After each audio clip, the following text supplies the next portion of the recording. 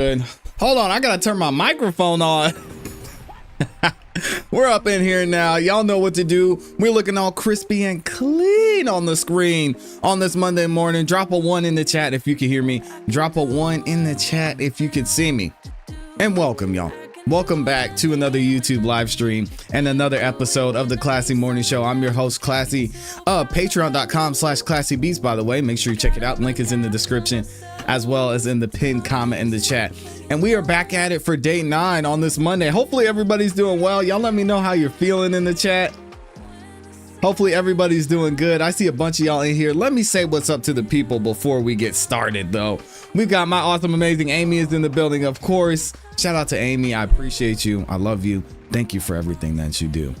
We've also got Les Cleaver in the building. I see you, man. I'm gonna be reading super chats here in a minute. Slim Life is in the building. We've got Libby22, SC Girl, A Fitz, Wendy is back at it. Shout out to y'all. Jay Buckmaster in the building as always. We got Green Eyes, a new timer in here. She's not new anymore. Thank you for being here, Green Eyes. Taco Tuesday is in here a day early. Shout out to Taco Tuesday. We got Danny in real life. Good morning. Peter Ortiz, look at this, man. It's his birthday. Happy birthday, Peter Ortiz. Hell, shout out to Peter. Made his first appearance on the evening show, the Song of the Night Live. Some of y'all know I host that show here on Monday, Wednesday, and Friday night. Peter came and shut the show down this past Friday, showing some major love. He got to choose the winner. We had a great time this past Friday. So happy birthday to my guy, Peter Ortiz. Thank you for being here on your birthday, Peter. Nene's in here. Hey, shout out to Nene. And we've also got CPE is in the building too. Good to see you. All right, I think I said what's up to most of y'all. I'll be saying hey and good morning as we go throughout the show. Y'all know day 9 start today. We're gonna kick off the show with Investigator Shout out to our expert witness coming up today. So it's gonna be an interesting one to say the least. Let me go ahead and read a couple super chats and then we will get right into the proceedings today. First of all, shout out to my guy. Les Cleaver is in the building. What does he say? He says, great morning to ClassE, Amy, and the CEB family. I pray all had a great weekend. May God bless us all this week and the rest of the year. This is the best YouTube channel you will ever see. Amen. Shout out to Les Cleaver. Thank you for the continued love and support. And thanks for being a platinum member for 7 months, Les. I see you over there. I can't believe Les has been here for 7 months. So much has happened over this past 7 months, this past 12 months especially, and seeing folks like Les in here, being here consistently showing love and support, it means a lot. So thank you for the love, Les. We've got CPE in the building. CPE, I didn't do my homework. I got kids, all right? The weekends, they're gone. I did not watch War Games this weekend, so I apologize. I'm going to make sure I get it done. All right, but what does CPE say? Good Monday morning, CEB family. No pressure, ClassE, but I have a family watching on the big screen for the first time. Oh my goodness. All right, I'm going to be on my P's and Q's today, CPE. Thank you for letting me know, and thank you for the 5 mom as well. We've got Amy in here showing love, gifting 5 memberships. If y'all got a membership from the awesome, amazing Amy, please make sure you say thank you. She's in here. Y'all see her. Every single show, every single live stream, commenting on every video, the #1 supporter of this channel, and has changed so much since she has come into this community. So thank you, Amy, for everything you do. Thank you for the 5 memberships as well. We've got Shauna up in here with the 10 bomb. Says, blessings all, make it a great week. It's up to you. You can control that. And I love Shauna, that Shauna has that attitude. Shout out to you. Thank you for the 10 bomb. Make it a great week. It's going to be a great week and we're going to have an even better day. So thank you, Shauna. And we're continuing to keep you in our prayers too. Make sure you keep us updated on your health status as well. I don't want to bring it. I'm not going to bring it up every episode, but just know that we're keeping you in our prayers. We've got you on the list. All right. That's enough of me talking. Thank you again for the support. I will be reading super chats as we go throughout the show. Let's go ahead and get into the coverage. Y'all get ready for the Should we start an counter? We might have to. Hear ye, hear ye. All persons having anything to do before the Honorable Beverly Cannoni, the Justice of the Superior Court, holding in Dedham, within and for the County of Norfolk. The Honorable give your attention Cannoni. and you shall be heard. God save the Commonwealth of Massachusetts. This court is in session. Please be seated. We've got the ye old introduction. Good morning again, Council. Good morning, Ms. Reed. Good morning, juries. Start the day with some cap. Those same three questions, were you all able to follow my instructions and refrain from discussing this case with anyone since we left here on Friday? No. Everyone said yes or no affirmatively. Were you also Come on. able to follow the instruction and refrain from doing any independent research or investigation into this case? Yes. Everyone said yes or no affirmatively. Did anyone happen to see, hear, or read anything about this case since we left here on Friday? No. Everyone said no or shook their heads. Really? All right, Mr. Brennan, your next witness. Come on, please. guys. I understood that the defense informed they were still on cross-examination. I'm sorry. I got nervous. Okay. I thought that we were done with that witness. No, I had said to cut me off so that we could end early, but no, I have more. Okay, I didn't know that. I'm glad Mr. Brennan knew that. All right, come back in, Ms. Knowles, please. This is Beyonce's distant cousin, Miss Knowles. They call her Amonce. Amonce Knowles. It's about to be heavy with the ums. Ms. Knowles, I'll remind you you're still under oath. Thank you. Thank you. All right, Ms. Giannetti. We want a sidebar counter or an counter? We'll do sidebars. Good morning, Ms. Knowles. Good morning. Ma'am, on Friday, you testified to this jury about the fact that the Mass State Police Crime Lab is accredited as a forensic lab, correct? Yes, I did. And you discussed the fact that as a forensic chemist 4, you help to ensure compliance with the lab's administrative policies, quality assurance, and control requirements, and making sure that you're complying with accreditation standards, correct? Yes, that's one of my job duties and responsibilities. You also acknowledge that in contrast to the accreditation standards of your forensic lab, the standards of a hospital lab may be different, correct? I have no direct knowledge of what the standards at a hospital are, and so I can't say whether they're the same or if they're different. I'm just unfamiliar with them. It's a fair you're answer. Familiar with the standards at Good Samaritan Hospital, correct? Correct. I have no direct knowledge of their accreditation status or requirements or body. And you know that they were the ones to do the blood draw in this case, correct? That's consistent with the medical records I had available for review prior to preparing my report. And you cannot vouch for that ethanol testing, correct? Correct. I have no direct knowledge of the accuracy or reliability. My calculations are solely based on the results of the Good Samaritan lab. For instance, you don't know how the arm was prepared when the blood was drawn? Correct. I was not present, and I have no knowledge of the policies and procedures of blood draw at Good Samaritan Hospital, or this case specifically. I'm sorry, I didn't mean to cut you off. Excuse me. You can't vouch for the tubes and vials that Good Samaritan uses? Correct. I cannot. Are you aware that there was a recall on certain tubes and vials because there was a contamination determined by the manufacturer? Sustained.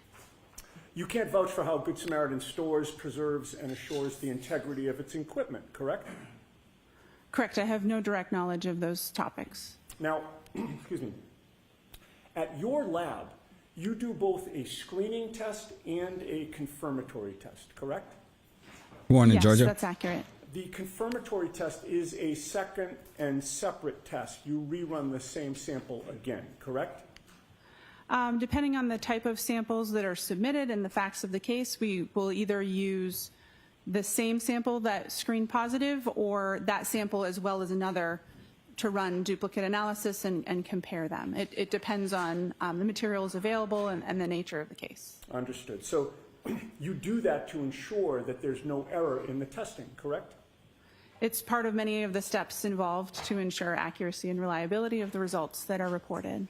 And you realize that when you're doing this testing, because you're a forensic lab, you may ultimately be testifying in court, and you want to make sure you get it right, correct? Yes. And the confirmatory test acts as a fail-safe against false positives, for example. Correct. The screening and the confirmatory test are typically using different methodologies or different techniques to ensure that a false positive under one technique would not have similar issues with the the confirmatory technique. Okay. In this case, your The lab did not confirmatory do any technique. confirmatory Oh, my. testing, correct? Good Lord. My lab did not have samples submitted for this individual to perform testing on. You know of no confirmatory testing that was done by Good Samaritan, correct? I don't know what their policies and procedures are, and if the results on the report were the results of confirmatory testing or otherwise. You just had to assume the accuracy of the testing that they did do, correct? I used the results that were reported on the medical records provided to perform calculations. And you cannot testify that the testing done at Good Samaritan meets your accreditation standards, correct? Correct. Now, your lab does whole blood testing, does it not? If whole blood is submitted for a case, then we will test whole blood. If serum or plasma is the only available sample appropriate for testing, then we will proceed with testing on serum or plasma. Whole blood testing leads to more accurate readings of the percentage of alcohol in somebody's blood, correct? Correct. If you would like to know the percentage of alcohol in someone's blood, the best sample to test would be their blood.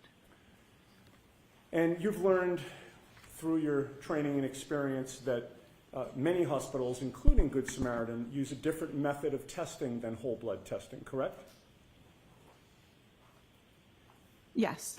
Good Samaritan uses serum or plasma testing as opposed to whole blood testing.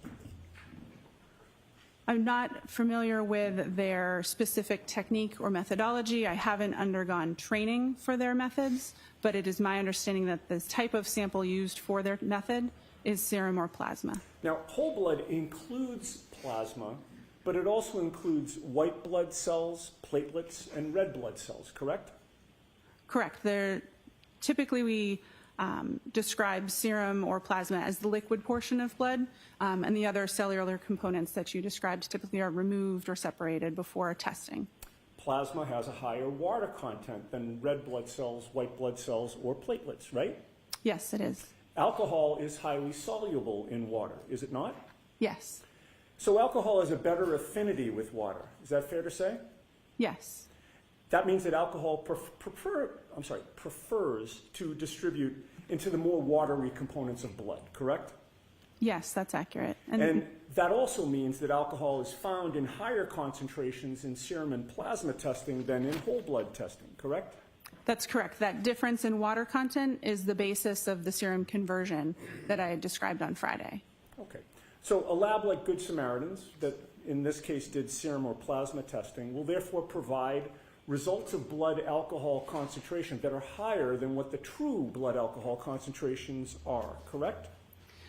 The serum alcohol or plasma alcohol concentrations that they report on their medical records Yeah, would be y'all please share higher the video. than the corresponding blood alcohol concentration. That's correct. So to translate the Good Samaritan results into a more accurate reading of blood alcohol content, you need to convert the serum and plasma results to what those results would be in whole blood testing, correct? I'll allow it. What's the objection, dude? Nobody even understands what she's saying. Yes. The accuracy of the value isn't changed by the reading. It's a different value. It's a serum or plasma alcohol concentration versus an estimated blood alcohol concentration. So if it is helpful or relevant to know what the whole blood analysis would have been if the testing had been performed on whole blood, then that conversion, starting with the serum alcohol or plasma alcohol concentration, is helpful to do. But to calculate a precise conversion rate, you'd first need to know precisely the amount of water in somebody's blood, correct? The range of serum factors or serum conversion factors that are used in the preparation of my report and the calculations that I performed accounts for total Shout out to body the water 843 in the variation building. from individual to individual. The reason I use between 13 and 19% and not just one single value is because I don't know the specific conversion factor that would be appropriate for an individual when I have medical records to review. I think that was a long way of saying yes to my question, right? My question was Shots fired. A precise conversion rate for Jeez. somebody. You'd first need to precisely know the amount of water in that person's blood, correct? Sustained. Ask it differently, Mr. Unity. Is it scientifically possible It's a tough question to ask. to predict with accuracy a precise conversion rate for one individual person? Yes. Everybody has a different amount of water in his or her blood, correct? There is a normal variation between individuals. I'm sorry, I'm going to do my best to ask yes or no questions, and then if there's an explanation, Mr. Lally can stand up afterward and have you explain, but So this will go no- more quickly. No comments, just go ahead and ask a question. Mr. Sure. Unity. Everybody has a different amount of water in his or her blood, correct? Yes. And there are a number of factors that influence the amount of water in somebody's blood, correct? Yes. What is hematocrit? I don't know. Hematocrit is the percentage of red blood cells. She doesn't in red know. blood cells. Do you know that? How do you not know that? Sustained. Are you aware that individual hematocrit can vary and that it affects the water content in blood? Sustained. Would somebody's age be a factor in determining the amount of water in their blood? I don't know. Could somebody's gender affect the amount of water in their blood? Yes. Could when somebody had eaten and what somebody had eaten before the blood was drawn affect the amount of water in their blood?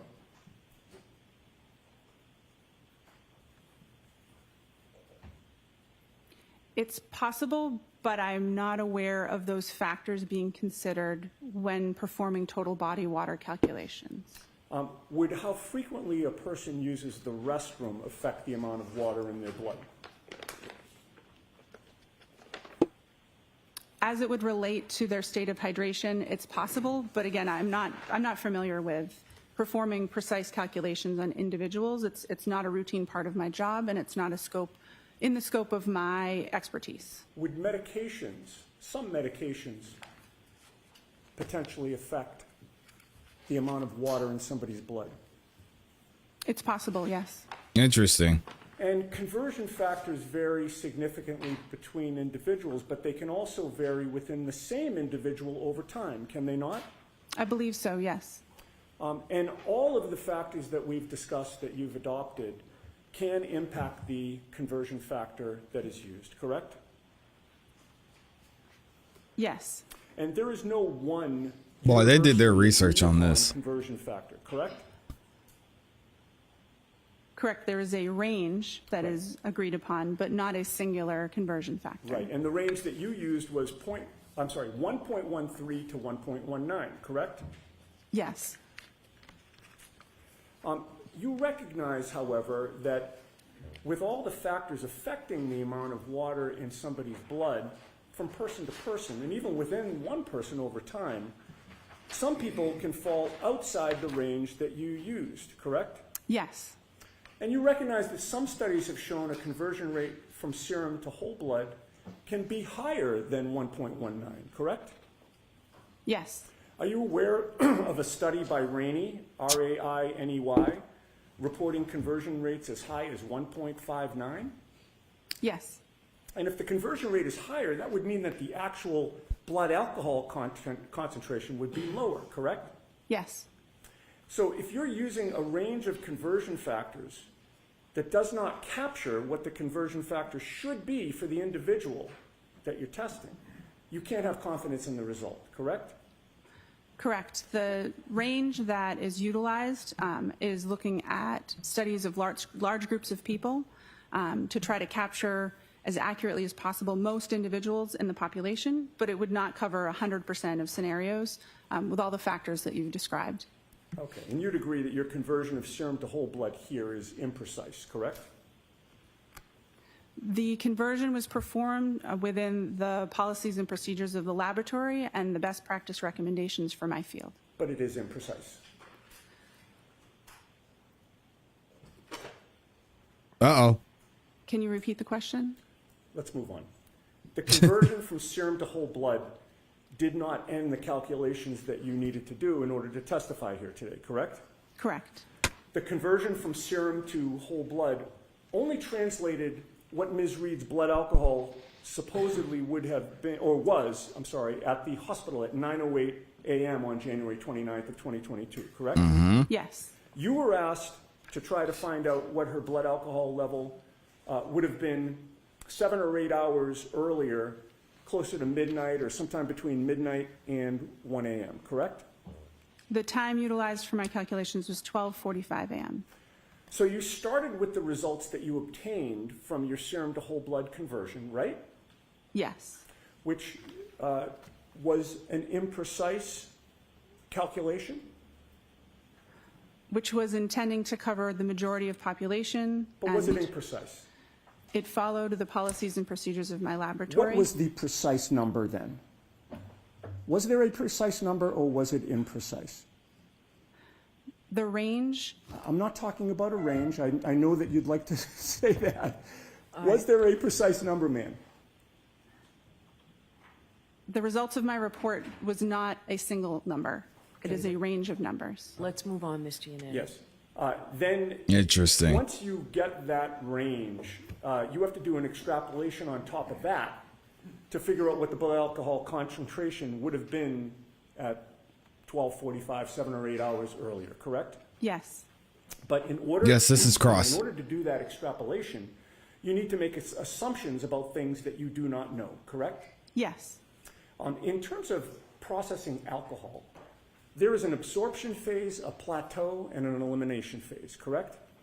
Yes, that's accurate and consistent with my understanding. And during the absorption phase, blood alcohol concentration can be rising, correct? Yes. And to determine whether somebody is in the absorption phase or the elimination phase, you need to know when their last drink was, correct?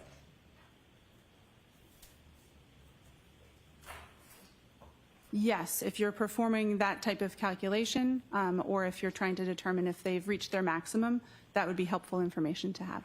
The longer the time between the last drink and the test, the more variability and potential for error there is in the extrapolation, correct? Can you ask the question again, please? In this case, you assumed that Ms. Reed's last drink was at 12:45 a.m., correct?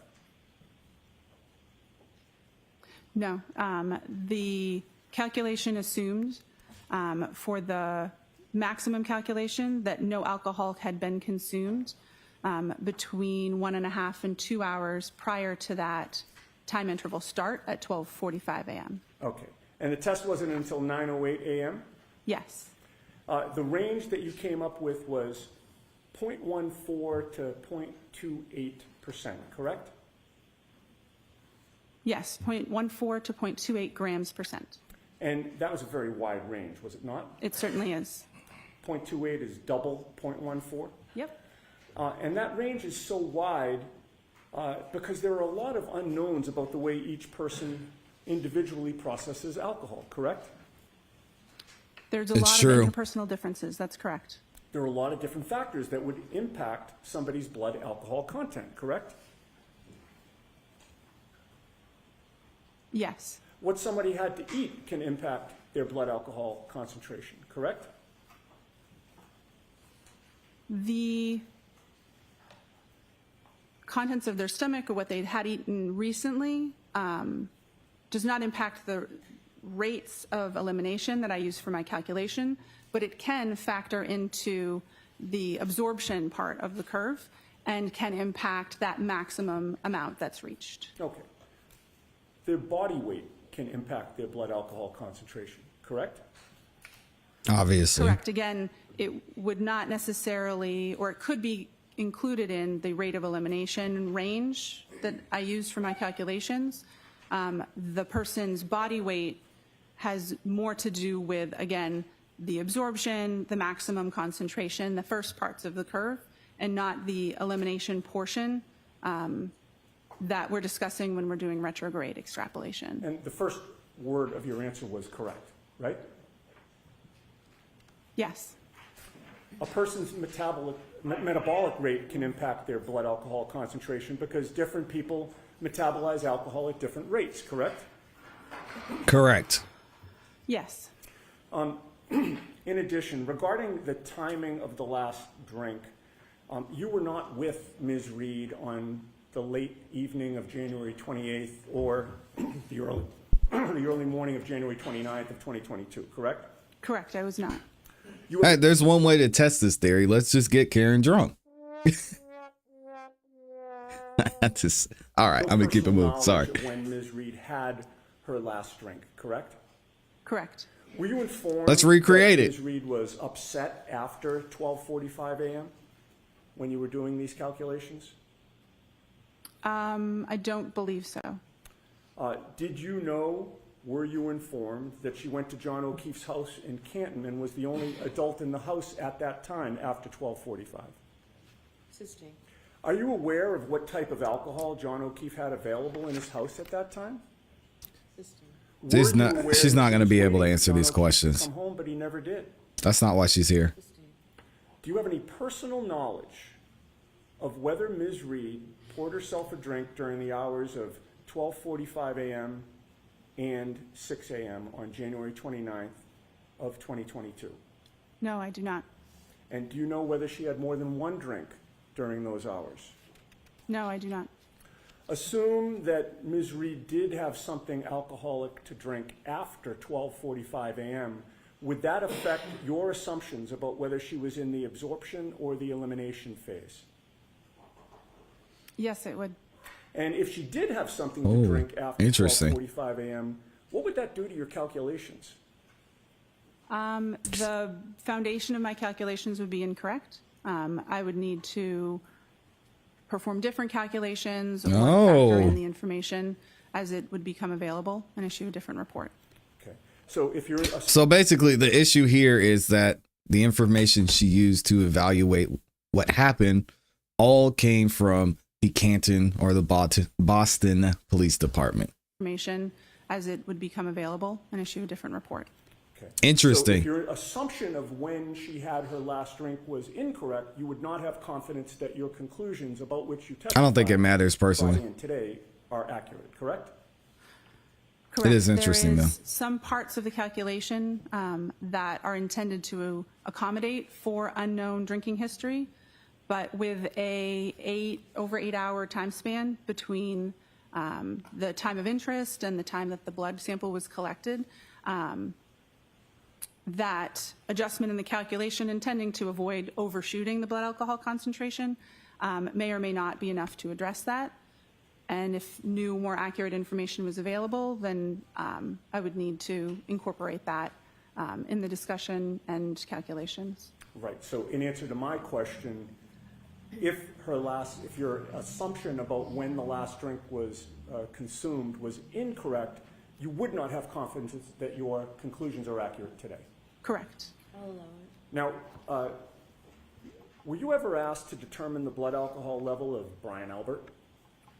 No. Were you ever asked to determine the blood alcohol level of Brian Higgins? Sustained. Were you asked to determine the blood alcohol level of anyone except for Karen Reed in this case? I'll allow that. To the best of my knowledge, my only involvement with this case in my unit was the request to perform these calculations on this individual. Thank you. All right, Mr. Lally.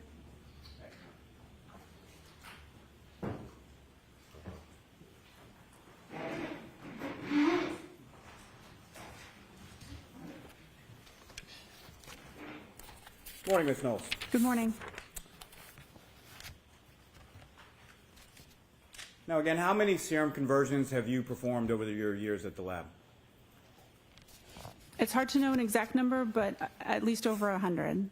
And the ethanol reading or the alcohol reading within Ms. Reed's medical records that you testified to previously last week, what was that reading again? 93 milligrams per deciliter.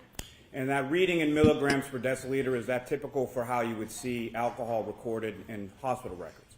Yes, it is. And specifically hospital records that you would then be asked to perform a serum conversion on? Yes.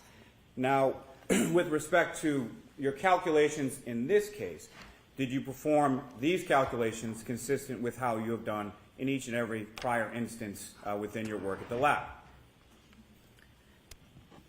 Yes, the serum conversion factors have been adjusted since I first started doing these, but the same type of math was performed, and I'd used the approved conversion factors that are published in our protocols with each one that I did. Now, what is the difference between whole blood and serum? Whole blood is blood as we think of it, with both the liquid and the cellular components as it exists in our bodies. Serum is the liquid portion of blood after those cellular components have been removed. And how does the difference between them impact your testing or your calculations? Because of the different water content in whole blood versus serum, that means that if we would like to compare a serum alcohol concentration and a whole blood alcohol concentration, that we have to apply a conversion factor to be able to compare those two. The serum alcohol concentration is always higher than the whole blood alcohol concentration. And that difference, is that accounted for within the calculations of the conversion factors that you utilize? Yes. And how so? The conversion factors, by dividing by 1.13 and 1.19, can adjust for the difference between the water content and therefore the serum and whole blood ratio that's observed in studies. The serum is spun. Mm-hmm. Change in conversion factors, does that benefit the defendant in this case? Objection. Wow, sustained. Allow it. What? Acted differently, Mr. Sure. Okay, so it's These sustained. change in Don't say you'll conversion allow. factors recently implemented in your lab and your protocols, who does that benefit? What? How can he ask that question? The question of benefit depends on the context. Speaking to the math, dividing by a larger number means the resulting number would be smaller. So the whole blood alcohol concentration numbers would be smaller when using the current between 13 and 19% factors, as opposed to the previously used between 12 and 18% factors. Yeah, so a better question would have been, so with those changes, what will the results now show? It will show that maybe she wasn't as drunk, and that's why he's saying it would benefit the defense. Now, these conversion factors, where again do they come from? What a weird Conversion question. factors come from published studies involving individuals that consumed alcohol, had samples collected from them, and their whole blood and their serum alcohol concentrations were compared.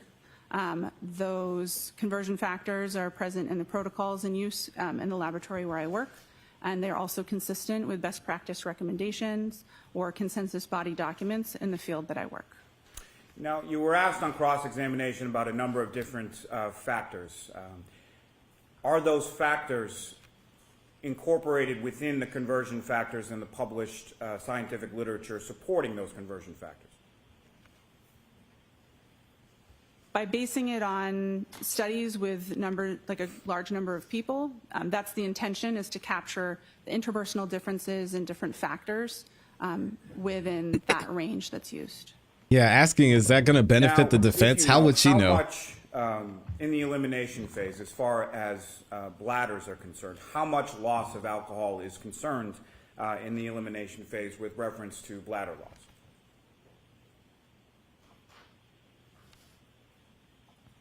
I'm sorry, can you repeat the question? I don't think I understood the Poor question. Let phrase. me rephrase. So you were asked some questions on cross-examination about how frequently someone uses the restroom in the elimination phase, correct? I believe I was, yes. Right. And do you have any idea from your training and experience as far as how much alcohol is typically lost by an individual during the elimination phase through the bladder? Objection. Do you know that? Karen was drinking a lot. I'm surprised we're spending that I much do. time on this. So you can answer it. Less than But it goes less to than the defense. 5%. The vast majority of alcohol is eliminated from the body by an enzyme that breaks it down from alcohol into carbon dioxide and water. I can't remember exactly how much is generally eliminated, but I believe it's less than 5% of the total blood alcohol concentration. Now, you were asked about whether or not the defendant had a drink after 12:45 a.m. Do you have any evidence that the defendant did in fact have any alcohol to drink after 12:45 a.m.? Sustain. Yep, if they don't there get was to a ask, you drink, don't get to ask either. At approximately 1 a.m., what kind of impact would that have on your calculations? It would depend on They are grilling this it would lady on depend both how sides. much had been consumed. If any alcohol had been consumed, then it would adjust the calculations depending on that information. And what I'm asking, Ms. Knowles, is if there is a slight differential in the time of incident or last drink, how much impact would that have on the range that you're able to calculate?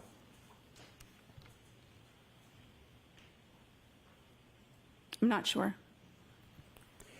Now, you testified as far as the range being on the retrograde analysis being between a 0.14 and a 0.28, correct? Yes, I did. Are you aware what the legal limit is in Massachusetts?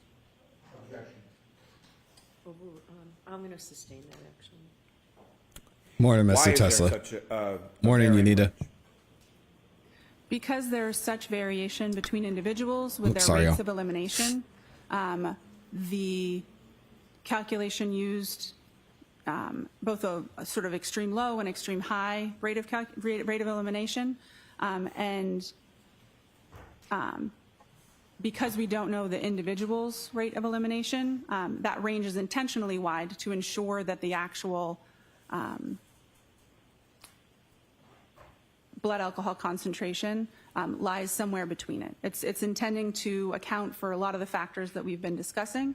It's intentionally a wide range because there are so many unknown factors, and it was so much time that had elapsed between the time of interest and the time of collection.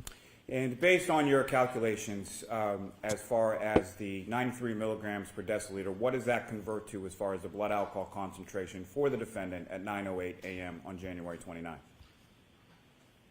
93 milligrams per deciliter in serum alcohol concentration would convert to between 0.078 and 0.082 grams per cent. And from your calculations in your retrograde analysis, what was the range that you were able to calculate for the defendant's blood alcohol concentration at 12:45 a.m. on January 29th? Between 0.14 and 0.28 grams per cent. And 0.14, 0.28, and every number in between is higher than 0.08. Is that correct? Yes, it is. Nothing further. All right, Ms. Knowles, you're all set. Thank you very much. Shout out to Amance Knowles, Beyonce's lost cousin. Next witness, please. Thank God she's gone. Commonwealth calls Ryan Nagel. Now, I've heard this name before, so y'all have to let me know who Ryan is. Or I can look it up. Again, this is my first time watching this, so y'all give me some grace.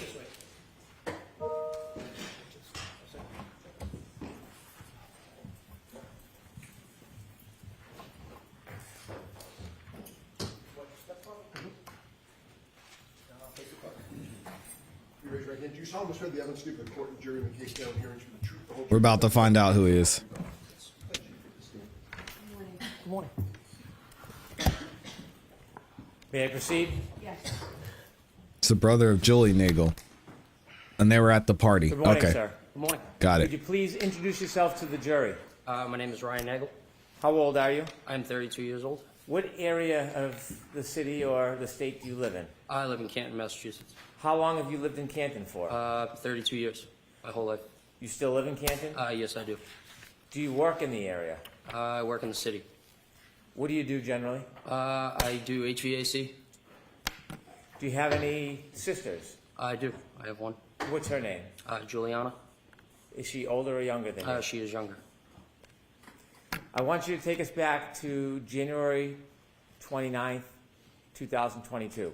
Here we go. That evening on the 28th, leading into the 29th, do you remember where you were? Yes, I do. Where were you? I was in a vehicle. Okay. Before you were in the vehicle, were you out earlier that night on the 28th? Yes, sir. I was at CF McCarthy's. What's CF McCarthy's? It is a local restaurant / pub in the Who- center of Canton. Sabah. Who were you at CF McCarthy's with? My sister at the time, and then my friend Ricky and my ex. His sister at the time. What were you doing at CF McCarthy's? Just enjoying a night, having a few drinks. When you said have a few drinks, did you have a few drinks? I did, yes. Do you remember how many drinks you had? Not off the top of my head. Do you remember whether the drinks you had, the alcohol drinks that you had, it affected your ability at all? Were you impaired in any way? I wouldn't say impaired, but I only drank beer. Okay. Do you feel like you had any type of effect Only from the drink beer. alcohol? I may have. Were you driving? No, I was not, sir. Do you remember the times that you were at McCarthy? Probably 8, 9 o'clock. What time did you leave? Probably right before midnight. When you left McCarthy's right before midnight, did you have a plan that you were going to do something? No, I did not. Tell us, after you leave McCarthy's, where do you go? I was going to go home. Whole city but was drunk. My sister Julie texted me, picked Jeez. up. When you were going to go home, tell us, when you leave McCarthy's, what kind of vehicle were you in? I was in my friend Ricky's Ford pickup truck. Who was driving? Ricky. Was anybody else with you too? My ex-girlfriend Heather. Heather. You know Heather's last name? Maxon. Oh, not his Was ex. she in the front or the back of the truck? She was in the back seat. So you three were in the truck and Ricky was driving? Correct, sir. You mentioned you were going to go home. Did you start to head towards your home? Mr. Brennan, slow down a little bit for the Oh. court reporter, please. Pardon me. You mentioned you were going to go home. Did you start heading towards your house? Yes. Do you remember what time you got the text from your sister? To chill Around out. Midnight, I can't remember that far back. You don't have a firm memory of it? No, I do not, sir. After you received the text from your sister, did your plan change? Yes. And what was the plan after you received the text from your sister? To go pick her up. Did you know where she was? Yes, I did. Where was she? She was at her friend Brian's house. Did you know the address? Not off the top of my head, but I knew the street. Did you know the house? Yes. Did you know her friend Brian? Yes, I did. What is his last name? Albert. Is he a senior or a junior? He's a junior. About how old is he? I think 27, 28 years old. Were you friends with Brian Albert Jr.? Just through my sister. Had you ever been to that house before inside the house? No, I have not, sir. Do you have any other purpose of going to that address other than to pick up your sister? No, sir. How long did it take you after you left to redirect and get to that address? Probably roughly 5 to 7 minutes. Do you know what time specifically you arrived at that address? Probably a little before 12:30. Is that a general guess? Yes. Did you look at your watch and note the time, or is this an No. estimate? Just an estimate, sir. So the estimate is you arrived around 12:30? Correct. When you approach the house, before you approach the house, is there a road that intersects Fairview? Yes. And what's the name of that road? Can you actually, give me a second. I can't think of the name. Okay. off the top of my head right now. Are you familiar with any roads in that area? Yes, sir. Are you familiar with the road Cedar Crest? Yes, sir. Had you driven on Cedar Crest before? Yes, I have. If you're driving on Cedar Crest, can you loop around like a circle on that road? Yes. At some point, do the two parts of that circle intersect with another road? I believe so. Is Fairview, from your knowledge, attached to Cedar Crest Road? Yes. As you were traveling, did you travel on Cedar Crest before you got to Fairview? Yes. Okay, I want to ask you some questions about right before you turn on, or Ricky turns on to Fairview. As you're driving down Cedar Crest, before you turn on to Fairview, did you see anything? I saw a vehicle coming at us. You saw her. Not directly at us, but obviously traveling on the other side of the road. Okay. And where was that vehicle traveling towards?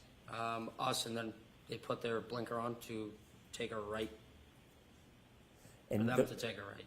that vehicle was going to take a right onto Fairview? Correct, sir. And your vehicle's coming in the opposite direction? Correct. Where was your vehicle going? Taking a left onto Fairview. Did you both meet at that intersection? Yes, roughly around the same time. Who turned onto Fairview first? The other vehicle. How did that happen? I believe Ricky flashed his lights to let them go. Did you see the other vehicle? Yes. Do you remember what kind of vehicle it was? That was a black SUV. When that car turned right onto Fairview, how long after did Ricky turn left onto Fairview? Seconds.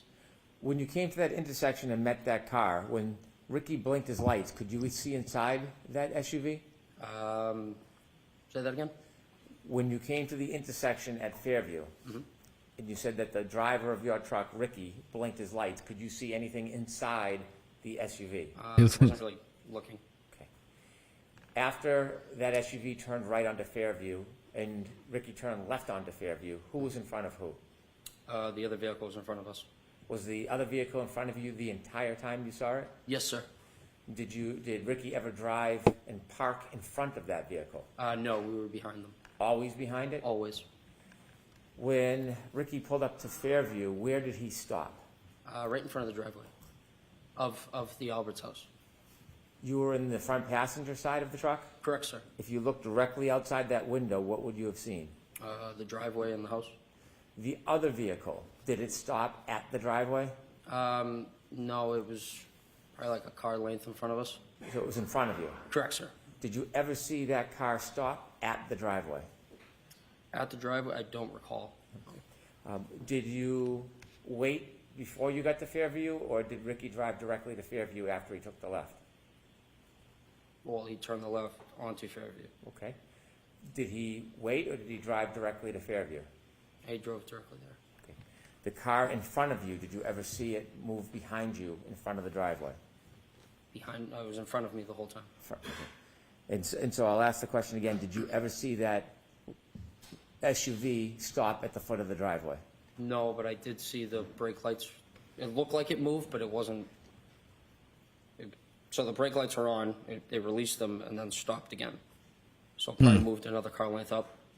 How many times did you see the brake lights on? Just once, sir. After you stopped at the foot of the driveway, did you keep your attention on that SUV? Not really, no. I was more concerned about my sister. So you weren't studying it? No. Were you making any notes or trying to mark its direction of travel? No. But you do know, or do you have any doubt that it was in front of you the entire time? Yes, it was. When you pulled to the driveway... Yes, you did have go doubt, in or to see yes, your it sister? was. No. What did you do? I texted her saying we're here, and she came out, opened up the door. She looks at me and Rick and said, "Hey, do you guys want to come in? For a drink or whatever." And I looked at him, looked in the back seat, asked Heather. We said, "No, we're all set. We're going to go home." And so she decided to stay. So the idea was to give her a ride home. You did not give her a ride home? Correct, we did not. Let me ask you some questions. Before your sister came out of the house, do you remember how long you waited for her? For roughly 2 minutes. Okay. In its entirety, how long was that truck parked at the foot of the driveway in front of Fairview?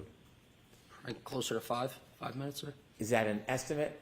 Yes, I'm just guessing from what I can remember. Did you mark the time in any way? Look at your watch in any way? No, sir. That's your general memory?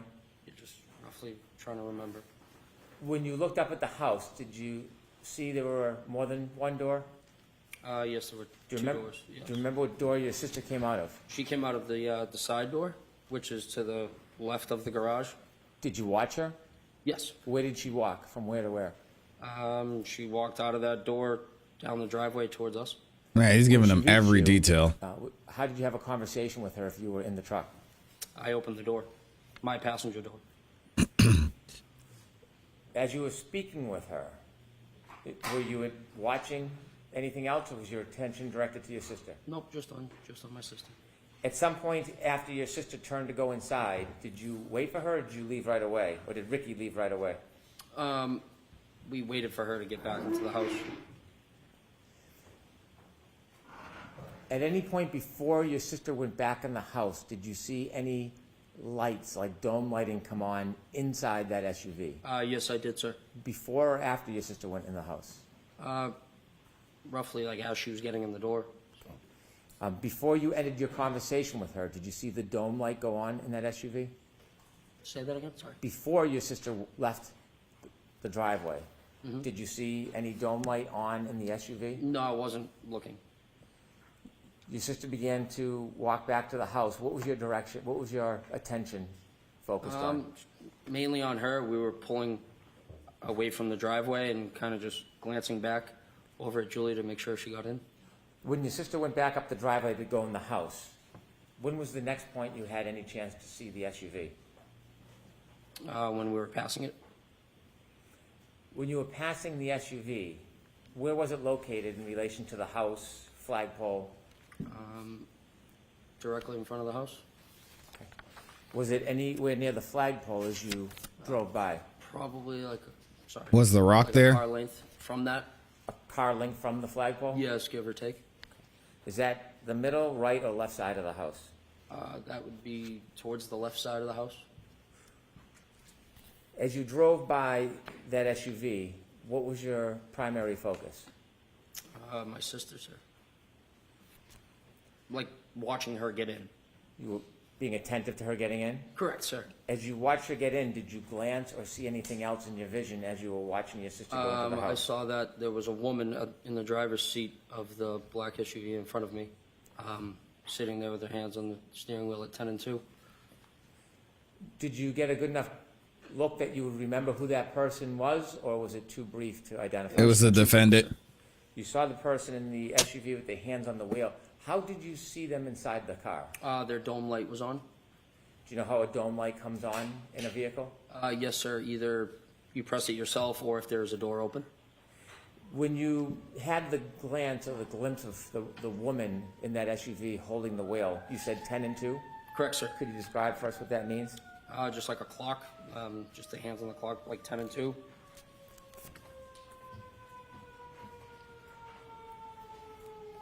If I may. Take your time. Just waiting for the siren, Your Honor. If I could show Exhibit 3 to Mr. Nagel.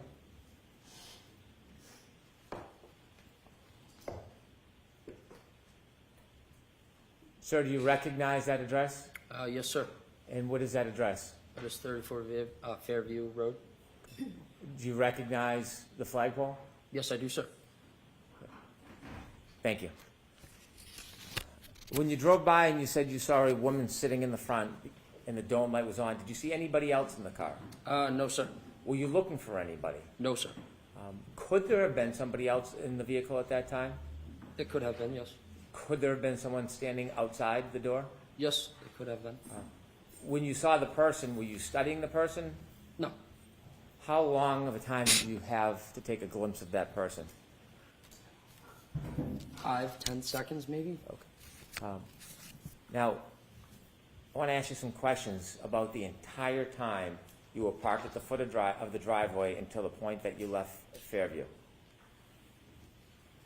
From when you first stopped at the driveway at Fairview until the point that you left and were no longer in front of that property, did you ever see any person get out of that SUV that was in front of you?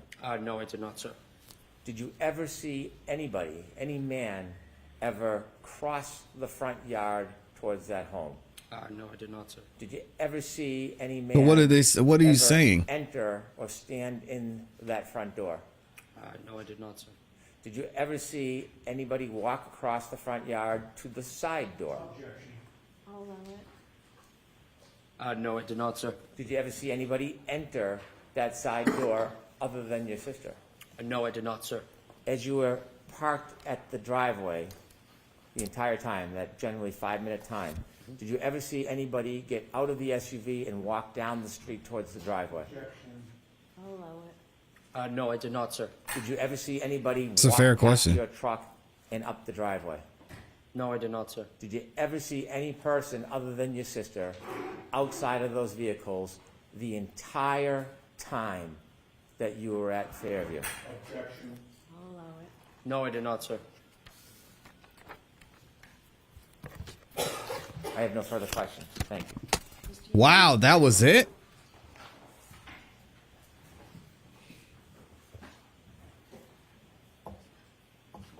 All right, now let's go ahead and get into cross-examination. Oh, man.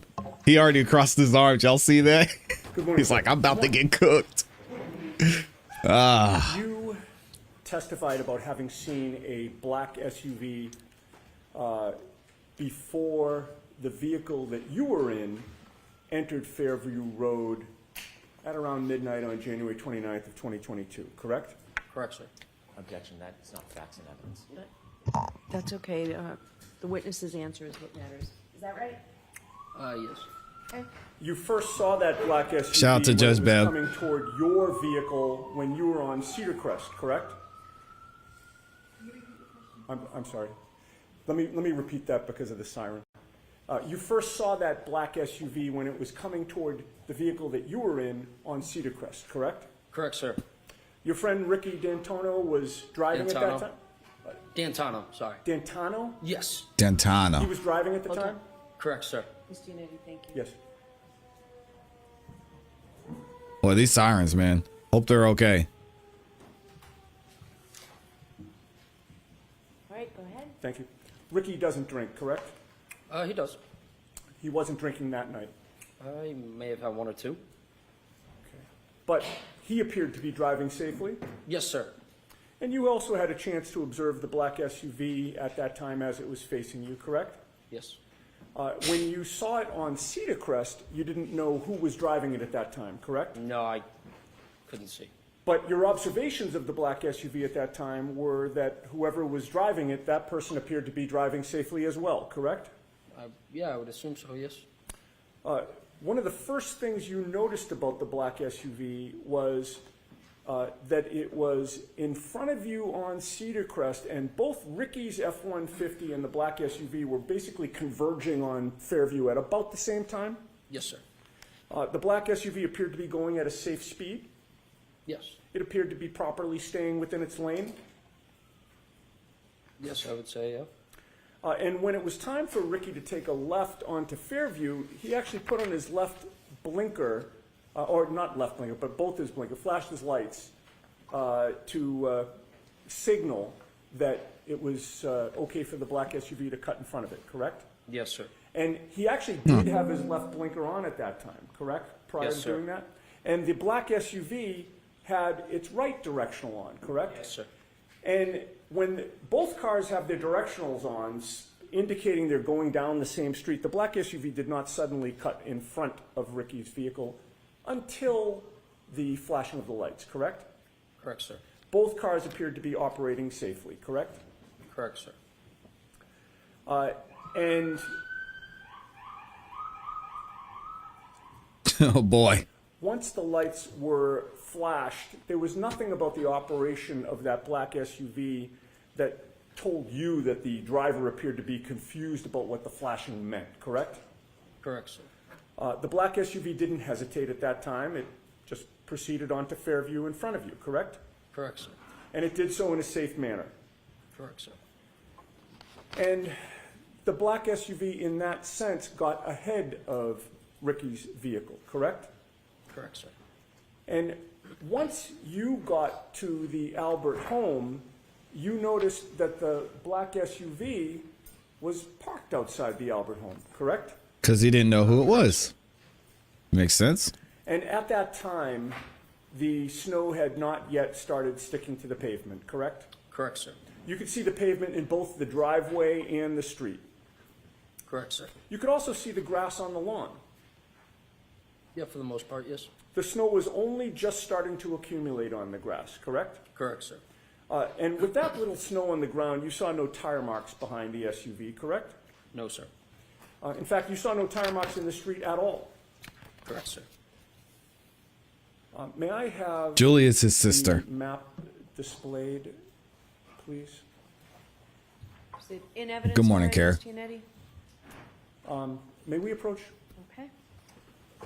Ooh, we have our first sidebar. All right, that's sidebar number one. Y'all know we got a little bit of delay, so we can skip ahead here. Count it. Thank you. I'll be reading the super chats here in a minute.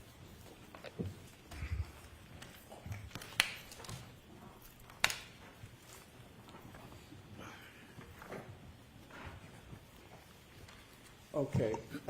Can you Mr. enlarge that, please? That's what she said. Yeah, actually, yeah, you know what, if we could enlarge it, so you don't have to show Chapman, just show Cedar Crest and Fairview, and maybe pull it in a little bit to the right now, the other way. See if that works. Okay, that's much better. I don't know how your eyes are, sir, but are you able to read the street names on? To be honest, no, I can't see that far. Okay, if I suggested to you that the top street horizontal going down from right to left was Cedar Crest, and that the street where the red arrow is Fairview Road, would that orient you? Yes, sir. And would it be fair to say that before you actually were coming down Cedar Crest Road as you look at this map from right to left, correct? Correct, sir. And in that sense, you were traveling west on Cedar Crest, correct? Yes. You turned south onto Fairview, correct? Correct, sir. And you were still facing south when you parked in front of 34 Fairview, correct? Correct, sir. And that means that when you're sitting in that vehicle on Fairview Road, if you were going to walk to the house or look to the house, you would be walking or looking in a westerly direction, correct? From where I was in the vehicle? Yes. Yes, so to my right, yes. Okay, and so when you were looking for Julie to come out, you were looking to the west? Correct, sir. All right. Okay. Your Honor, I would offer that into evidence. We're going to have a hard copy printed out for the jury after this examination. Okay, so we need something for the court reporter to Sure. All right. mark. We will take care of that. Thank you. Right, so- And you can put the lights back on, and you can take that down. All right, so it will be, go ahead, madam. 49, thank you. And sir, it took a couple of minutes for Julie to come out after Ricky parked the F-150. Yes. When she did come out, you opened the door and you had a conversation with her while she stood between the door and the passenger compartment of the F-150? Repeat that, please. Sorry. Sure. When she did come out, she approached the F-150, correct? Correct, sir. And you were in the passenger's compartment, right? Correct, sir. You opened up the passenger's door, correct? Correct, sir. And she sort of, you stayed in the vehicle, right? Correct, I never left. And she came sort of into like the crook of the door and the passenger's compartment? Yes, sir. All right. You had a chance, how close did she get to you? I could have walked on her nose if I wanted to. Okay. Oh, And that's you a had little chance to violent. observe her and size her up, correct? Correct, sir.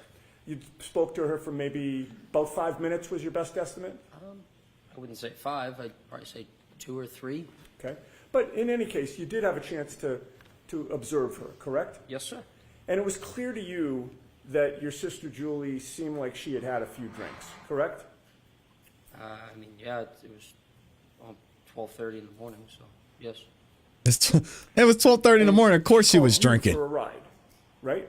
Yes, she knew that Ricky was driving. These people are something else. And when you arrived there, there was a discussion about whether she'd actually take the ride, right? Correct, sir. If she was just going to come out and take the ride, there would have been no need for the conversation, correct? Correct. But do you recall previously testifying that you were out talking to Julie for over 5 minutes? I would not say over 5 minutes, no. Exactly, Ron. Do you It's deny 12. that it was Of course she was about drunk. 5 minutes? Objection?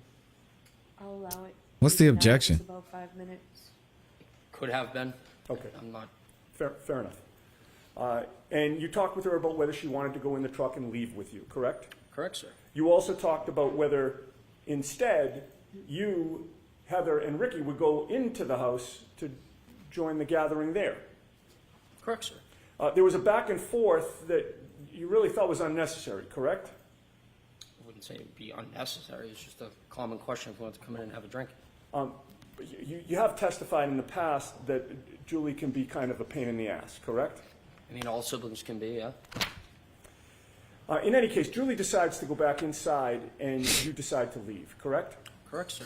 Ricky did not speed up the street at that time. No. He just gradually pulled out. Correct, sir. His direction of travel took him right past the black SUV that was now in front of you, correct? Correct, sir.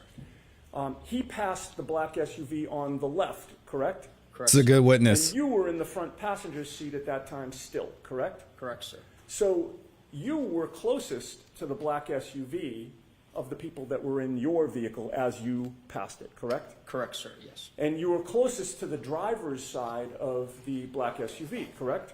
Correct, sir. You noticed that the interior dome light was on, correct? That is correct, sir. That lit up the whole front compartment of the SUV, did it not?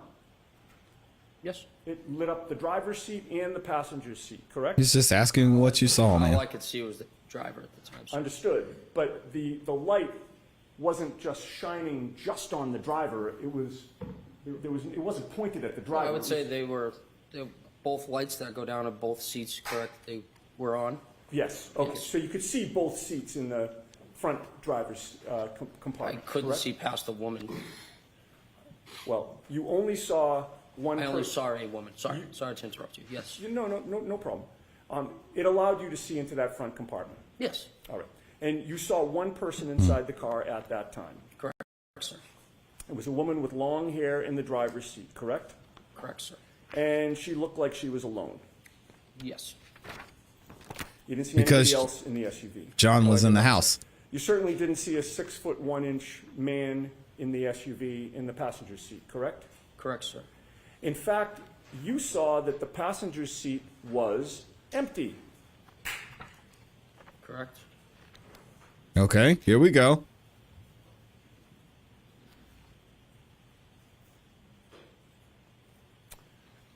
The woman in the passenger seat was staring straight ahead, correct? Not in the passenger seat. She I'm was sorry, in the driver's seat. thank you for catching that. The woman in the driver's seat was staring straight ahead. That is correct, sir. You didn't see her lips moving as if she were talking, correct? I wasn't looking for that. But Just you happened did- to see a woman figure with her hands like this. Did you see it or not, Facing sir? straight. Correct, sir. You had no music on in Ricky's truck at that time, correct? No, sir. Ricky had turned the music down when Julie came out so that you could actually speak to her, correct? That is correct, sir. And when you got close to that SUV while you were passing it, you didn't hear any arguing there, correct? Correct. You didn't hear any yelling, correct? No, I did not. You didn't hear any screaming? No, I did not. You heard no noises within that SUV at all? No, I did not, sir.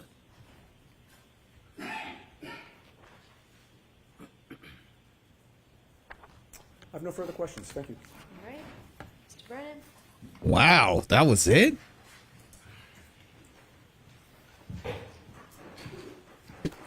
Okay, let's go ahead and get into redirect. This is a quick witness so far. Sir, you mentioned you Shocked. were at that address around 12:30, That is correct, sir.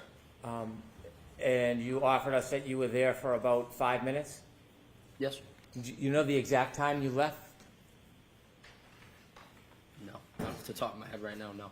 Was it around that time? Yes, sir.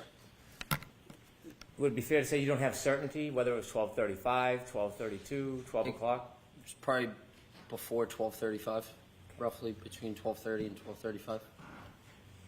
You could still see the ground,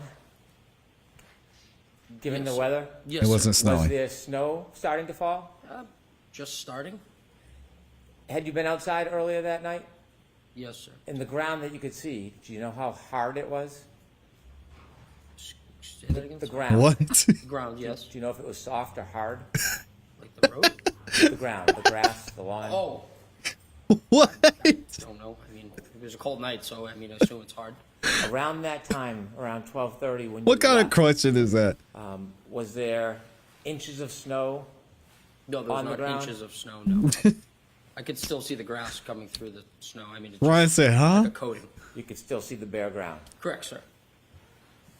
This is When crazy. you saw that SUV in front of you, the time that you were there, that 5 minutes, did you ever, and you said that you saw brake lights at times, did you ever see at that point missing parts of its taillights?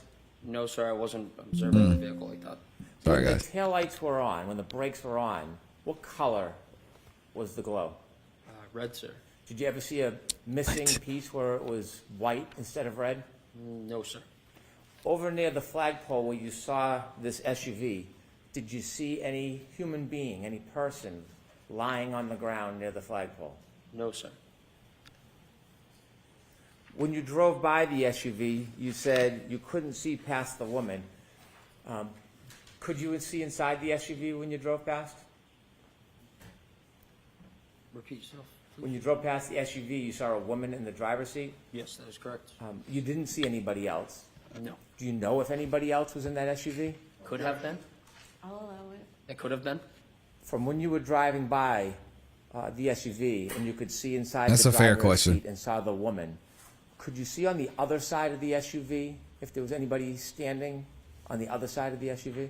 Or laying down. Was there anything obstructing your view as you drove by and saw the woman to prevent you from seeing on the other side of the SUV? The woman and the vehicle itself. You mentioned that there was a dome light on in the SUV. Yes, sir. Was the driver's side door open No, when you sir. drove by? No, sir. It was closed. Could I have Exhibit 16, please?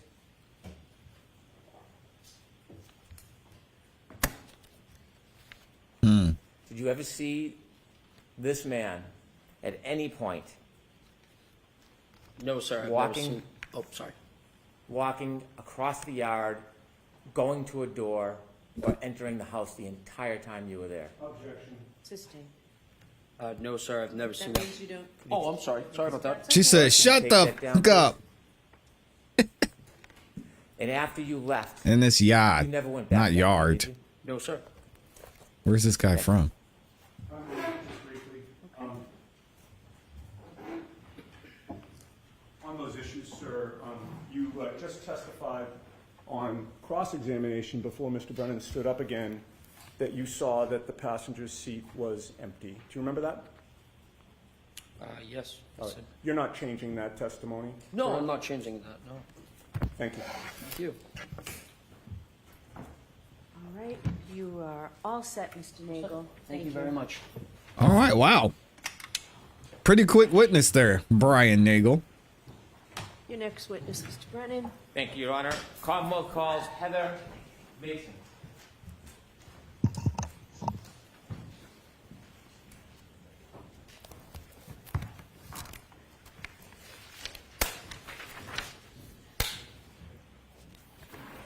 And find out who Heather Mason is. I know y'all will tell me.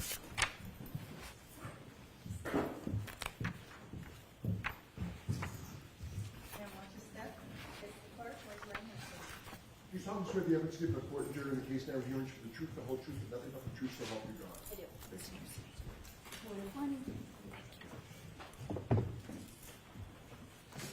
All right, so we've got Heather Mason on the stand. This is going to be interesting. You ready?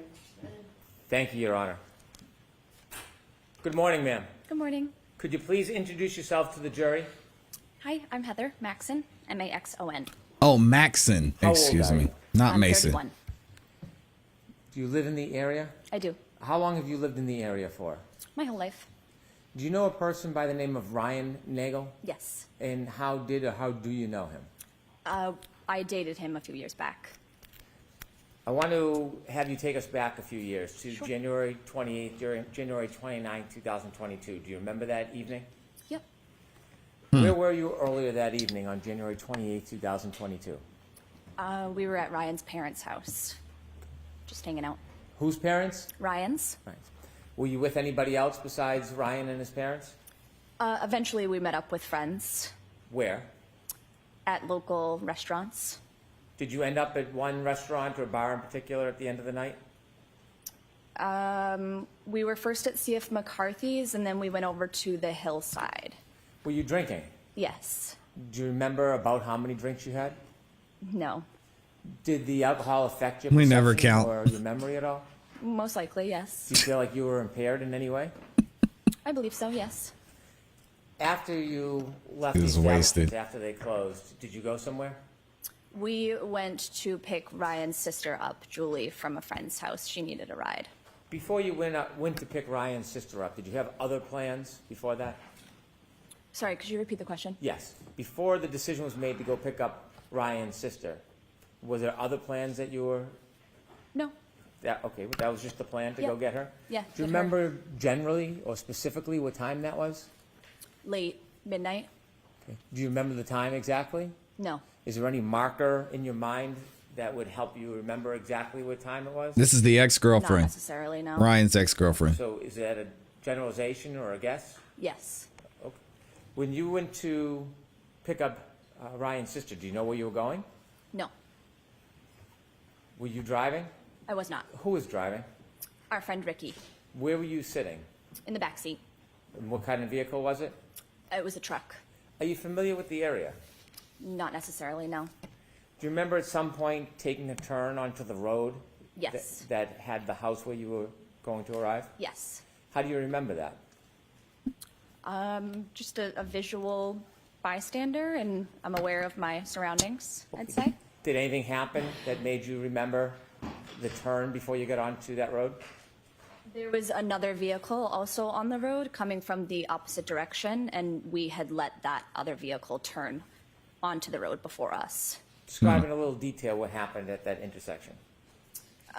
So I don't recall the name of the street that we were on before we took the left onto the street that the house was located, but the car coming from the opposite direction was taking a right onto the same street, so we had somewhat yielded to the car coming from the opposite direction to have let them take a turn onto the street before us. Did you see Which if is dangerous. the driver of either vehicle gave any indication to the other vehicle who should go first? I don't necessarily recall, but I'm assuming maybe I don't want you to assume. That's okay if you don't okay. recall. Sure. Who turned first onto the road, Ricky or the other car? The other vehicle. The other vehicle, do you know what type of vehicle it was? It was a big, like a SUV, a bigger car. The SUV turned before you? Yes. Before or when the SUV turned, did you get to see inside the vehicle? I did see inside the vehicle, Could yes. you describe for the jury what you remember seeing? I saw a male and a female inside the car. Where was the female? Oh, Female was driving and the male was in the passenger seat. Was the male in the front passenger seat? so she actually saw John. Were you able to recognize either Interesting. the female driving or the male in the front passenger seat? Recognize? Yes. I'm not sure if I understand the Did question. you know who they were? No. Strangers? Yeah. When they turned and then Ricky turned after them, how far ahead of Ricky were they? That's Maybe interesting. 100 feet. Could you see them the entire time? No. When you drove to Fairview, how long did it take after the turn? A couple minutes. It took a couple minutes to get from Cedar Crest to Fairview? Oh, That's maybe. okay. Yeah, I'm not sure. Okay. When you arrived at Fairview, where did Ricky stop? Outside the house on the street. Do you remember where on the street in relation to the driveway? No. The other vehicle, the SUV, was it in front of you or behind you when you stopped? It was in front of us. How does this help the When it was in the front of you, did Commonwealth? you notice anything about the vehicle? No. Did you notice anything about its lights? No. Did you see whether the interior light, the dome light, was on or off? I did as we were leaving. Before you left, No. did you ever see that dome light come on? No. Did you notice anything about the brake lights? No. Did you notice anything about the vehicle's tail lights, whether they were intact or broken? Nope. When you arrived at that address, do you know the street address? This I is do not. interesting. Okay. When you arrived at that address, what happened next? I believe Ryan had reached out to Julie saying, we're here, time to go. And so she had come outside and we had a short conversation and she decided that she was actually going to stay at the house. She had invited us in, but I had said that I didn't want to go inside. I just wanted to go back to the house. From the time you first arrived at that address and until the time you left, did you ever see anybody get out of the SUV that was in front of the truck? I did not. Did you ever see anybody Interesting. travel across the front yard to the doorway from that SUV? Nope. Did anybody ever walk by on the street, walk by the truck in front of you or behind your truck and walk on the driveway? No. Well, besides Julie, sorry. So Julie is the only person that you saw in the driveway that night? Yes. And then you left? Yes, When you left, did you drive by the SUV? we did. When you drove by, what were you looking at? My surroundings. Okay. What did you see? I saw the female that I saw beforehand, also still in the car, Where did you see her? in the driver's side. Was there, at that point, any lights on inside the car? There was, yes. Which The light? dome lights, Was the driver's side door open? not to my knowledge. Did you see anybody else inside the SUV? I did not. Was there anybody else inside the SUV? Speculation. You didn't see anybody inside the car? Besides the driver, no.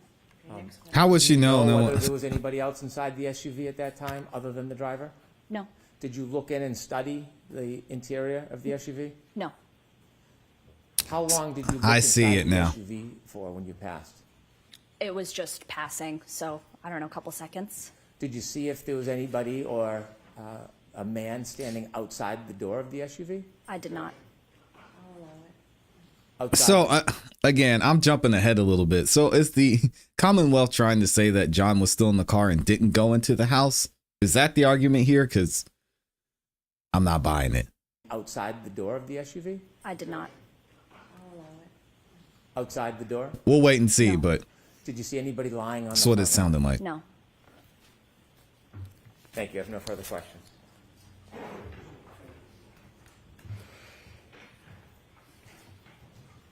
All right, so now we get cross-examination of Heather Maxon. This is going to be interesting because she's telling a different story. Well, not a different story, but she saw more than Ryan Nagel saw, Good morning. her ex.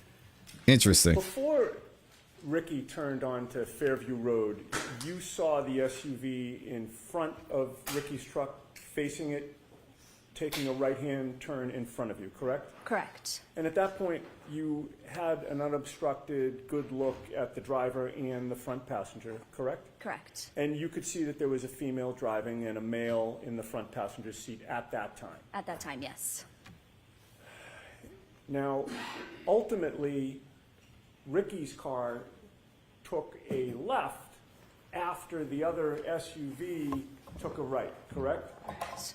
And eventually, when you reached the house where Julie was, you saw that that SUV was in front of that house, parked now further down ahead of you, correct?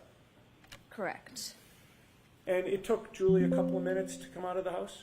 I'd say so, yeah. Do you recall whether there was any conversation at that time between you, Ricky, and Ryan? Possibly. I don't recall or remember what, but most likely, yes. And you don't remember whether you were participating in a conversation or what was discussed? Not necessarily, no.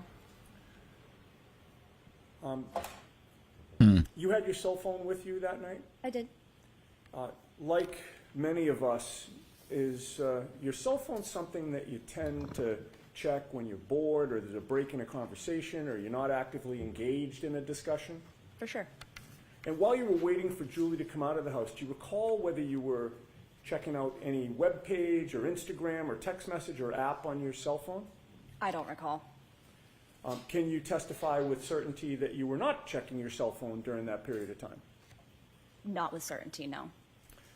And I so like you these can't witnesses. They're say straight for to the sure point. How long, if you did check your cell phone, you would have been looking at it while waiting for Julie, correct? Correct. And no one's asked you for your phone so that they can analyze what you were doing during that period of time outside 34 Fairview, correct? Correct. All right. Well, you testified that you didn't see anybody get out of the SUV or approach the house, correct? Correct. You obviously don't know what did or didn't happen before you, Ricky, and Ryan arrived there, correct? Correct. While you were parked near the driveway, you weren't thinking that you had to watch the SUV every second in case you were later asked to describe what was going on with that vehicle, correct? Correct. And that SUV was the same vehicle that you recognize as previously having a female driving and a male in the passenger seat, correct? Correct. And as far as you know, you didn't know either of them at that time? No. Fair to say that what they were doing was their business and you weren't particularly interested in what they were doing, correct? Correct. You were there to pick up your boyfriend's sister, correct? Yes, It was late and you were tired. very much so, yes. You'd had a good amount to drink. You did not want to continue to drink and socialize, correct? Correct. Fair to say you were looking forward to ending the night at that point? Yes. She is ready to go to bed. And so you were more focused on hopefully getting Julie in the car so you could leave than anything that was going on in the SUV, right? Yeah, exactly.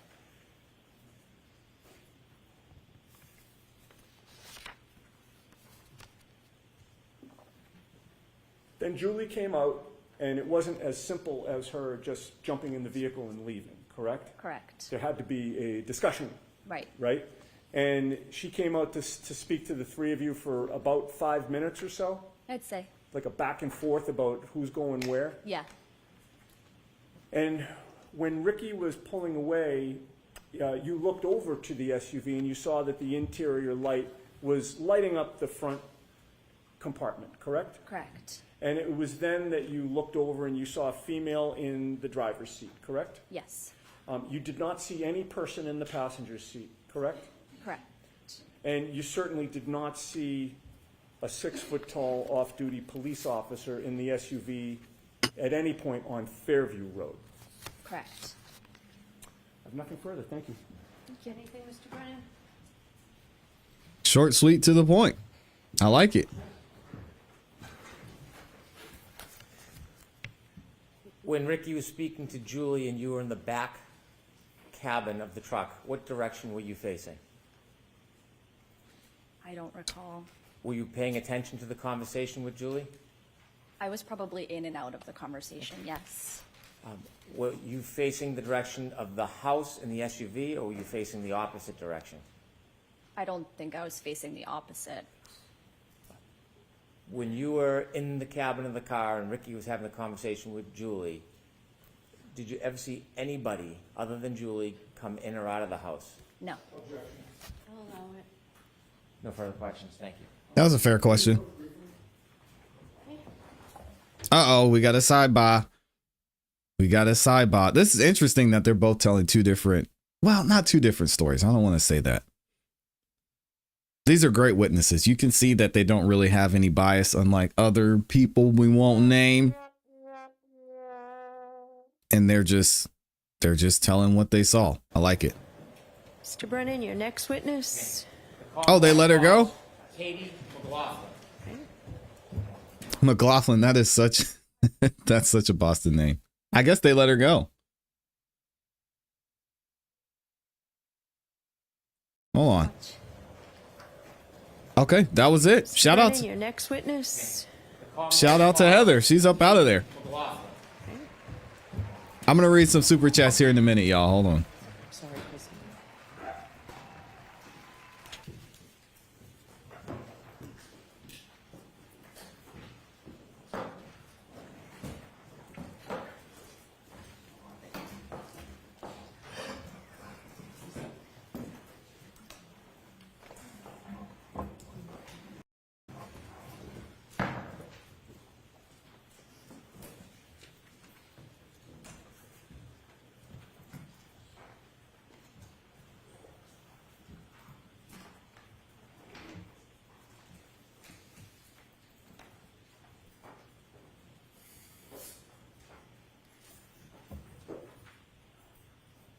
All right, so a little bit of background on Katie McGlaughlin. She's a firefighter paramedic with the Canton Fire Department. Okay, she's a key witness in this case. So it looks like she was one of the first people that saw or attended to John. So she might be here for a minute.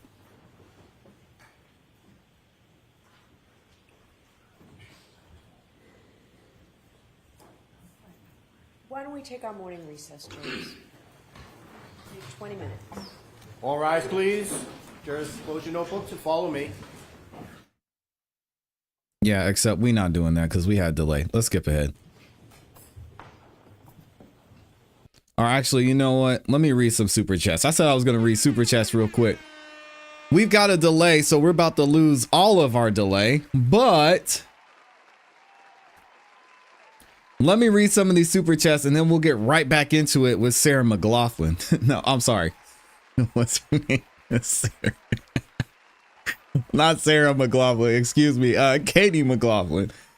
Shout out to y'all for showing major love. Yeah, I see, who do we have in here? Oh, Shauna in here said, happy birthday, Peter. It is Peter Ortiz's birthday, so thank you, Shauna, for the 10 bomb. If y'all could, type happy birthday, Peter, in the chat, man. Thank you for spending your birthday with us, Peter. That's super dope. And thank you for Shauna for sending the super chat and showing some love to our guy, Peter. We've also got Kara Hampton in here with the 5 bombs. She says, good morning. I'm late, but made it. It's Monday. That's a fact.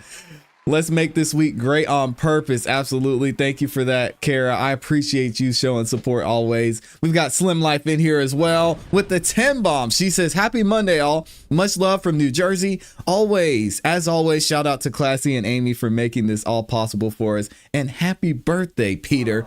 Free Karen Reed. Now, you know Peter is not feeling that last comment there, Slim Life, because Peter is Team Commonwealth. Right? Peter believes that Karen Reed needs to be thrown under the jail and she's guilty of sin. But shout out to Slim Life, New Jersey. And for those of y'all who are just joining us for the first time, we welcome opposing views here. I think that's one of the ways you can grow and see things from a different perspective. So if you have an opposing view and you're watching, this isn't like a lot of other communities or live chats where we just think one way and anybody else who thinks differently is excluded. So if you have an opposing view, please feel free to comment about that in the chat. At the same time, just be respectful. It's not hard. We don't have to name call. You don't have to have personal attacks just because we have differing views. Although, you know, the way the world is going in some ways, it seems like that would be easier to do.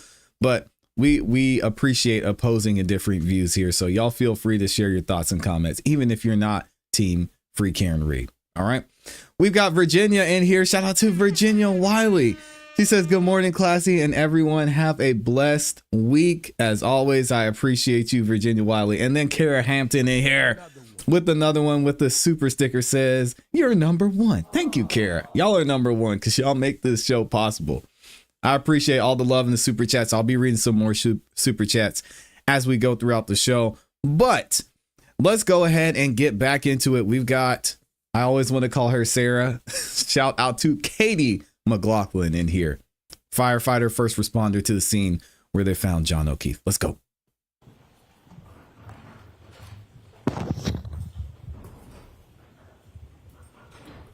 And thank you to everyone who's liked the video as well. I appreciate y'all. This is the second sidebar. Do you have your next witness? I do. I'm also going to call Sarah Levenson. Oh, okay. Thank you. So I did all that research and now we're switching to Sarah Levenson. Oh my gosh, who is Sarah Levenson?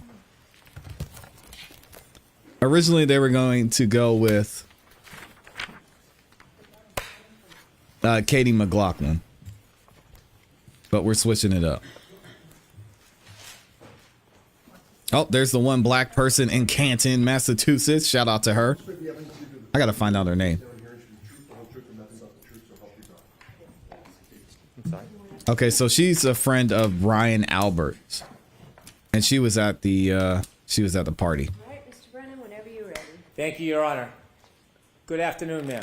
Good afternoon. Could you please introduce yourself to the jury? My name is Sarah Levenson. For the court reporter, would you mind spelling your last name? So it's Sarah with an H and then Levinson. Miss Levenson, do you mind if I ask how old you are? I'm 26. I'll be 27 next month. Do you work? She's young. Yes. What do you do? I'm a nurse. How long have you been a nurse for? Uh-oh. About 4 years. Before you became a nurse, did you go to school? Yes. Tell us a little bit about your educational background, please. I got my bachelor's at Regis College. Do you know a person by the name of Ryan Nagel? Yes. How do you know him? He's one of my good friend Julie's older brothers. You mentioned Julie. What's Julie's name? Juliana Nagel. Are you friends with Julie Nagel? Yes. To this day? Yes. Were you with Miss Nagel back on January 28, 2022? Yes. I want you to take us back to that day, the earlier evening hours of January 28, 2022, maybe around 5 or 6 p.m. Did you have a Take us plan that back. day? Yes, we as in myself and Julie, were going to Brian Albert Jr.'s house to celebrate his birthday, which was the next day. Who was Brian Albert Jr. to you at that time? One of my good friends. How long had you known Brian Albert Jr. for? At that point, probably 8 or 9 years, I would say. Did you attend school with him? Yes, high school. Is that when you met Brian Albert Jr. in high school? Yes. Who was going to Brian Albert Jr.'s house with you? Just myself and Julie. Did you have a general plan for that evening other than to visit your friend and celebrate his birthday? It was kind of up in the air if we were going to stay there or go somewhere, but we were definitely going and celebrating with him. Do you know the address where Brian Albert Jr. lived? Yes, Could you share that with us? 34 Fairview Road, I believe, road? Had you been to 34 Fairview Road before? Yes, Did you know Brian Albert Jr.'s family? yes, Had you met them in the past? yes. How often had you met with them before?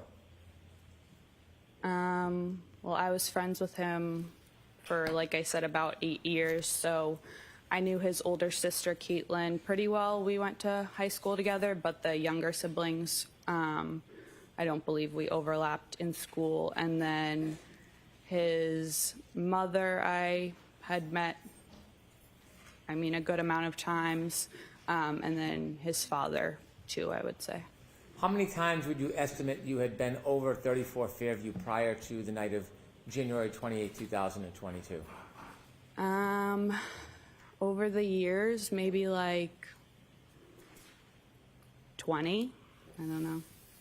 Do you remember what time you arrived at 34 Fairview Road on that evening? It was between 7 and 8 o'clock at night. Who did you go with? Myself and Julie Nagel.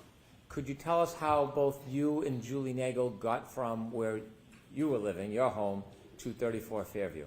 Yes, Julie's dad drove us. When you first get to 34 Fairview Road, before you walk in the front door, what's the weather like outside? It was cold, but it wasn't raining or snowing or anything. No snow on the ground? No, When you walked in the door, did you go in the side door or the front door? the side door. Okay, take us through walking into the house. What do you see? So we walked through the side door, and then it's their, like, family room, they call it, with, like, the TV and everything. And then at the back of the family room is, like, a sliding glass door out into their porch. And then if you turn left, it's, like, the kitchen/dining room. And then there's a back door. There's, like, a small bathroom over, like, near the back door. And then if you walk straight through, it's the front door, the stairs, the door to the basement, and then they called it, like, the library is, like, their formal living room. If you walked in the front door, would the stairs leading to the next floor upstairs be right in front of you? Yes. If you were going to go downstairs, would you walk around that staircase to the back side of it? I don't believe the back, but the side. Okay. You mentioned you walked in the side door near the garage. When you walk in the side door, you're in a living room, did you say? Yeah, their family room, they call it, yeah. Can you walk into the garage from the family room, or do you need to go back outside to get into the garage? No, you would have to go back outside. So there's no door in that family room that leads directly to the garage? No. After you walked into the family room, did you stay there or did you go somewhere? We stayed there for a little bit, like 10, 15 minutes probably. Tell me who's in the house when you get there. It's Brian Jr., his mother, Nicole, his sister, Caitlin, and then his aunt, Julie. What do you do? I think we were just sitting on the couch, hanging out, waiting to see what the plan was, to see, like, when other people were going to show up. Did other people arrive, or did people leave before other people arrived? Brian's mom, sister, and aunt left before anyone else arrived. Do you know generally around what time his aunt and mother and sister left? We got there, like I said, between 7 and 8, and they probably left within 20 minutes of us getting there. Okay. So I can't say for sure. When his sister and mother and aunt left, was there just a time when it was you, Julie, and Brian Albert Jr. alone? Yes. Were you doing anything other than watching TV? Were you eating, drinking? I don't think we were eating yet because we ordered later on Okay. food, but we might have been drinking. Tell us what happens over the course of the next couple hours. So at some point, probably between like 8 and 9, 4 other girls showed up. So Courtney Alba came by herself, and then Catherine Duty, Emily Fabiano, and Mary Kent all came together. Are those friends of Brian Jr.'s? Yes. Did you know who all of them were? Yes. Were you friendly with them? Some of them, yes. We were all friendly, but not friends. That makes sense. So what's the atmosphere makes like sense. when the visitors come? The visitors. Celebratory, light, joyful. Sounds like a horror Were movie. people drinking alcohol? Yes. Okay, and at some point, did you order food? Yes. And did anybody else come at that point? Any other friends or family? No. Did one of Brian Jr.'s cousins come at some point? Yes. Is that later? Yes. So over the course of the next couple hours, eating and drinking, anything significant happen? No. Any arguments, any tension, any problems? No. Was it a positive night? Yes. At some point, did anybody else come to the house? Later on, yes. Okay, about what time? Around midnight. So before midnight, it's a group of young people having a party? Yes. Any A trouble? group of young No. people. Did the friends? What's he Brian trying to Jr. say? Four women, did they leave before midnight? Yes. What time did they leave? Between, I would say, 11 and 11:30. Did they arrive and leave as a group, or did they arrive and leave separately? The 3 girls that I mentioned that came together, Catherine, Emily, and Mary, all left together. And then Courtney left, I believe, before them separately. I want you to tell us generally where were you spending most of your time that night? The eating and the drinking and the party. In the kitchen/dining room area. Is there a table in the kitchen? Yes. Were you sitting at a seat at that table? At that point, we were more around the island, but later on, yes, I had a seat at the kitchen table. If you're in the kitchen seated at the table, can you see outside? Not really. If I looked through the windows above the sink of the kitchen, I guess I could if it was light out.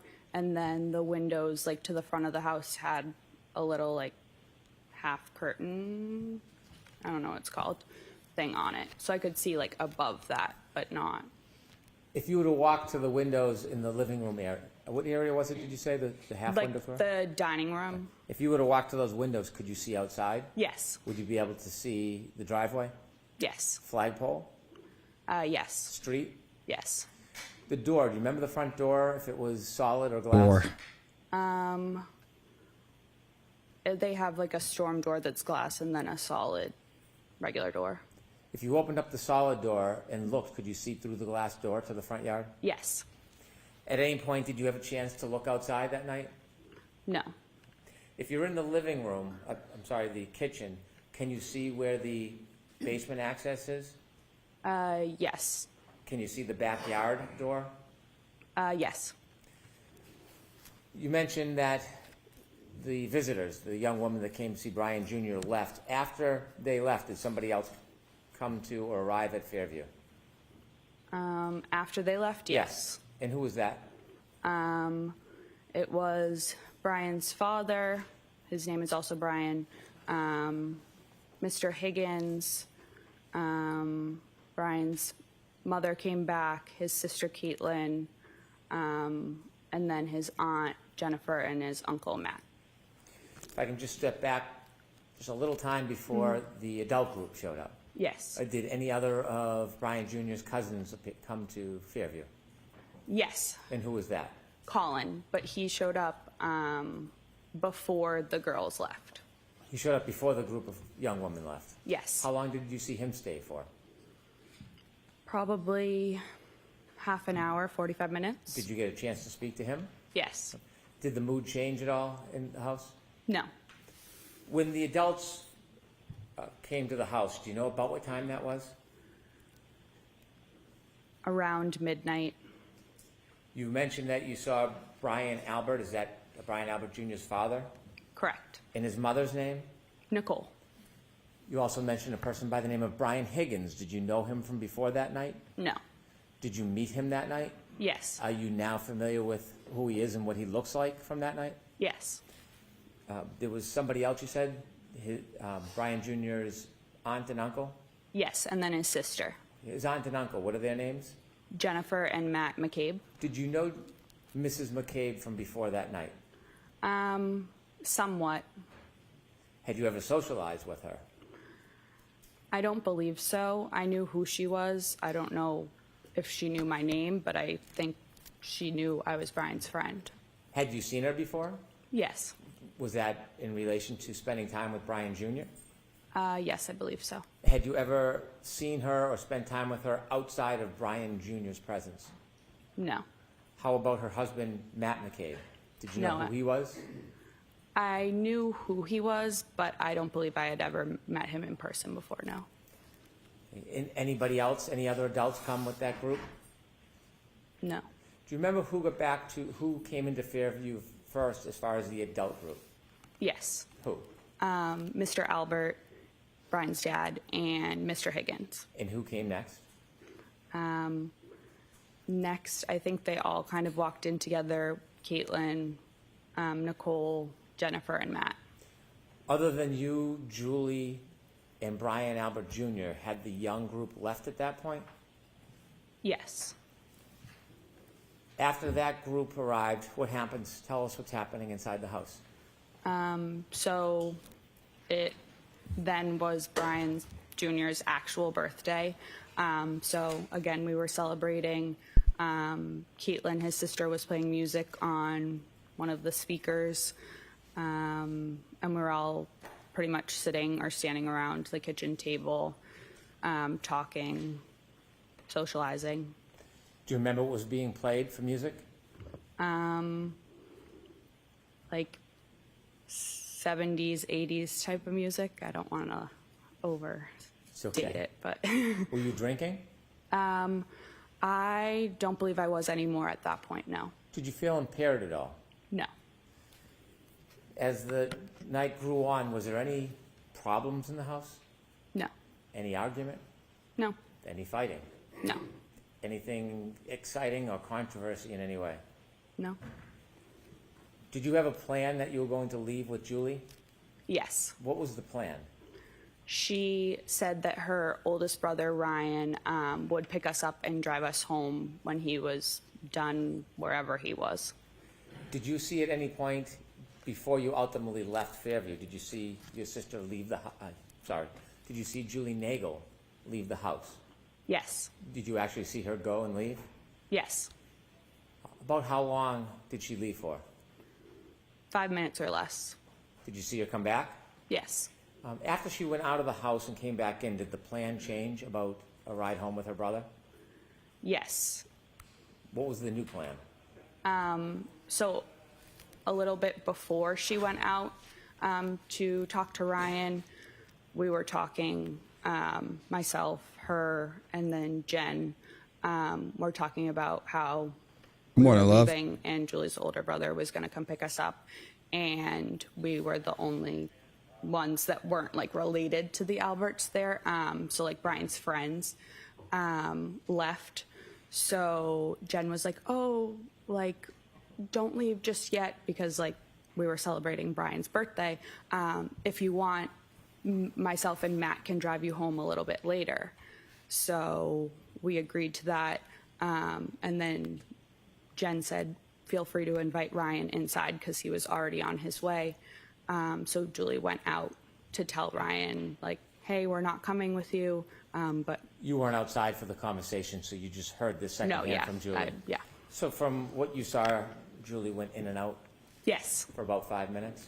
yes. Why did you decide to stay? Did you want to stay? Yeah, I didn't mind. Did the night continue after Julie came back in and spoke to her brother? Yes. Was the mood any different than it had been the entire night? No.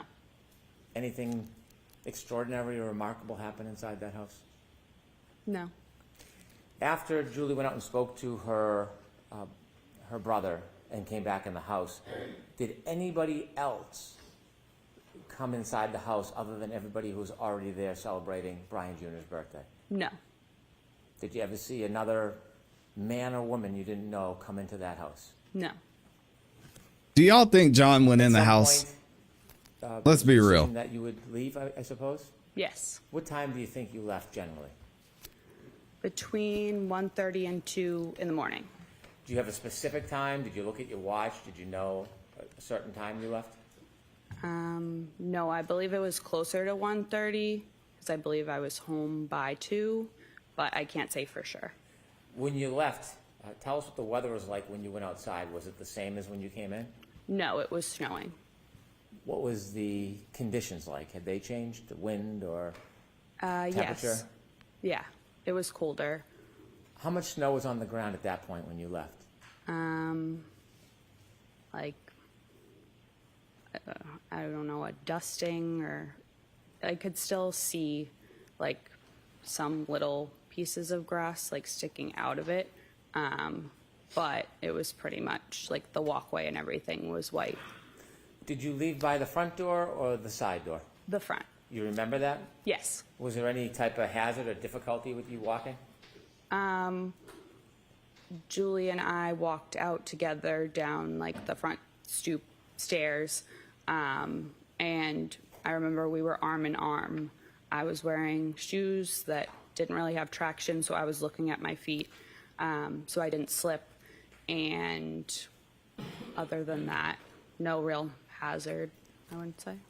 Whose car or vehicle did you walk to? Jennifer and Matt's. Did you get in? Yes. Which seat did you get in? The back seat behind the passenger. And where did Julie Nagel sit? The back seat behind the driver. Did the McCabe's get into the car? Yes. Who was driving? Matt. And then Jen was in the passenger seat. Front passenger? Yes. As you were leaving, was there any conversation or joking going on?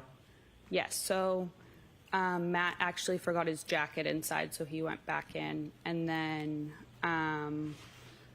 I believe myself and or Julie turned around just kind of looking, and we saw a lone loaf of bread in the third row. So one of us said something to Jen about the loaf of bread, which she had gotten because of the storm. And I believe Jen was turned around looking at us and said something along the lines of, "Does anyone want a peanut butter and jelly?" Joking around. Do you remember that moment, having the conversation about the bread? Yes. It stands out. Yes. As you drove out of Fairview, you were in, the McCabe vehicle was in the driveway? Yes. Did it back out or go out forward? No, backed out. When it backed out and began to drive away, what side of the vehicle was closest to Fairview? You mean the house? So she saw all Yes. that? Was I'm sorry. Was the passenger side of the McCabe vehicle closest to 34 Fairview, the house, or was it the driver's side? The passenger. When you drove, did you drive towards the flagpole? Yes. And during those moments when you were, or Mr. McCabe was driving towards the flagpole, was that the time you were having conversations about the bread, or was that a different time? That was a different time. What was happening as you were driving past that area or in front of the house? I believe maybe I was on my phone, and then Julie said something. Did you ever look out the window near the front yard, near the flagpole area? Not like at the front yard, but a little ways up the street, yes. Next to 34 Fairview up the street is 32 Fairview? I believe so, yes. When you looked out the window, the first time you looked out the window, what were you facing in relation to 32, 34 Fairview? What could you see? There's like a little bit of woods in between the two houses, so it was the trees. Did you notice anything that stood out? No. Ultimately, did you get home that night? Yes. Thank you. I have no further questions.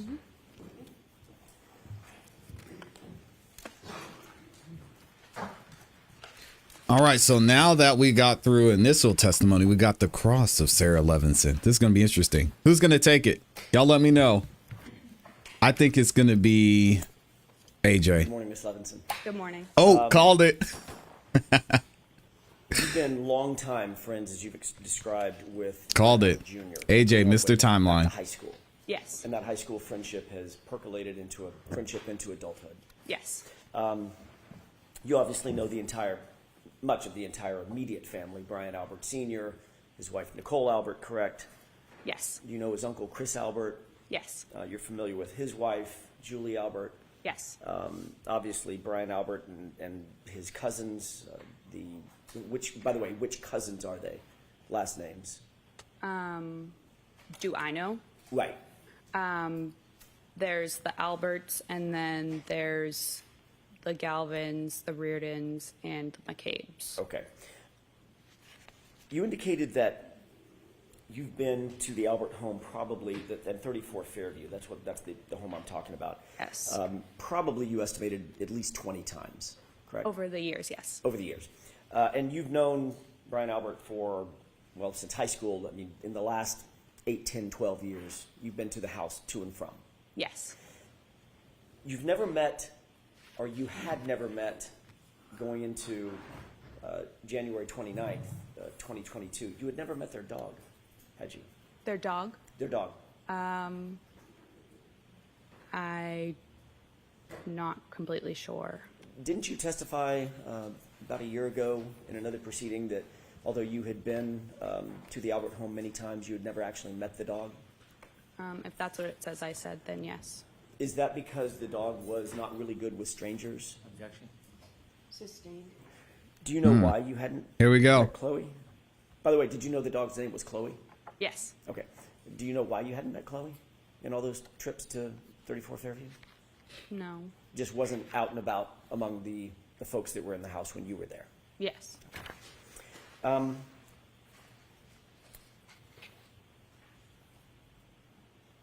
When you left 34 Fairview, I want to follow up very briefly on a couple of things that you said just before Mr. Brennan sat down under questioning by him.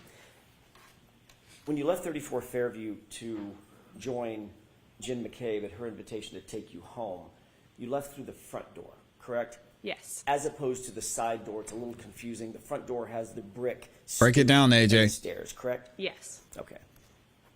Is that the door that you normally would leave through, or did you normally leave through the side door, come and go through the side door? What was your more ready habit and practice? Probably the side door. Okay. When you left through that front door, there was nothing obstructing your view as you walked out, correct? Correct. You could see to the left, the driveway. You could see to the right, over toward the flagpole. Nothing obstructing anything, correct?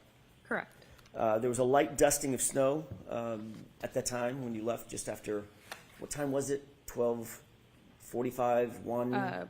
Probably 1:30, 1:30. 1:45. Yeah. Got it. So you leave at 1:30. There's still just a light dusting of snow on the ground? Yes. The yard is flat? Yes. You could see all the way out to the flagpole? Yes. You didn't notice anything unusual at that time when you looked out toward the flagpole walking out of that front door? I didn't notice anything. I wasn't looking out at the flagpole, but yes. You were looking in that direction. When you walk out of the door, obviously you're walking out of the door toward the front yard, correct? Correct, but as I stated, I was looking down at my shoes in front of me. Okay. Obviously, then you have to, at some point, you have to look up to see where you're going. You have to turn left to go to the driveway. Is that right? Yes. Okay. Then you walk over and walk parallel to the yard again to walk over to the car. Correct? Yes. And as soon as you walked out of the stoop, you had to figure out where the stairs were, so make sure you don't fall down the stairs, right? Yes. But you're still looking up, like normal, correct? At some point.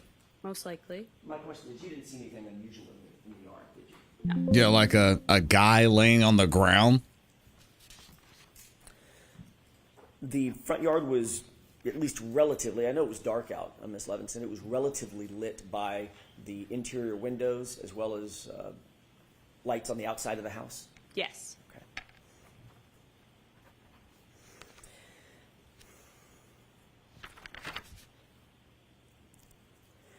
You indicated that you did, in fact, get the ride home with Jen McCabe and Matt McCabe.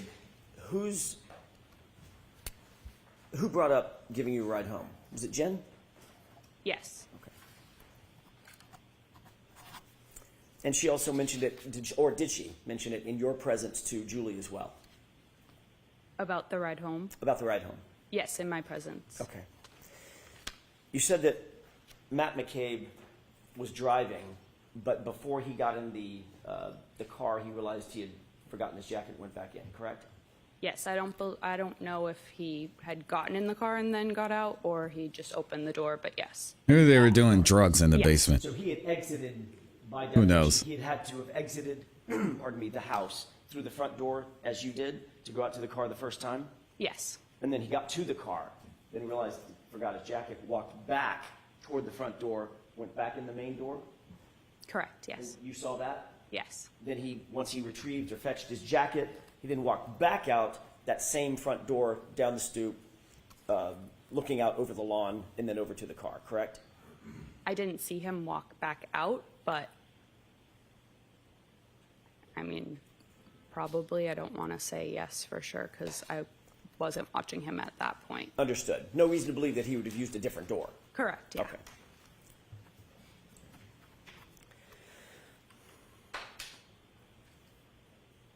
Your Honor, may I have just a moment? Okay.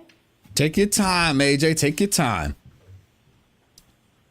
No, I'm not calling her a liar, Peter. I'm just saying it's interesting.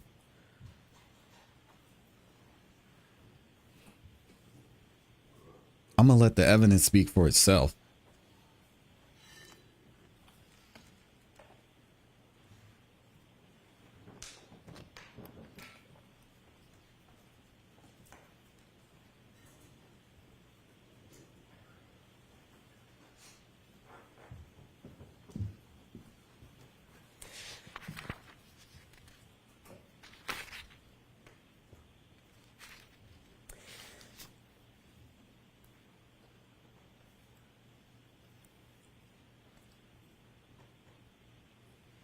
You were contacted ultimately by law enforcement to provide an interview, correct? Yes. That was not until October of 2022. Is that right? Yes. A couple of quick questions about that.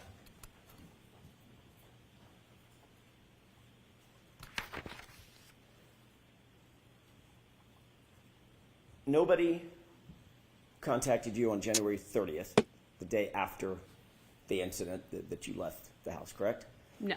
And when I say nobody, I mean from law enforcement. Nobody contacted you the next week, No. the next month. No. It was 9 months later. Yes. When you were finally approached, who was it that conducted the interview? State Trooper Michael Proctor. Okay. Did We need to get this Michael Proctor indicate to guy up you there. Why he waited 9 months to contact you? Objection. Let me ask you a different question. Were you confused about the fact that you weren't contacted? Objection. Great question. What? Why was that sustained? Well, I mean, it's a fact that he didn't contact her for 9 months. So why would that question be sustained? I don't like that. Again, I don't like it. I think it's a great question.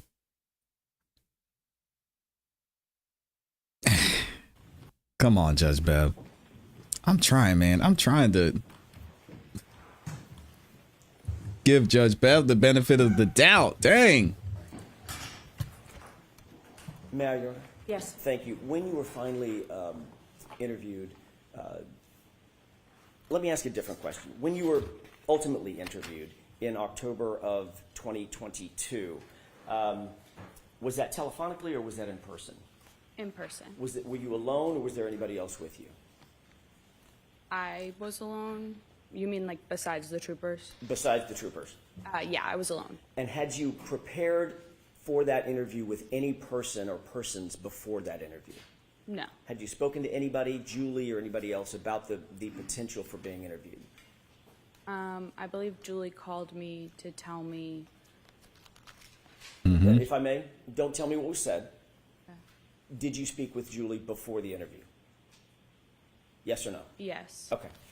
And one more question. Without telling me any of the words that were used, was the subject matter the interview? In other words, I'm not asking if you talked to Julie about going and getting the dry cleaning picked up or something like that. Did you talk about the subject of the interview with Julie before you were interviewed? Somewhat. Okay. That's all I have. Thank you. Wow. Brennan? Briefly, Your Honor. Can I have Exhibit 3, please? There's a lot of prepping going on for the police. They're like, hey, we got to get our stories together. Do you see the windows on that house? Yes. Do you recognize that house as 34 Fairview? Yes. You were asked whether there was light coming out of the house illuminating. Do you remember that? When I was asked that? Yes. Yes. Was the lights inside the house, from your memory, illuminating the ground near the flagpole and that fire hydrant? No. When you came out of the house and went to the car, were you looking at or studying the flagpole area or the bushes or the fire hydrant in that area? No. Do you have any reason to be looking over there and studying anything? No. Thank you. Wait.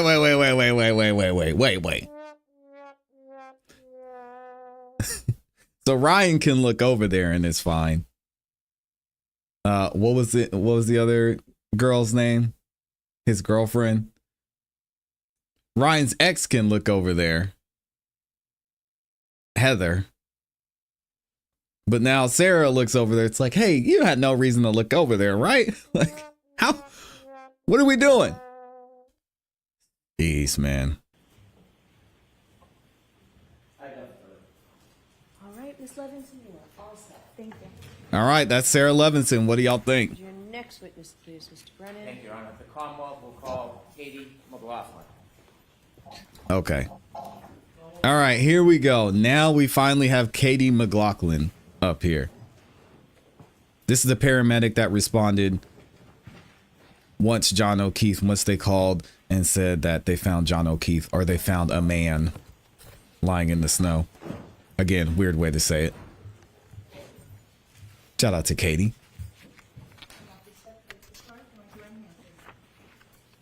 You solemnly swear the evidence to give the court and jury in the case now and hearing the truth, the whole truth, and nothing but the truth, so help you God. Good morning. Oh, I'm sorry. Whenever you're ready, Mr. Brennan. Thank you. Ma'am, could you please introduce yourself to the jury?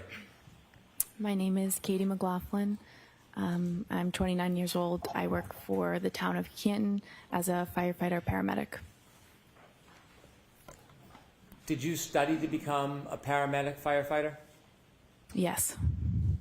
Why did you become interested in becoming a paramedic firefighter? Who cares? Who cares, to be honest?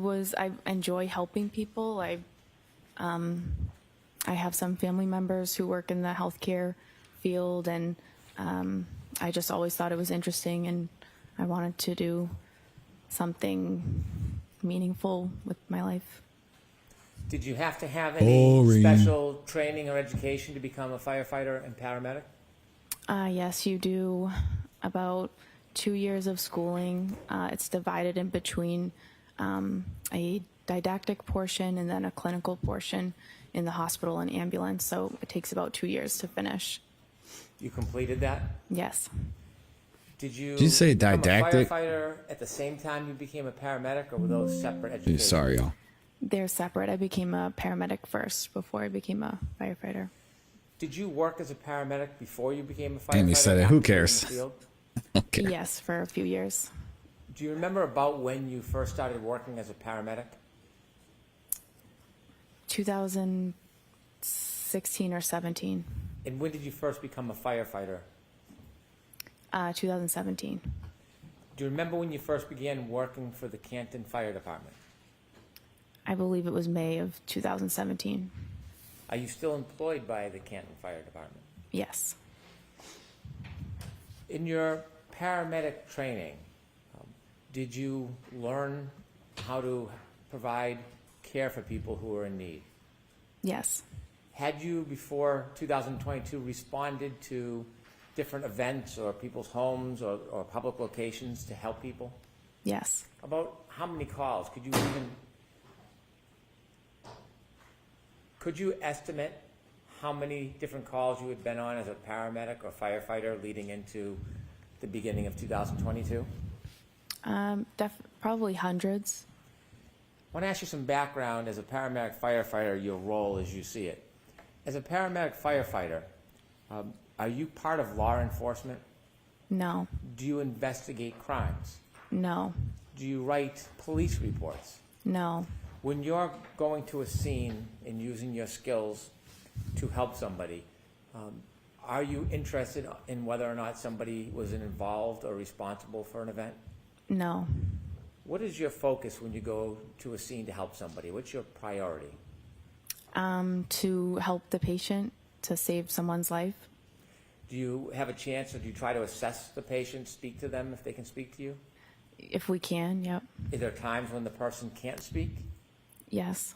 If a person can't speak to you, is there a role that you take to try to get information to help assist the person? Yes, you would go to a bystander and you try to gather as much information as you can to Boring. help the patient. More information for us helps the patient in their treatment, and it helps the hospital when we bring them there. Is that responsibility or role separate and apart from police work? Yes. As a paramedic firefighter, are you involved in police work at all? No. Sometimes when you go to a scene and you try to help somebody, you write a report. If you're in a particular role, you would write the report. So when you go and arrive at a scene, is it fair to say you don't always write a report? Correct. And the purpose of the report, is that to try to help law enforcement? No. What's the purpose of when someone would write a report as a firefighter paramedic? Depending on the call, there would be a report written by the officer on the call.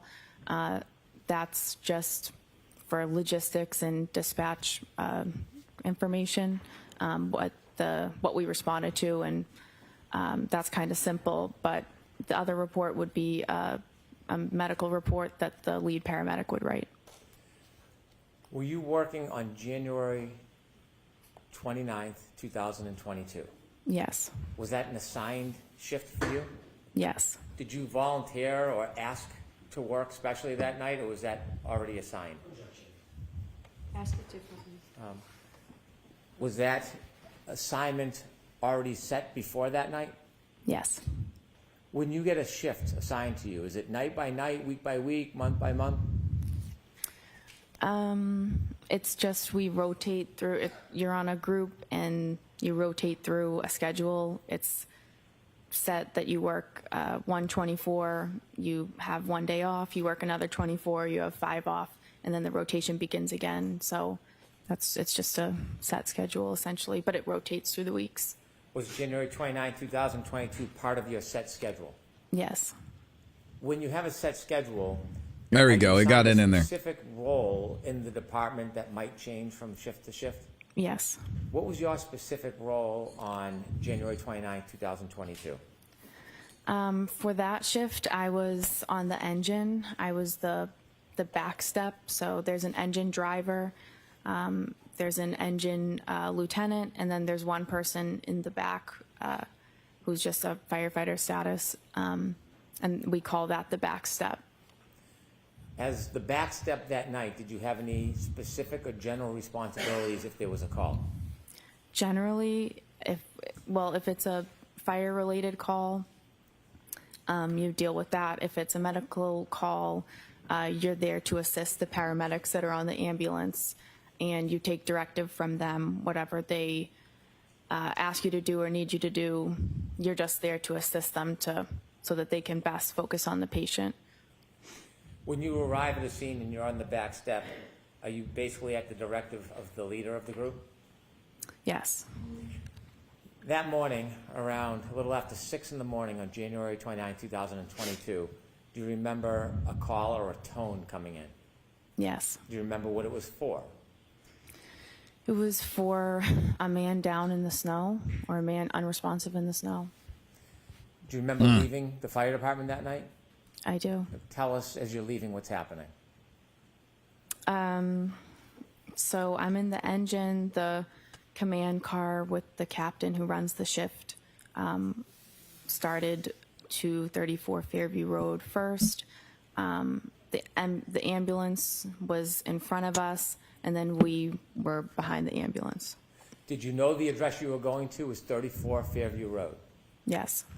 When you left the police station, or the fire station, when you got on the back of the truck, did you know at that time who lived at 34 Fairview Road? No. Tell us a little bit about the conditions outside as you rode to 34 Fairview Road. It was raining. I'm sorry, not raining. It was snowing pretty heavily. There was definitely snow on the ground at that point. It was windy. It was very cold. Was there a storm? Yes.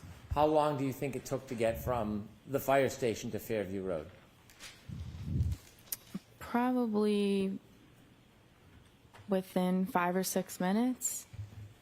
When you first started pulling up towards Fairview Road, did you see anything? Police cruisers and a civilian vehicle. And then we pulled up all kind of in front of that. How many police cruisers did you see as you pulled up to Fairview Road? I remember seeing one. There was an ambulance in front of you? Yes. Did the police cruiser have their lights on? Yes. Not just their headlights, did they have the lights that are often referred to as blue lights or overhead lights? Yes. Did you hear any sirens? No. How about the ambulance? Did the ambulance have emergency lights? Yes. Did you hear any sirens? No. The fire truck, does the fire truck have emergency lights? Yes. Do you remember if those were activated? Yep. Does the fire engine have a siren? Yes. Was Oh the my siren activated? gosh, what are we doing? Why not? We only use the sirens to kind of clear cars out of the road. So there's no need to use a siren when there's no cars on the road. So we're not just doing it in the middle of the morning to wake everybody up. It's just unnecessary. This is a brutal line of When you first questioning. arrived at Fairview Road and you saw the emergency vehicles, did you see any people? Yes. While you were still in the fire truck or after you got out of the fire truck? Probably after I got out. After you got out of the fire truck, where do you go? So I knew that they were working on a patient, so I knew they're going to need the stretcher. So myself and firefighter Walsh went right to the ambulance and retrieved the stretcher and brought it as close to the patient as we could. At some point, did you see the patient? Yes. Was it he or she? It was a man. Where was he when you first saw him? He was lying supine on the side of the road, off the curb, like into a lawn. How close? Y'all think to they him moved him? Were you when you first saw him? Well, I only made it to the curb where I brought the stretcher. He was maybe from here to that table, maybe. When you stood on the curb and you saw that man lying, was his feet closest to you, his head, or his side? His head would be closer to me. Did you lift the man from the ground? No. Did some of your colleagues? Yes. After you brought the stretcher or the bed to the side of the road, did you remain there on the side of the road? They lifted him on the backboard, they put him on the stretcher, and then they pretty much immediately started moving to bring him in the back of the ambulance. Around the area where you first saw this man lying supine on the ground, was there anything other than ground? Were there any objects in that I'm area? sorry? Was there any objects near him? I remember seeing There a was fire grass, there was dirt, you know, there he had shoes on. That's all I There were people. really remember. There was snow. When you mentioned that air. he was lying about as close to that table as you, Good. 8 to 10 feet be a fair estimate? I don't know that I could say. Okay. At some point, did you receive further directions from anybody on the team asking you to do something? Yes. Firefighter Flamati I was at the head of the stretcher with firefighter Flamati, and he asked me to try to gather more information and kind of see what happened and what's going on. Did you have someone that you wanted to gather information from? Yes. There And- was a, sorry? There was a woman who seemed to be really concerned and involved with the patient's status, and so I just kind of assumed that this would be the person that I could try to get more information from. Did you take a guess? Yeah, The person that you try to get more information from, do you see that person in the courtroom today? I do. Could you point that person out and describe an article of clothing Black they suit. wear? Black suit. And do you see where that person's sitting in between? I do. Her attorneys. Did you approach that person? I did. Now, you mentioned you're not a police officer or a criminal investigator. What type of information are you hoping to get generally in these circumstances?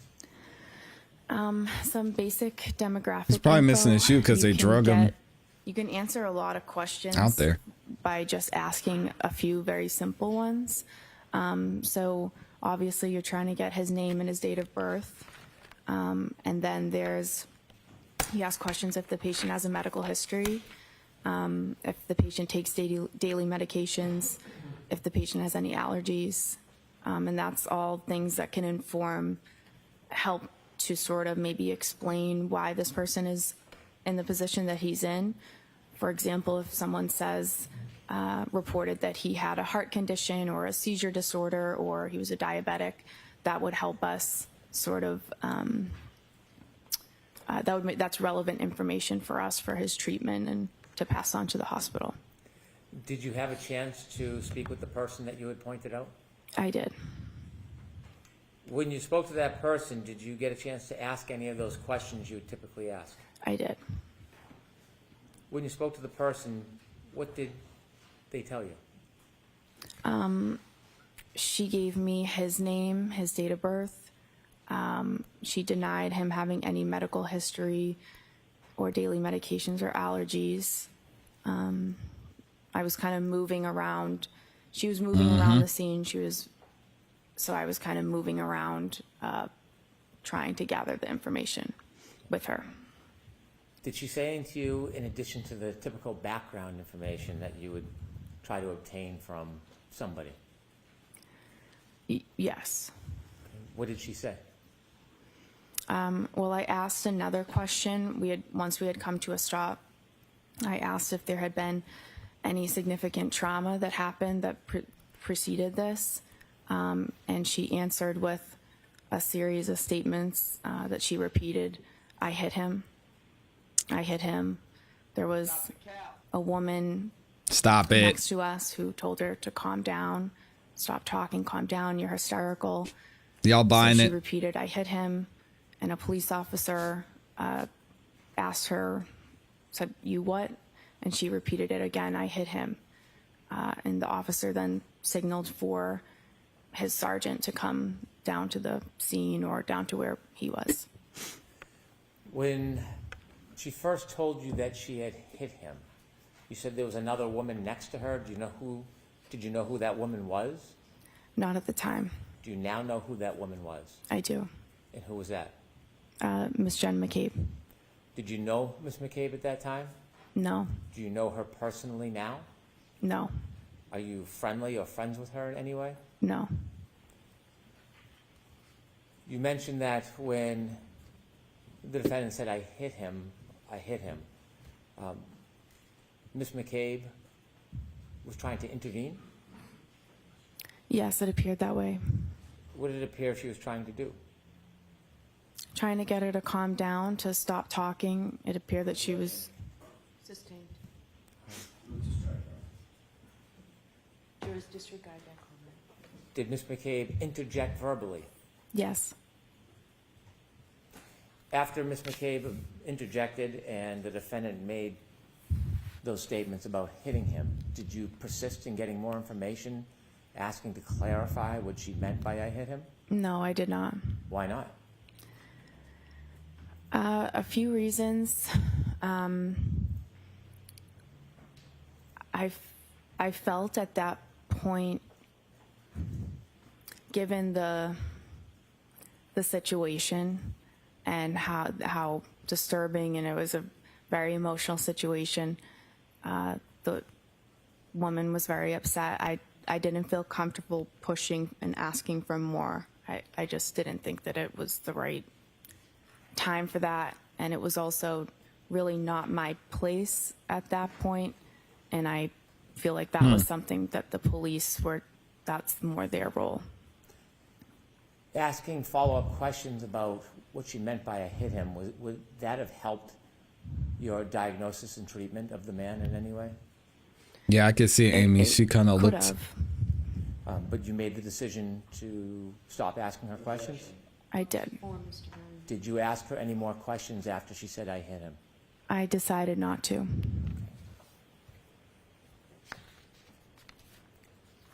At some point after you spoke to the defendant, did you go back to the ambulance and tell anybody, any of your colleagues? I did. And why would you do that? That's the whole point of me trying to get more information, is that I get the information and I bring it back to the people who are treating the patient. So Did you go back to the ambulance and repeat that information to your colleagues? I did. Did you have any other further role at the scene as far as helping the man or doing anything else? No, other than I drove the ambulance to the hospital. With the gentleman in the ambulance? Yes. Did you learn who that person was? Yes. Did you know at the time who it was? No. When you got to 34 Fairview, did you recognize the home when you got there? No. Did you later learn who lived at that home? Yes. Did you know somebody who had lived at that home? Yes. Did you know that person lived there prior to that night?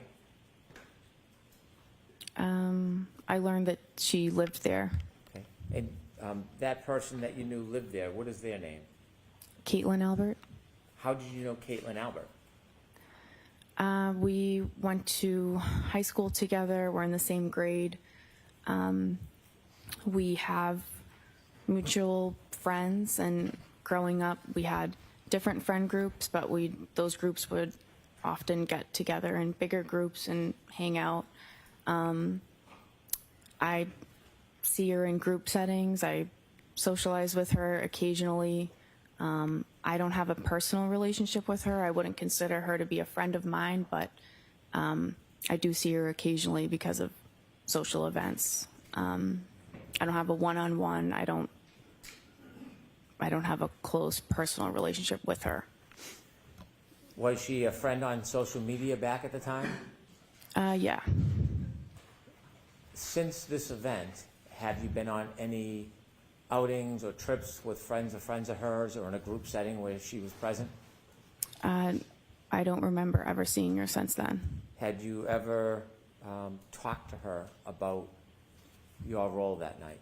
Never. Did the fact that somebody you knew lived in that house, did it have anything to do with your treatment and care that morning? Not at all. When you saw the man in the back of the ambulance, Did you make note whether he was missing any clothing items? He was missing a shoe, a sneaker. I'd like, with the court's permission, to play Exhibit 4, part of it. Okay. Ms. Gilman, if you can start at 6:13:45.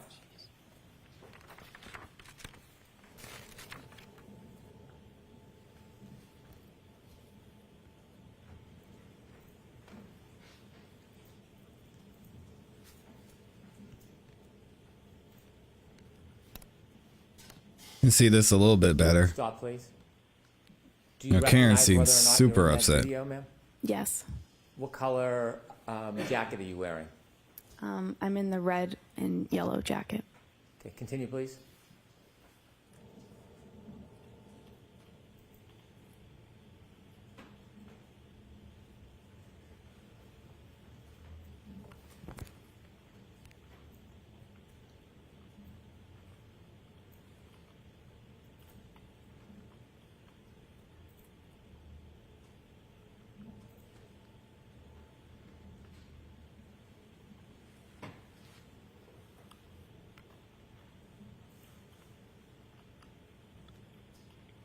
I still don't understand why and how Jen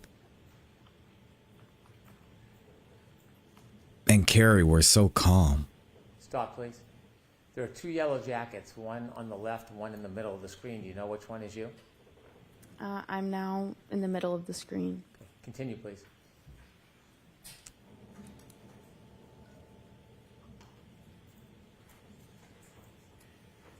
It's her right here.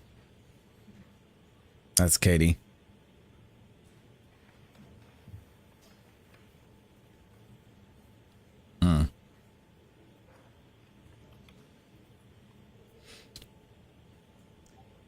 Stop, please. Do you know who that is on the left of the screen near the flagpole? Which one? At the. To the left. If you could play a few more seconds, Ms. Gilman. It's 2 officers and a civilian woman. Okay. How about on the left? Do you know who that is? Oh, no. And that time is 6:15:12. If you could continue, please.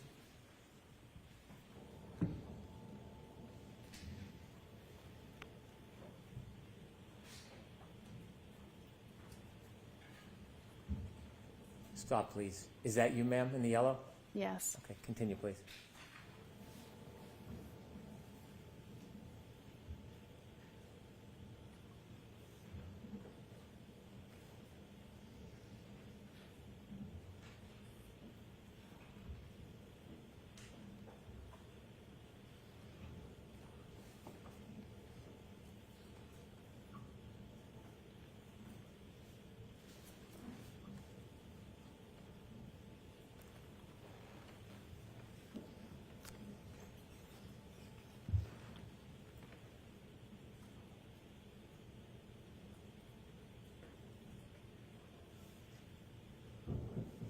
Stop, please.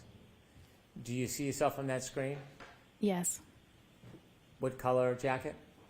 The red and yellow. And who's to your left? Miss Reed. And across from you, with the blue or black jacket with the hood. Do you know who that is at this time? Miss McCabe. And you didn't know her at the time? No. Do you see the officer that's turned away from you? Yes. Do you know who he's speaking to? No. Do you know the exact moment that the defendant told you, I hit him, I hit him, I hit him? I think it was just prior to that. Okay, continue.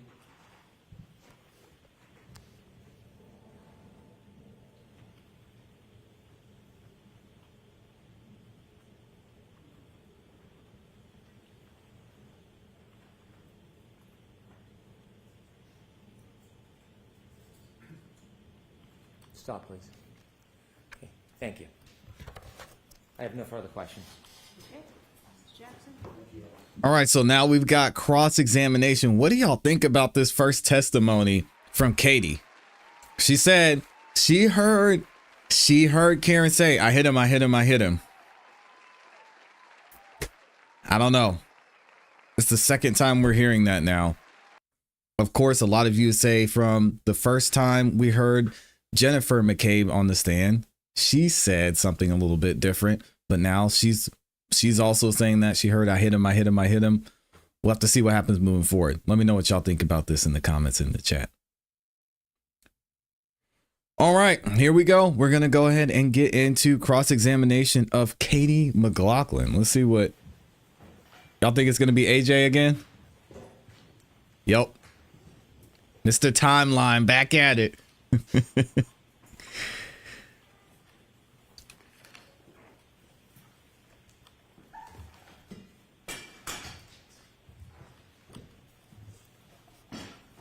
Some of y'all aren't buying it. Good morning, Ms. McGlaughlin. Our body language expert, Amy, thinks she's not being honest. That one of the things that is paramount to the life-saving effort or the medical assistance that you and your colleagues provide is to determine what the cause is of the injury, correct?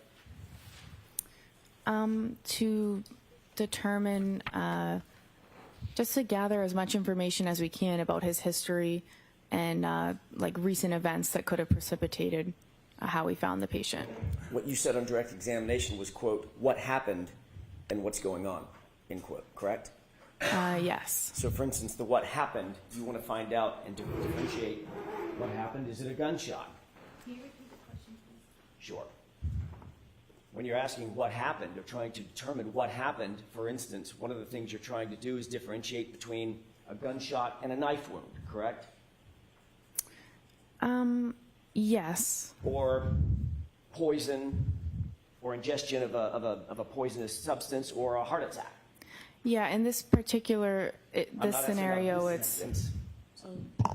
Next question. Thank you. I'm asking about in general, when you're taking on information, trying to download information at a scene, you're trying to determine, as you said, quote, what happened, correct? Yeah. That's important to determine, correct? Yeah. You want to get the person's age, you want to get the person's date of birth, you want to get the person's allergies, for instance. Yep. But you also, paramount among those, you want to find out what happened, why are we here, correct? Mm-hmm. Yes. Did a person fall out of a tree? Or Right. stumble down a stair step, correct? Right. Right.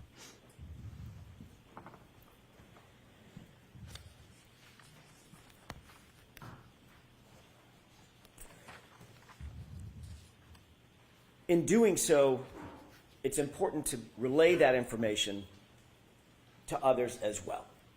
You would agree with that, correct? Yes. That's the whole point, Ms. McGlaughlin. You want to gather the information and then let others know exactly what happened and document that as best you possibly can so that the life-saving efforts or the medical assistance can continue for the patient, correct? Yeah, you have to share the information that you got with the people who are providing care. And one of the ways you do that is by writing it down, correct? No. Can I ask you, who did you speak with before your testimony today, in anticipation of your testimony today? I met with the DA's office a few times. Who at the DA's office? Mr. Brennan, a witness advocate, and there were different troopers there at different meetings. What did you and Mr. Brennan discuss at these? Well, let me ask you, first of all, foundationally, how many meetings were there? 3. 3. When were they? One in maybe January was just a meeting. One a few weeks ago, we reviewed the testimony from the last proceeding.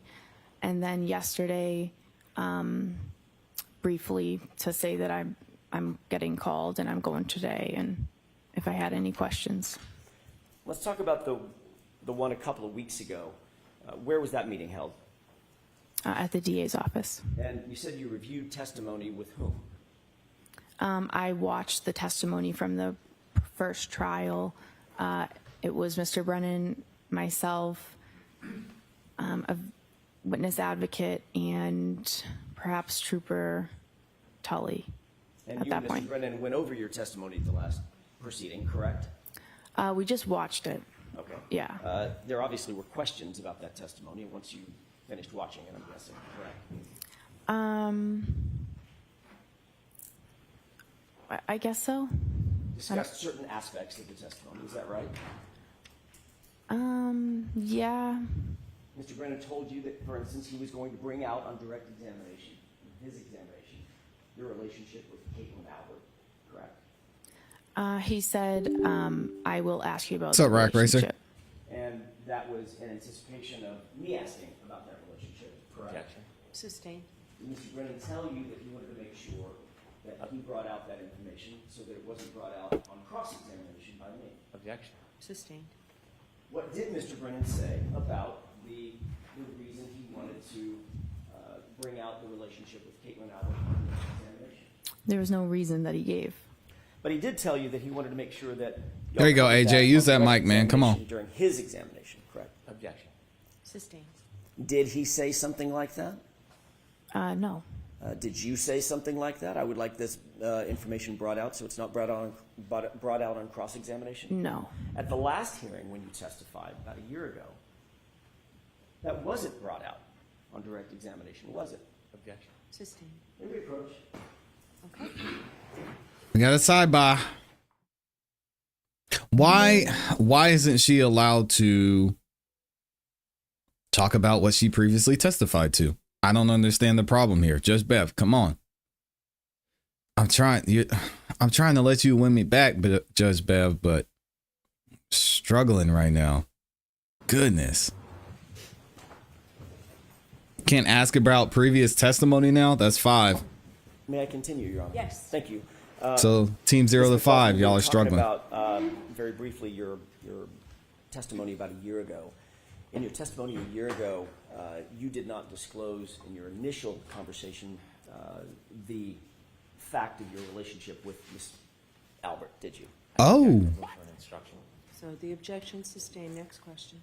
Oh. Who was it that asked the question about Ms. Albert? She knew the Alberts. Objection. Sustained. Did you tell anyone? He's going to get there. AJ will get there. Hold on. Proctor, any investigator, anybody from the DA's office last year about your relationship with Caitlin Albert? Objection. I'll allow that. No, Got him. only when there started to be a lot of harassment and things that insinuations and stuff that started coming out online. I had said maybe once to them that I was concerned I was being harassed. My question, Ms. McGlaughlin, was Oh, that before sucks. the information was disclosed, which was during the first proceeding. Objection. Let's hear the question. Before that information was disclosed during the first proceeding, in any of your interviews with Michael Proctor or anybody else from the DA's office, did you disclose, from the Massachusetts State Police or anybody from the DA's office, did you disclose, did you volunteer that you had a relationship with Caitlin Albert before the first proceeding? Yeah, I'm saying I told the DA about the harassment and the insinuations. That was before the first trial when I met with them. How was there harassment and insinuations if it hadn't been disclosed at the first proceeding? Because it's out there everywhere on the internet and has been. Before the first proceeding, Ms. McGlaughlin, It's- before you ever testified. That's my question. Do you understand my question? It's been going on since before the first proceeding. If you hadn't testified. Answer the at the first question, lady. proceeding, at which point it was revealed, how could you have ever suffered any harassment for it? It wasn't disclosed yet, Ms. McGlaughlin. Do you understand? I Nope. don't think you understand what I'm saying. No, you're not understanding the question, lady. The relationship that I had with Caitlin Albert had been out there. It had been published and proliferated on the internet. And so that was before the first proceeding. And who did you tell at the DA's office about this before the first proceeding? I don't remember who it was or the meeting, but Was it Mr. Lally? Katie. it could have been. Do you have a memory of that? Not specifically. I don't remember who it was. Was it Miss McGlaughlin? Like I said, I don't remember Not you, specifically. obviously, Miss Laura McGlaughlin, no relationship. Like I said, not specifically.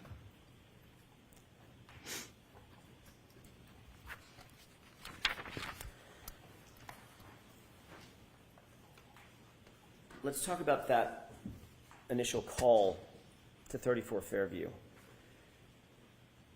You responded to the call of an unresponsive male in the snow. That was early morning hours of January 29th, correct? Yes. Once you were there, Mr. O'Keefe had been placed on a gurney and moved to the ambulance. You were instructed to go get information about the victim. Yes.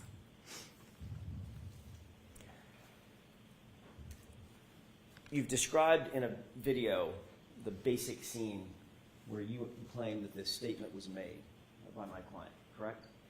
Yes. That was a situation in which you're standing there, Ms. Reed is standing there, Ms. McCabe is standing across from you, and there's... That wasn't me, y'all. Sorry. Miss Reed was on the right, Miss McCabe was on the left, and then there was a officer kind of diagonal That was not across me. from me. Yes.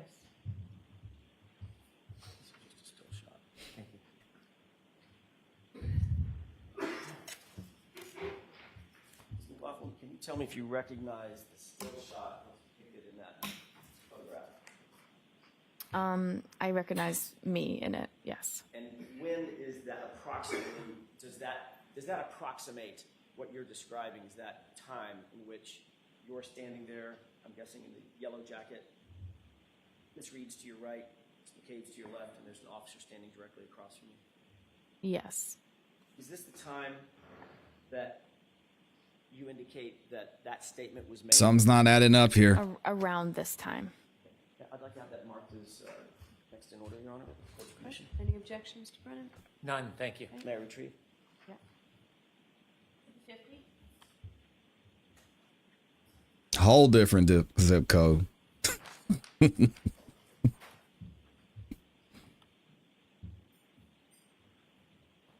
Her face has two different zip codes. Officer that was standing directly across from you when you indicate that this statement was made. I didn't know, but I am aware now. But, and by the way, that officer's name is what? Officer Sarif.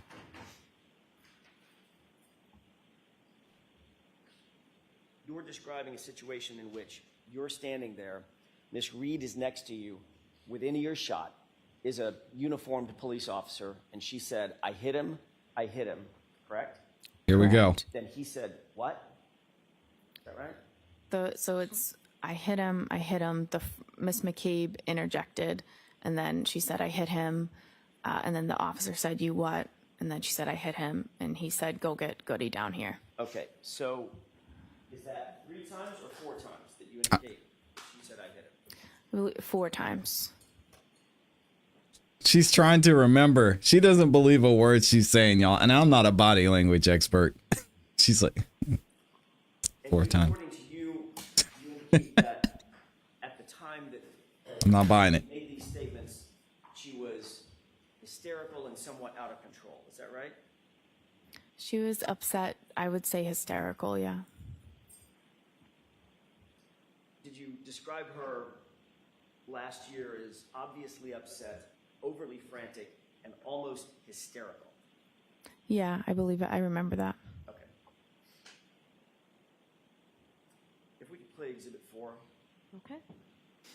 starting at 9, Court Commission, starting at 9:15, about 9:46. Appreciate that, Slim Life.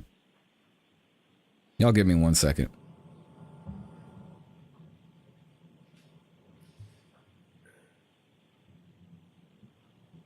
Can you stop it?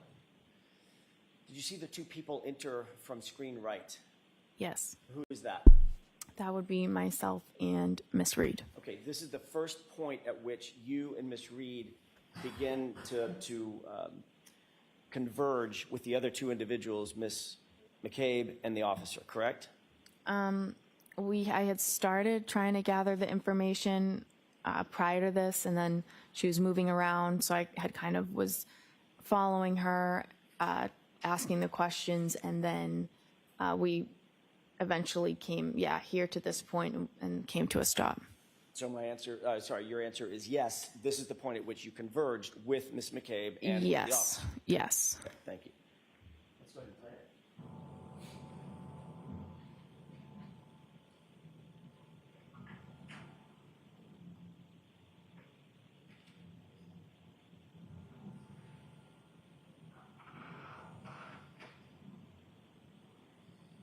Pause it.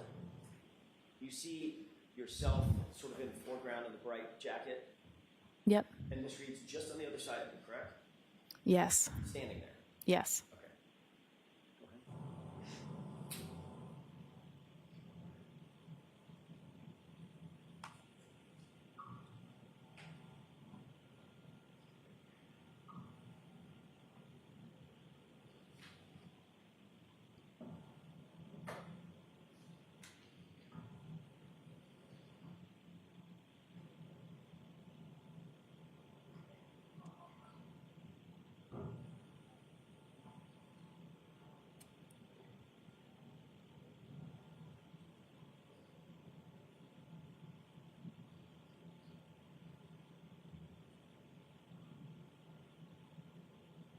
I gotta change the headline. This is Katie up here.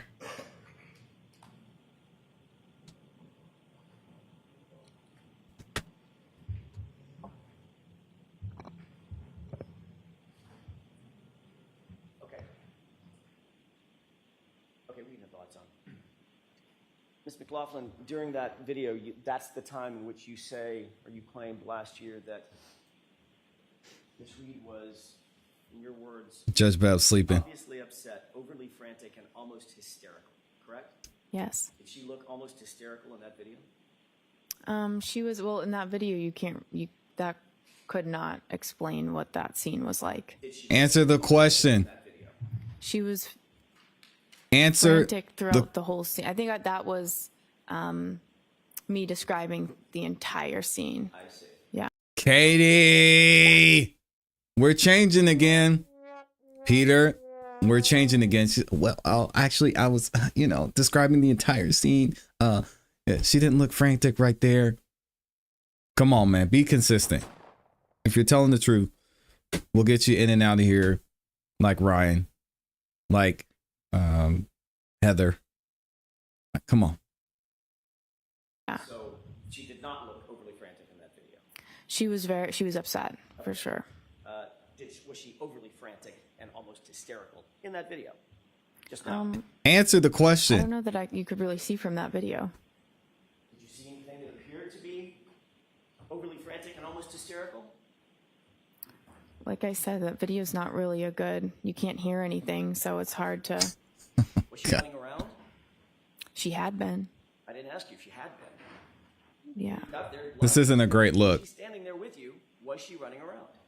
No. No, she had just stopped running around. Was she Thank you. gesticulating? I don't know. Do you know what that means? I don't. Was she using her arms and going crazy with her hands and arms and running in circles? She had been, but didn't like ask I you if said. she had been. Yeah, but I think You about what happened. This is I don't like this. This is not good. And to all you Commonwealth teamers out there, I don't like this. It's clear that she has a narrative that she wants to paint instead of just telling the truth. Look at the video. Is she gesticulating? Which, Alan, can we not use that word? Can we say flailing her arms? Being like using her arms to speak, like gesticulating's got to go. Be honest. Look at the video. What does it look like? You're not going to lose your job, lady. You might lose a friend, apparently, because I don't know why she would be struggling so hard to answer this question. This is what I don't like, and is not great as a juror to see a witness struggling to answer something that's very simple that we all saw. Come on, man. Happened before you got there. Get your That's witness what together. happened when, I'm sorry. Question and answer, please. Thank you. I'm not asking you what happened before we got to that video. Stop it, lady. I'm asking you about the video in which you described her previously as being overly frantic and almost hysterical. Did she look like she was just gesticulating and moving her arms and spinning in circles? Not in that video. Okay, thank you. Jeez, man. And according to you, that's the point at which Ms. McCabe said, I think you need to calm down, correct? Yes. And according to you, that's the point at which McCabe said, you're hysterical, correct? Yes. Just so I'm clear, who in that video, Ms. Reed or Ms. McCabe, appeared to be doing most of the talking? You Jennifer. cannot see from that video. Who in that video I don't know. appeared to be gesticulating with her arms? My client or Ms. McCabe? I think Miss McCabe was doing that, saying you need to calm down. You're hysterical. Oh, the whole time she's gesticulating, she's saying, calm down, Karen, you're being hysterical. Calm down, you're hysterical. And just repeating that? She was trying to get her to stop and to calm down because of the statement she was making. I see. And she was trying to get her to stop, calm down. I see. Okay. So during Oh, that there's time, Grace. Good morning. Probably 40, 50 seconds or so, maybe it's a minute. That's when you're saying now that Ms. McCabe was gesticulating and saying, calm down, Karen. You need to stop making statements. Calm down. Right? That's what she was doing. Yes. Okay. Well, you'll agree that Ms. Reed was standing relatively quietly to your right, not saying much of anything. No, what she had just said, she had seemed upset when she said that, and what she said was obviously Miss McCabe was trying to convince her that that was not, you need to calm down, stop saying that. Right in front of a police officer who never said he heard her say it. Objection. Sustained.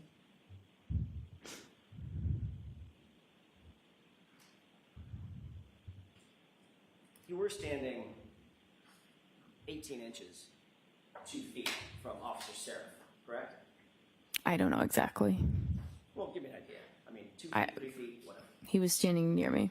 And he was standing even closer to my client, wasn't he? Yes.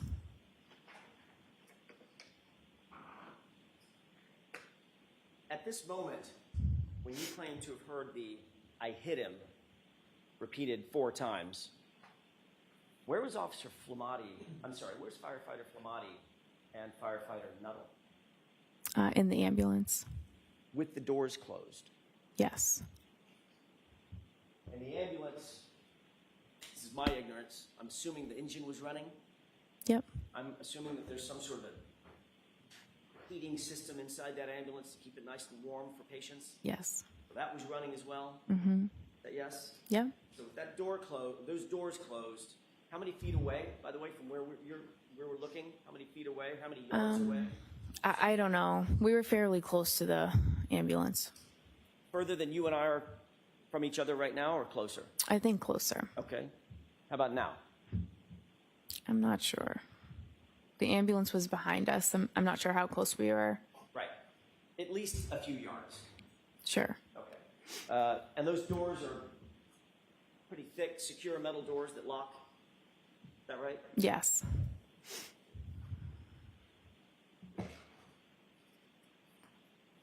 Obviously, when you saw them, I mean, I know you don't know what was happening inside the ambulance, but when you saw them, Firefighter Nuttall and Firefighter Flamati were engaged in life-saving measures with Mr. O'Keefe, one doing the bag, one doing chest compressions, as they entered into the ambulance, which you did see, correct? Yes. When those doors closed, would you presume, from your experience, that those life-saving measures and their focus was on John O'Keefe, that continued?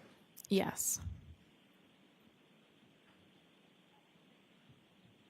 You testified that you went back to the ambulance at some point and you told Firefighter Flamati and Firefighter Nuttall what you claim to have heard. You've told this jury, correct? I went back to the ambulance after that and I told them what was said and gave them the demographic information that I got. Okay. So in other words, firefighter Flamati and firefighter Nuttall heard it from you. You didn't say it's somebody else and they reported it. Oh, sorry, guys. They heard it directly from you, correct?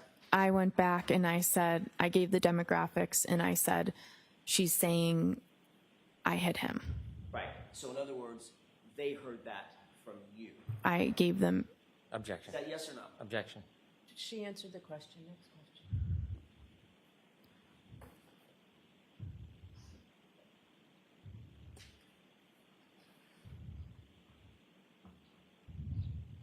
I want to ask you a couple of questions about your relationship with Caitlin Albert. You were asked at a hearing about a year ago, back in May of last year, May 3rd, as a matter of fact, 2024, about that relationship. Do you remember what your answer was? no, not specifically. You remember saying, in response to the question, who's Caitlin Albert, asked by me, I don't remember specifically what I said. did you say, I went to high school with someone named Caitlin Albert? Have the page number and line, please. May 3rd transcript, 10-24, lines 2 and 3.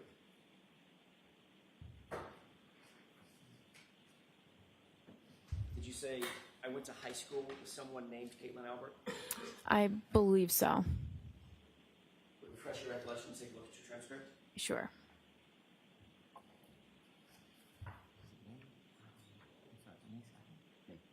No, May 4th. May 2nd. Let me look. I have May 3. Okay, thank you. Brennan. Thank you. May I approach? Yes. I'm going to wait for you to go. No, no.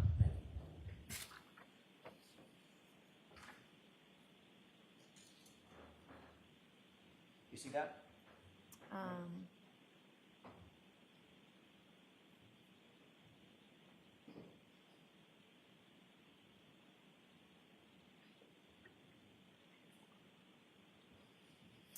Yeah.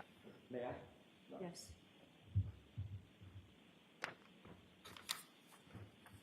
Did that refresh your recollection as to what your answer was to the question, who's Caitlin Albert? Yes. Did you say, quote, I went to high school with somebody named Caitlin Albert? Yes. Uh-oh. Busted. Ms. McGlaughlin, that was not a full and accurate statement of your relationship with Caitlin Albert, correct? I object. Was that accurate?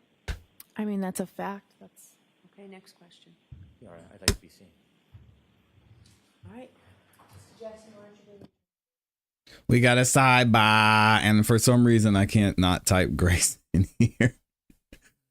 Oh man, this testimony's falling apart. I don't like it. I don't like that she's holding back, not giving the defense the questions to the answers they're asking. It should be simple. It should be straightforward. Why is she fighting? I don't like it. I don't like it.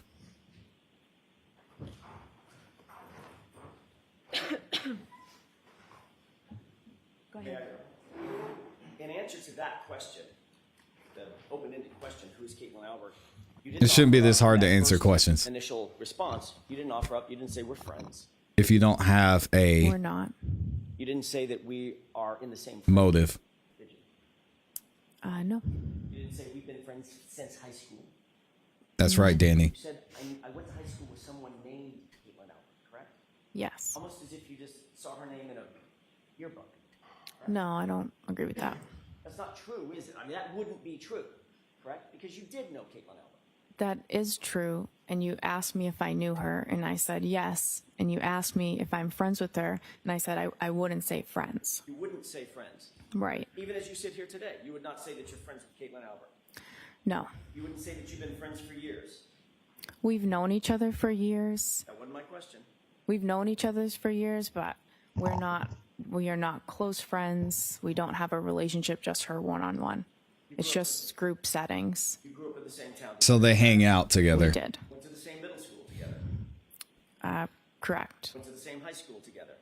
Yes. You socialized with her. Yes. They've known each other their whole life. And others. Yes. You've taken beach trips with her and others. Yes. Taken 4th of July weekend getaways with her and others? I don't remember that, but One of your best friends named Michaela actually lived with Caitlin Albert at college, didn't she?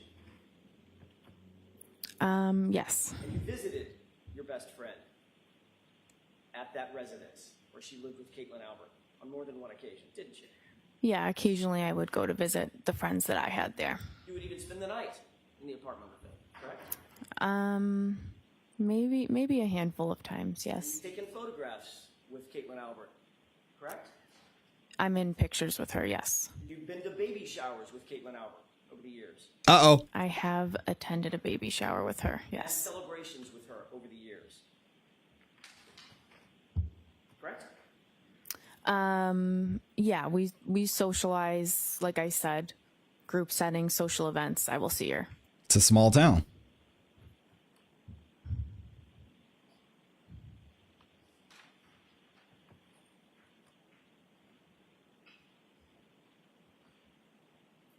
Your Honor, may I approach? All right, briefly. We got another sidebar.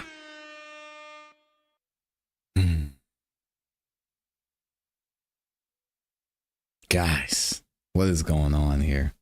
And we're about to lose all of our delay too, because of sidebar. We probably will be going to lunch soon here. What do y'all think about this testimony so far, objectively? That's sidebar number 7. Let me know in the comments and in the chat. Peter says, I've known people for years. That doesn't make me their friend. Yeah, but they hung out in social settings and went to baby showers together. They knew the same people. They were around each other. I mean, they're friends. Come on. Well, oh gosh. Let me see here. Let me read a couple of these super chats. Did I miss? Let me see. We've got Mr. Brown in here. Praying for you, Mr. Brown. Hopefully you're doing well today. He says, much love from Montana. Thank you for being here. Always good to see you, man. I'm glad you're doing well. Shauna says, with the 10 bomb from the Cape Fear Oncology nurses in New York, in North Carolina, sending love to my chat family. They love my smile. Shout out to Shauna. Thank you so much. And then we got Peter with the 5 bomb. He says, I want to see Higgins and Reed on the stand. I don't know who these people are. He said, Reed won't, of course. She used and promised Higgins of true hot love. What? If he helped her off John. Peter, what are you talking about? Oh my goodness. I don't even know who Higgins is. I haven't gotten there yet. As a true first time Karen Reed trial watcher, I don't know what you're talking about. We'll have to wait and see. Shout out to Peter with the 5 bomb. And then we got Amy with the cake. She's ready for a lunch break. I mean, Amy, me too. Bring that cake over here. I could use it right now. And we've also got Tangi Davidson here. Oh, Tangi is hated. She sent the super sticker with the mad face. Hey, listen, it's going to be okay. We'll see how it goes. We're slowing it down a little bit. We're making it through and we'll figure out what's happening here. But again, with these witnesses, it's clear to see which ones have a motive. Whether that motive is her being Katie in this instance, trying to keep her job, Katie trying to protect her friends, Katie, maybe someone talked to her and said, you need to testify this way. Who knows? At the end of the day, it's clear to see that there's a motive here, because otherwise just answer the questions, get off the stand and go back to being an amazing first responder. Why do we have to fight? Why is she fighting, Peter? Answer the question. Why isn't she answering the question? She's not on trial. It should be simple, right? Answer that for me. And shout out to Amy again with the ice cream cone. Man. All right, here we go. We're going to get back into it. Thank you, Amy. I appreciate you.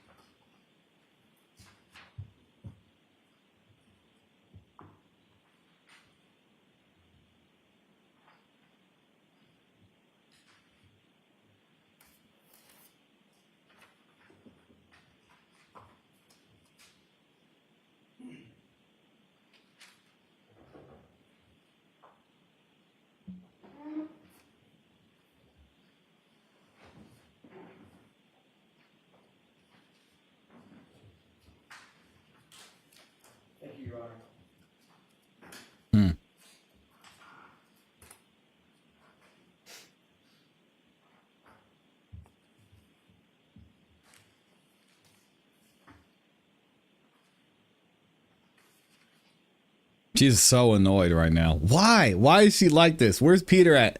Peter, explain. May I approach briefly? Yes.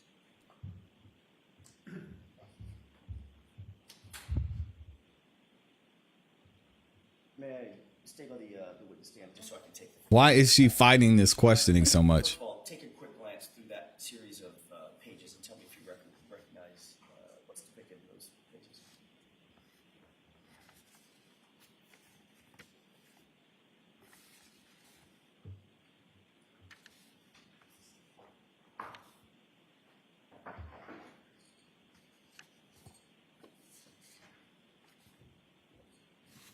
Uh-oh. Yes. How do you recognize, generally, how do you recognize those documents? What are they? Objection. The objection is sustained. Are those photographs? Yes. Oh. The photographs. Next question. Who's depicted in the first photograph? Myself. Sustained. Do you see, does every one of those photographs include you? Objection. Sustained. Does every one of those photographs include Caitlin Albert? Objection. I'd like a curative instruction. Sustained. What?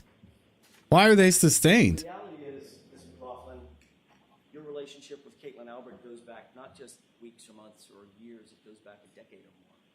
Matter of fact, more than a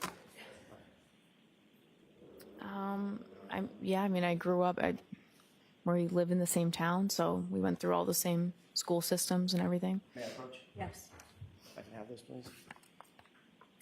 The reality is, you did more with Caitlin Albert than simply go to the same school system. Is that right? Yes. One of these photographs has you on vacation Objection. with Caitlin Albert drinking, correct? Sustained. I don't understand.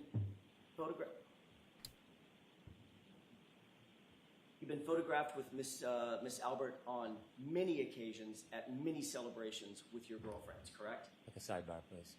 I'm going to allow that. Nope. Is that right? No sidebar. Allow it. On occasions, yes. That wasn't my question, Your Honor. Go ahead, ask My it. question was, Several. you've been photographed on many occasions and Several. many celebrations Many. with Caitlin Albert and your girlfriends, that group of girls that we just looked at. Yeah. Peter. They were friends. Stop it. And those include, as we went over just a second ago, 4th of July vacations, correct? I'm not sure the dates on them. I didn't ask you about the dates. I don't know the dates either. Well, I don't know that was a 4th of July celebration. I'm not sure. Do you see a beach photo with American flags in the background? I'm objecting. Sustained.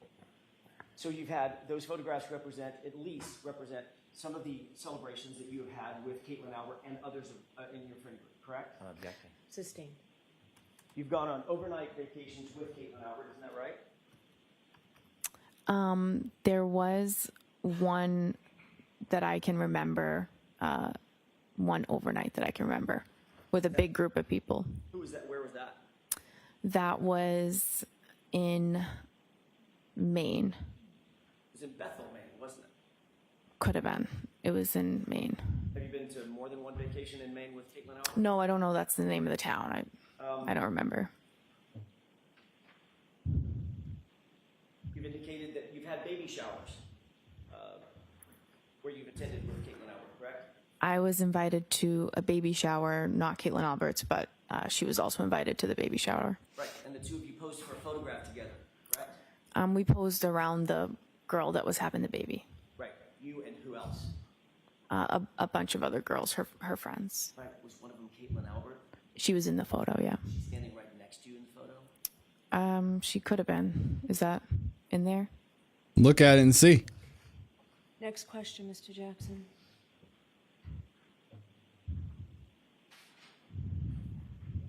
May I approach? No. Next question. You just looked at a photograph of you. I just glanced through them. Objecting to this Sorry. whole line. The objection is sustained. The reality is, Ms. McGlaughlin, your relationship with Caitlin Albert is far more than simply somebody that you went to high school with. Isn't that true? I described what it is. Do you stand by your testimony that Caitlin Albert is, quote, I went to high school with somebody by that name? I said that, and I described the relationship numerous times throughout that testimony to clarify it. And you clarified it under questioning by me, correct?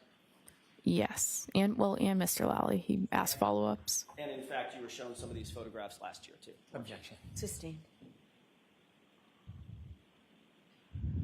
The reason you clarified it is because you were confronted with photos of yourself last year, correct? Mm-mm. Can you repeat the question? Sure.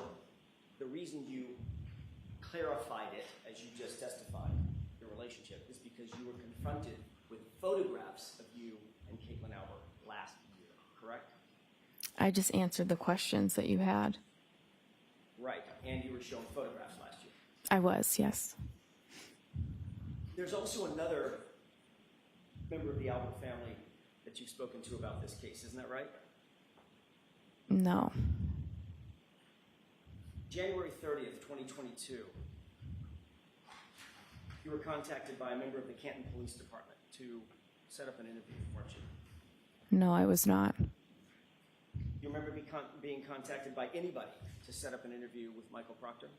The state police called me, and I met with two state troopers. I don't know which one of the troopers called me to set up the interview. Isn't it true that it was actually a Canton police officer who coordinated that interview with you? I have no knowledge of that at all. Isn't it true that the Canton police officer who set up the interview with Massachusetts State Police and coordinated that interview was a detective named Kevin? Do you remember that? I have no knowledge of that. Isn't it true that Kevin, who's Kevin? brother named Kevin Albert on Canton Police Department? I know that now. Uh-oh. That who coordinated your interview with Michael Proctor? I've never spoken to Kevin Albert, ever. Can't remember who it was that set up the meeting. How can you say with such specificity? Because it was the state police called me. The state police called me. It was a state trooper. Can you wait till I'm finished with my Hold on question? 1 second. Oh, wait for sorry. If you can't remember who it was that called you, I don't like this. how can you say with such specificity that you've never spoken to Kevin Albert? Because I have only ever talked about this case with a state police trooper. So there were two of them there when I went for the interview. I don't remember which one called me, but I've never been contacted by anyone in the Canton Police about an interview or about the case. So I know it's not. I just don't know which state trooper it was that called me. Did you talk to Mr. Brennan about this issue when y'all met? No, I did not. This issue never came up? No, About Kevin Albert or the Massachusetts State Police or your first interview? no. You remember testifying about this last year? Stop the cap. I remember you asking me about who coordinated the interview. And now as you sit here, you're saying it was absolutely 100% Massachusetts State Police that coordinated that interview. It was I only ever spoke to the state police about that interview. I wasn't contacted by anyone else to go in for that interview. Are you saying that you now have a specific memory of how that interview was set up? And that it was Massachusetts State Police? My only memory is... Do you have a memory or do you not? The question, please. I don't really get the question. Whoa, whoa, whoa, whoa, whoa, whoa. What is Brennan doing talking right now? He's directing the courtroom? Can she answer the question? Yo, shut up, dude. This is not your court. What is going on here? And that it was Massachusetts State Police? My only memory is... Do you have a memory or do you not? the question, please. I don't really get the question. Can you answer that question? I don't understand the question. Ask it again. Sure. Are you saying as you sit here now, I don't you like have this. a memory of how that interview was set up? And it was by a Massachusetts State Police officer? I always had a memory that it was a state police officer. Okay. I don't know which one. That's why I said I don't know. Isn't it true that last year you were asked that very similar question? This is at 10-56, lines 10 through 15. Question, do you recall being contacted by a completely different officer to say, hey, Trooper Proctor wants to talk to you. Come on to Canton PD. He wants to have an interview. Answer, I don't remember exactly how the interview was set up. Remember that? Right. So as you sit here, you now have a specific memory that that interview was set up by Massachusetts officers. That's the only memory I have of it. And when I said I don't know, you said somebody other than Proctor, and I didn't know if you were referring to the other state trooper that was there, because I didn't remember specifically who called me to come in for the interview. But I've never spoken to anybody in the Canton Police about that interview or the setup. In fact, Kevin Albert is Brian Albert's brother. I'm aware of that now. You're aware that Kevin Albert is Caitlin Albert's uncle. I guess so. How many conversations did you have with anybody before you actually sat down with Michael Proctor? Either in anticipation of setting up the interview or otherwise? None. I think once I got the call, I just called my chief that they're asking me to come in. And that was that. And you got the call from whom? I don't know which state trooper called me. But as you sit here now, you're very specific in your memory. It was a state trooper. I only ever met with state troopers, and no one from the Canton Police ever contacted me about an interview, setting up an interview. During your interview with Michael Proctor, did you disclose to Trooper Proctor that you had a pre-existing relationship with any member of the Albert family? No. Did Michael Proctor disclose to you during that interview that he had any kind of relationship with the Albert family? Objection. Sustained. I want to talk to you for a second about your role when you did, in fact, arrive at 34 Fairview, Ms. McGlaughlin. How long had you been a firefighter paramedic at that time, January 29th of 2022? Probably about 5 years. You said that you had responded to hundreds, you believe it was possibly hundreds of calls, is that right? Possibly. How many were homicides or potential homicides? None that I know of. So this would be the first one on January 29th of 2022, is that right? Yes. And obviously, if you had never responded to a homicide before, you certainly had never responded to a homicide of a police officer before, correct? Correct. I think you indicated as much on direct examination that you are not and are not now a trained detective, is that right? Right. You never conducted any sort of a formal investigation, formal criminal investigation, had you? No. You hadn't been trained, you had no advanced training on how to preserve or interpret statements or memorialized statements for evidentiary purposes? No. Or for the use in trial, things of that nature? Nope. In fact, your role that morning was just to provide medical assistance and pretty much nothing else, is that right? Yes. And you'll agree that it was a somewhat chaotic scene, right? Yes. Lots of first responders on scene, right? Yes. Everybody working furiously, or at least people working furiously to provide life-saving measures to John O'Keefe, is that right? Yes. People were talking over each other. There was a cacophony of engine sounds and noises coming from people talking. Cacophony. Oh, man. The howling, the driving snow and wind that was coming down, snow that was coming down, is that right? Yes. You hear people in the background, in the foreground, people talking over each other. Yes. Emotions, your emotions, everybody else's emotions were on high alert, is that right? Yes. So you were trying to do your job under pretty intense pressure and in a very limited context, correct? Yes. You didn't have a tape recorder with you when you were asking my client any questions, did you? No, of course not. There's no audio recording of that conversation you claim took place between you and Miss Reed, is that right? Not that I know of. And you've already indicated that you didn't even follow up with a single question when she responded in the way that you've indicated she responded, correct? Yes. The words you claimed you heard were, "I hit him," is that right? Correct. It's your experience that people under pressure, people under stress, because you go to high-stress situations all the time as a firefighter paramedic, correct? Correct. People in those kind of situations speak in broken sentences or rhetorical questions, correct? Not uncommon. People react differently at different scenes. But you certainly wouldn't say that that's uncommon. Oh my God, what happened? What happened? Things of that nature. No. Did you hear my client ask the question of confusion or a series of questions of confusion? Could I have hit him? Did I hit him? I did not hear that. You never heard her say anything close to, did I hit him or could I have hit him? I did not. Ms. McGlaughlin, where are your notes regarding this statement? I don't have any. Where'd they go?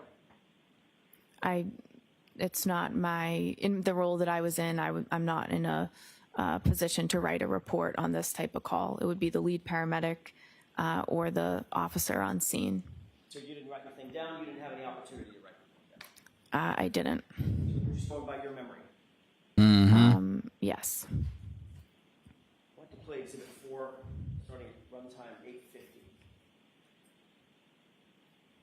Okay.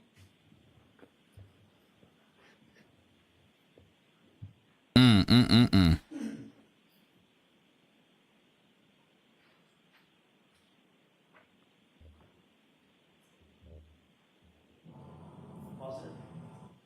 Just to orient us, can you tell me where you are in that video? That her right I there? might be in the middle there, although I didn't get a good look. With the yellow and the red. Yes. Okay. I'd like you to pay special attention, Mr. McGlaughlin, to your right and your left hands as this video plays. Could we go ahead and play it?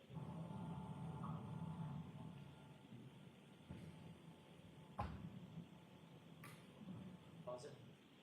What are you looking down at? Oh, I see what you're saying. Yeah, I would write like stuff on my glove. That's something I'll do as I'm getting. Stop the cap. She said, oh, yeah, you know, maybe I did write something or take notes. I don't remember.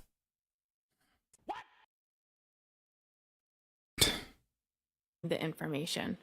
Was that your question about notes? Oh, yeah. That's just me jotting down the demographics. Yes, is the answer, lady.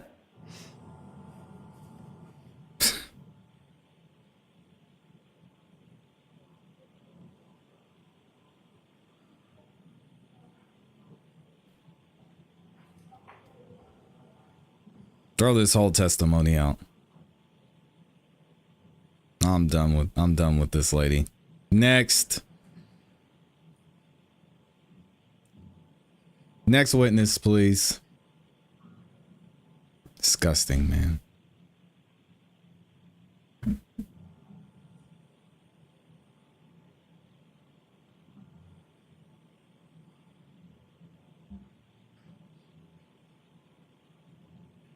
Pause it. Is this still the part of the interaction where my client is overly frantic and almost hysterical?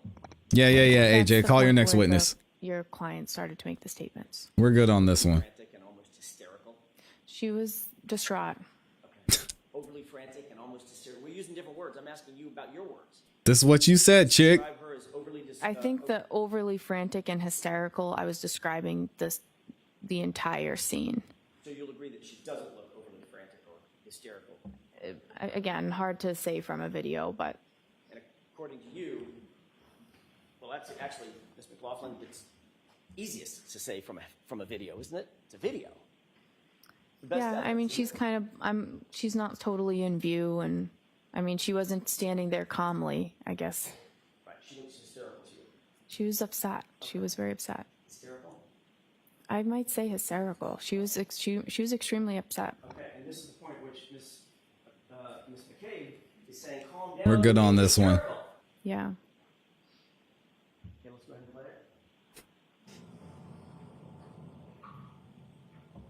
it. Mm-mm. Pause it. So you indicated that this is the point at which, and we can leave the lights down for a second. I'm going to play it again. This is the point at which you said my client had just said, Get this witness out of here. basically confessing to having hit John O'Keefe, correct? Those are the statements she'd made. And Officer Seraph is standing right there, right? Yes. You see any reaction from him right there? I know he turned and told somebody to go get the sergeant. I don't know if that already played. I'm sorry? Do you see any reaction from him? He Did you see responded to any me once, and she reaction repeated it from again, and then he him? told someone to get the sergeant. I know that's what your statement is. I know that's your testimony. I'm asking Did about you the video. Do you see him see reacting? him? You'd have to play it again. I wasn't looking at that part. Oh, this lady. Handcuffed my client. Oh, no. You see him call anybody over to handcuff my client. He turned to signal to get Goody down here is what. So they handcuffed her. No. Right? They didn't handcuff her. No. Even though she just confessed in front of a police officer, according to you. That's what she said. I hit him. It's my fault. I did it. That's a confession, correct? She said, I hit him. And Officer Seraph just stands there, and my client walks away, correct? You'd have to talk to Officer Seraph about that. Oh, we have. You should. Mr. McGlaughlin, Objection. So, let's move on. Mr. Jackson, I'm not rushing you, but how much longer do you think you'll be? Oh, she's rushing. Okay, so, I can wrap it in a couple of minutes. okay. Toward the end of this video, Your Honor. It says- Are you playing it again, or should we put the lights on? If we can play it again. Okay. Continue. This is getting on my nerves. I hate when witnesses don't tell the truth. We're looking at the video, lady. Just look at the video and say what you saw. It's not hard. It's really not. Pause it. You appear to be writing something down. I could be. She said, oh yeah, now that you remind me, I was taking notes. Yeah, she said to him, I hit him. And he said, get the sergeant. But I really can't see what he's doing in the video. Are you kidding me? You're writing on your glove.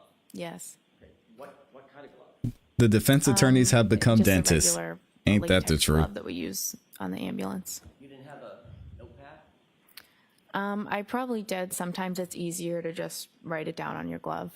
I mean, she's looking at the video and intentionally disregarding what she's seeing before her.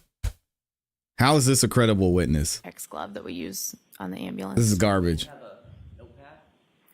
notepad? I probably did. Sometimes it's easier to just write it down on your glove. Right. Did you write I hit him on your No, I did not. phone plan? Man, I wish we had good audio. Dang.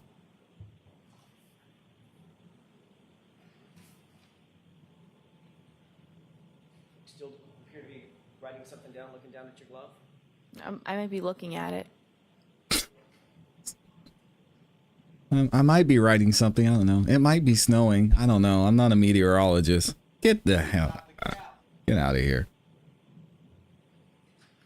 Pause it. I mean, it was cold. I don't know if it was snowing. Example of my client being overly hysterical and frantic. Oh, I wasn't paying attention to her. You can have the lights up. Garbage. Whatever it was that you were talking to Miss Reed about, it was important enough that you had a pin out. You were writing things down, correct? Well, I was still finishing writing down some of the other. It was important enough. Yeah. To write things down, yes or no? Yes, I wrote down things that were, some of the things that were said. Some of the things that were important, correct? Yes. For instance, you'd write down John O'Keefe, that's his name, right? Right. You might write down a circle with a slash through it, allergies, no allergies, right? Right. You might write down 46 for his age. Right. You might write down how he was injured, hit by a car, correct? I did not know that that was, well, I didn't know what those statements meant. You might write down 3 little syllables that was just told to you. I hit him, especially if it had been repeated 4 times as you climbed, correct? Yeah, I had that in my head and I was going to go tell them that. And you had a pen right in your right hand writing things, correct? Yeah. You never wrote that down, did you?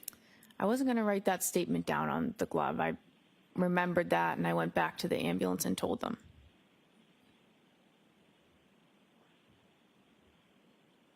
You did memorialize that statement on any note that we have, correct? No. You didn't memorialize that statement on any glove that you were wearing, correct? No. Whatever you wrote down on that glove, where is that now? Yeah, I don't have it, obviously. I don't know how obvious it is. What'd you do with it? You just scratch everything out and you throw out the glove. Threw it away. Mm-hmm. Is that right? Mm-hmm. Yes. Is that yes? Yes. So we don't know what was actually on or not on that glove, do we? I didn't write those words down on that glove. As we stand here, we don't know what was or wasn't on that glove. Name, date of birth, no meds, no history, no allergies. And then I wasn't writing that statement down on the glove. I went back to the ambulance and just reported it. And importantly, it was important enough, as you say, to go back and report the statement, but not important enough to write it down with that pen that is very conveniently in your right hand, correct? It's not about importance. It was. How's this sound, Joe? I was relaying that information to the ambulance verbally. I didn't need to write it down.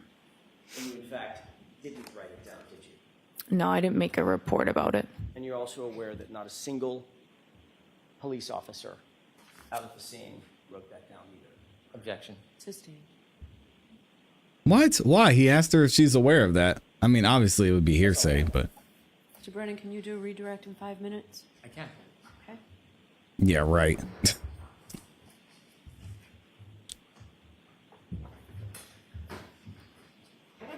We'll have to wait and see. Ma'am, when Mr. Jackson would show you part of your testimony from a prior proceeding, was he leaving something out when he was showing you that and asking you questions? Sustained. When he asked you about whether you knew Caitlin Albert and you said you went to high school with her, did you immediately then answer questions describing that relationship? Correct. Watch the form. Were you asked immediately other questions about the relationship? I explained the relationship over and over again throughout the testimony.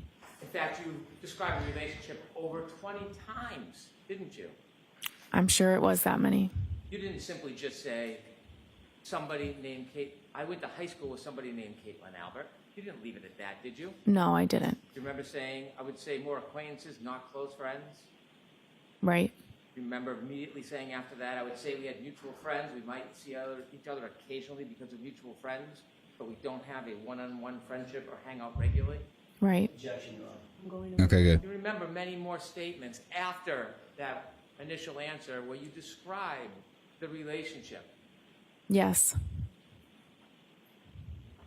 Similarly, you were asked about a meeting with the state troopers, Yes. and the attorney asked you a question about your memory or suggesting that Mr. Albert set up the meeting. Do you remember those questions? Yes. You were asked questions just like that before at the last hearing, weren't you? Yes. Remember being asked about who set up the meeting and you saying that you didn't recall? Yes.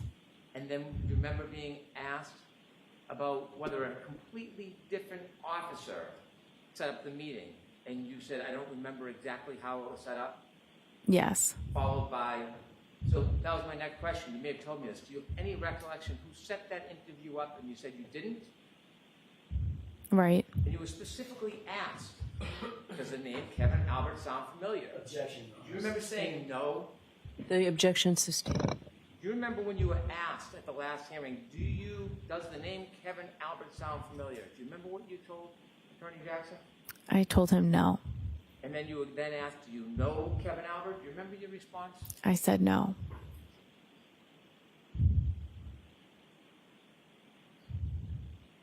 When you were there trying to help the gentleman that was on the ground, did you know this would become a homicide investigation? No. Did anybody tell you this was a homicide? No. In fact, when you spoke, or the defendant spoke to you, you were simply trying to get background information to help Mr. O'Keefe. When she told you, I hit him, did she say that she hit him with something? No. Did you know whether it was with a fist or a foot No. or a Lexus? No. You mentioned this was not part of your role to investigate. Why didn't you persist? Why didn't you follow up and ask more questions about that statement? What about the situation and the dynamics caused you not to ask questions? Sustained as to that. Why didn't you persist in getting more information from the defendant when she said, She's not a police officer. I felt bad for her at the time. It was a very disturbing scene, and I did not want to push further down that road. It's not my job, and I didn't feel comfortable doing it. Write those statements down on your glove? No. Then how do you remember she made those statements? I won't ever forget those statements. I have no further questions. Anything, Mr. Jackson? Very briefly, that was a disturbing scene. Yeah, she's ready for lunch. Yes. An emotional scene. Yes. Right? Yes. A scene that was upsetting. Yes. To a lot of people. Yes. For a lot of reasons, right? Yes. And that's when things start getting missed. When emotion starts playing a role, correct? That's when details start getting missed. I guess it depends on the situation. Right, but this was a disturbing, emotional, upsetting scene even for you, correct? I felt that for a civilian to see it, it was very disturbing for them. Probably wasn't great for you either, was it? It's not. Yeah. And your testimony is you never heard my client say, could I have hit him? Did I hit him? Correct? You never heard that. I didn't hear those questions. No. What you heard was, I hit him. Is that right? I heard him. I hit him repeatedly. And changing gears for a quick second, I'm almost finished, Your Honor. You did ultimately start talking about your relationship in more detail with Caitlin Allen under my questioning, didn't you, after that first date? Is that right? Yes. That's when I started showing you photographs, correct? Objection. Was that when you were seen showing photographs? I don't know. I described it so many times. I don't remember. But you knew I had information that I was going to ask you about. Objection. No. Objection. Finally, What's he objecting to? Air? Because he was breathing? did Trooper Proctor Objection. tell you during that interview that he had texted with with Officer Kevin Albert about setting up your interview? Did he tell you that? I have no knowledge of that. Did Trooper Proctor tell you that the reason we're here, the reason we set this up is because Kevin Albert texted me that he had already coordinated with you? Never. No.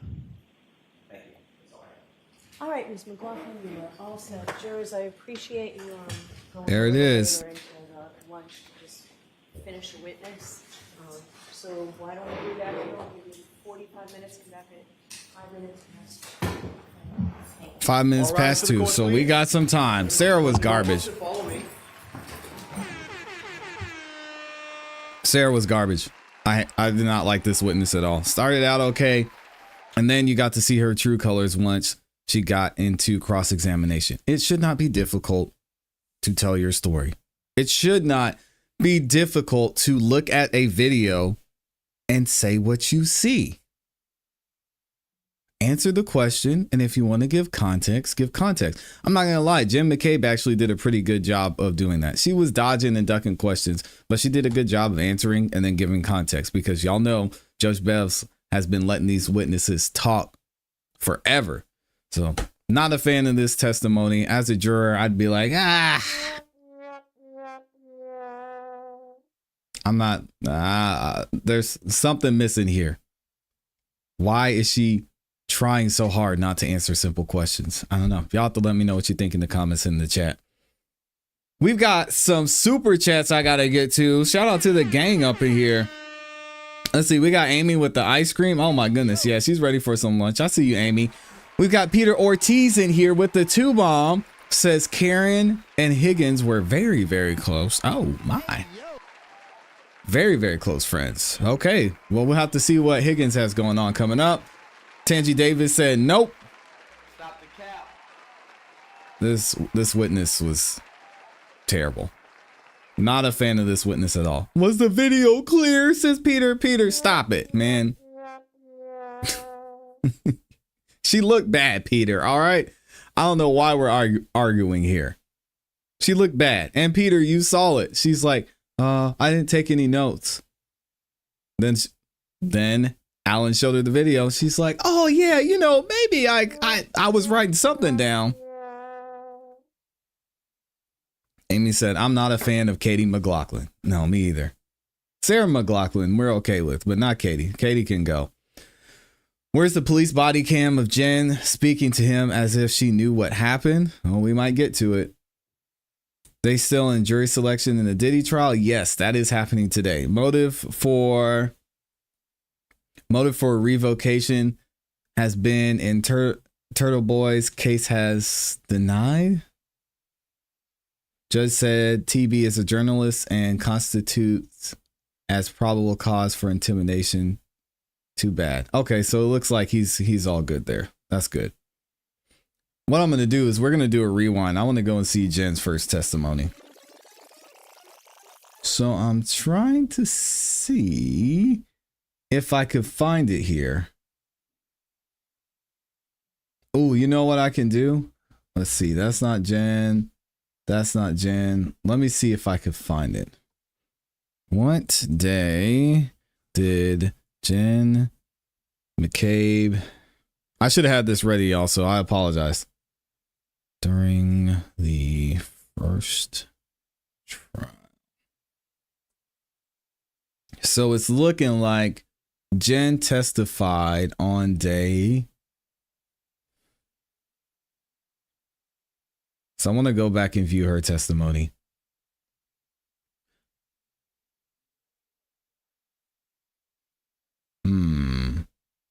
So it looks like I'm not getting any help from G.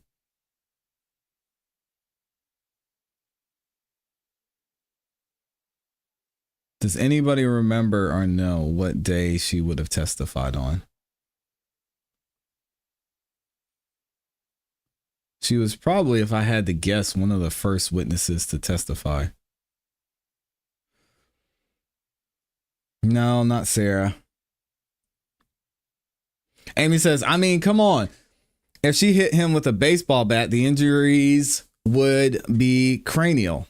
If she hit him with her fist, he might have a black eye or a busted nose. If she hit him with a car, he would be covered in bruises at the very least, but no one cared to ask, hit him with what? Amy says she's got it. Celebrate data. What date was this though? May 22nd? Okay.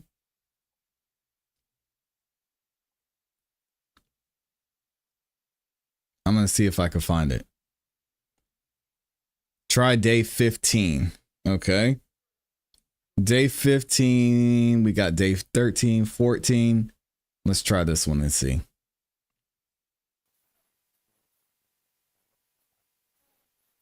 Y'all give me 1 second. So this was on May 21st. Ooh, Libby might be right. You were texting. Shout out to Libby and Amy. Possibly. Okay. We got it. Day 15. You walked over to the door and you see the SUV. In fact, the idea was. Okay, so this is cross. So it's actually, it might be day 14 that she first goes up there. So let's do that. Shout out to Mr. Brown up in here showing some love. He says, give me a recap of the crime. I don't even know yet. They haven't really painted the picture. But what they're saying is Karen Reed got upset with her boyfriend, John O'Keefe. Somehow he went inside or came out. They got in an argument and she hit him with her car. Basically, I don't know. It's not making any sense. So the first time Jen appears is on day 14. Got it. All right, here we go. So y'all give me 1 second. We're gonna review this, and oh, that is not what I wanted to do. Hold on a second. Give me 1 second, y'all. I'm clicking stuff I shouldn't be clicking. Don't need that. Don't need that. All right, here we go. This should be it. And then we might get into more of it, but Jen was up there for a long time. Like a couple days. Do you solemnly swear the evidence given to the court during the case now hearing should be the truth, the whole truth, and nothing but the truth, so help you God? I do. Thank you. You may take this call.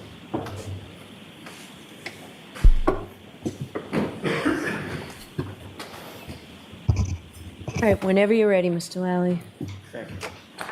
Good afternoon, ma'am. Good afternoon. Could you please state your name and spell your last name for the jury? Sure. Jennifer McCabe, McCabe. And where do you live, ma'am? Canton. And how long have you lived in Canton? Approximately 20, well, my whole life I lived in Canton, except when I first got married, I lived in Stoughton for a year or two. And where you live currently in Canton, how long have you lived there? I live at 12 Country Lane, and I've lived there about 10 years. And prior to that, where did you live in Canton before Country Lane? 15 Sutcliffe Ave in Canton. And how long did you live on Sutcliffe? Approximately 10 years. And with regard to both addresses, who, if anyone, do you live there with? I live there with my husband, Matt, and my 4 daughters. And how old are your 4 daughters? 15, 16, 18, and 20. Now, if I could turn your attention to January 28th and to January 29th of 2022. Do you recall those days? I do, yes. And do you recall what days of the week they were? Friday and a Saturday. So starting with Friday, January 28th in the evening, do you recall what were you doing? Well, first, I set up at my house for a team dinner for my daughter's hockey team. Then I met up with some parents for my daughter played for the Canton High basketball team, so we met up with some parents before. We had a drink, appetizers. My younger 2 were with us. We fed them dinner, and then we went on to Canton High School to the basketball game. Now, starting back, the oldest daughter with the hockey dinner at your house, that was your daughter Allie, is that correct? Yes. She's your oldest? Yes. Now, the daughter who had the basketball game, is that your second oldest? Yes. And with regard to her, she was on the varsity team, is that right? Yes. For Canton High School? Yes. And with respect to just basketball in general, when the kids were younger, what, if any, role did you have in regard to that? Objection. I'll allow it, but then you'll move on quickly. Of course. I was a basketball coach for the rec, well, the town program. For how many years? I believe with Emily, I started approximately when she was in 5th grade, and then I was also a coach for my daughter Olivia, I think starting when she was in 6th grade, and with my youngest, I think I coached from 1st grade on, up until 8th grade. Now, as far as the high school game was concerned, is there sort of a typical start time for high school basketball game? Objection. Yeah, move on. We know the time. Move on. After the basketball game, where did you go? My husband and I dropped my youngest daughter home, and then we proceeded to meet my sister at the waterfall. And which sister is that? My sister, Nicole. How many sisters do you have? 3.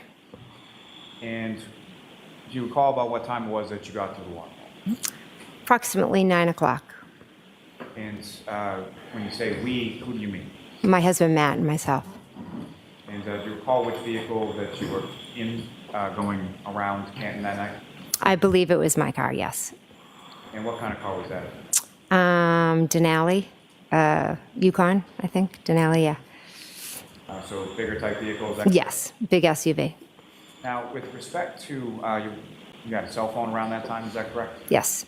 Your cell phone, what, if any, connection did that have between the cell phone and the vehicle? At that point, I don't think mine was connected. I'm not sure. Now, when you arrived to the waterfall, did you go right in, or what, if anything, did you do? I waited a few minutes because my husband was on a phone call. And at some point, did you and your husband then go in? Yes. And when you arrived in the waterfall, where within the waterfall did you go? We walked in, and I believe we sat at the 3rd table. And at the time that you arrived, who, if anyone, was there that you were familiar with at that table? Chris and Julie Albert, Nicole Albert, Caitlin Albert, Tristan Morris. And at some point shortly after that, or at some point after that, who, if anyone else, came in and joined the group that you were with? Nick Kolakitis did, and then his wife did a little bit after. And then Brian Albert and Brian Higgins arrived. And then Karen and John arrived. And prior to Karen and John arriving, who, if anyone from the group, had left? I believe Tristan left, maybe to go to sleep because he had to plow, I think. Now, with reference to Karen and John, we're talking about John O'Keefe and Karen Reed, correct? Yes. And how long had you known John O'Keefe? Approximately 10 years. And how was it that you first came to know John O'Keefe? John's sister and her husband lived in the neighborhood, and my daughter became friends with John's niece when they were in kindergarten. And during that kindergarten year, John's sister and then brother-in-law passed away, and John moved in and took care of the kids. And just for clarity purposes, this would have been when you were living at the home on Sutcliffe? Yes. And then after John moved in with his niece and nephew, what, if any, role or what, if any, relationship did you have with either John or his niece specifically? So my daughter was very good friends with his niece. And so, she would be over all the time. And JJ would come over with Patrick and pick her up. And he would come in and talk to us and hang out. And how would you describe your relationship with John O'Keefe? He was my friend. I love John. He was an amazing guy. Now, with reference to Karen Reed, and just for clarity purposes, do you see Karen Reed in the courtroom today? Yes, I do. Can you identify just as to where she's seated or not? She's seated between her attorneys. John, just ask the record reflect identification Yes. by the witness. Now, with respect to the defendant, Ms. Reed, when was it that you met her? John had reached out to me saying that he was dating a new girl and that she had MS and I also have MS. So he said he would like for me to meet her. And how long have you had MS? I believe it will be 10 years this October. And do you recall specifically when around that was, what year, what month, anything like that? That I met Miss Reed? Yes. Yes, they came over in July of 2020. And came over to your house, is that correct? Yes, they came over to the house. They brought the kids, swam. I have a pool. Now, over the course of, you were familiar, obviously, that Ms. Reed was dating Mr. O'Keefe, correct? Over the course of time. Yes. Sorry. Over the course of time from July of 2020, when you met her, to January of 2022, how often would you see Ms. Reed? It would vary. There were times that we would bump into them, or depending on their sports, or, for my daughter's birthday party, when it was time to pick up, they'd come over and hang out, or Halloween. It just varied. We have 4 kids, so we're always kind of in all different directions. Sometimes it depends on what sport month it is and what team we're with. And how would you describe your relationship with Ms. Reed? I enjoyed Miss Reed. I really liked her. I thought we connected from the beginning. She was very easy to talk to. She had MS, I had MS, and there's not a lot of people our age that I personally know that have it. So it was nice to have someone who understood like what I was going through. So we had that in common. Now, with respect,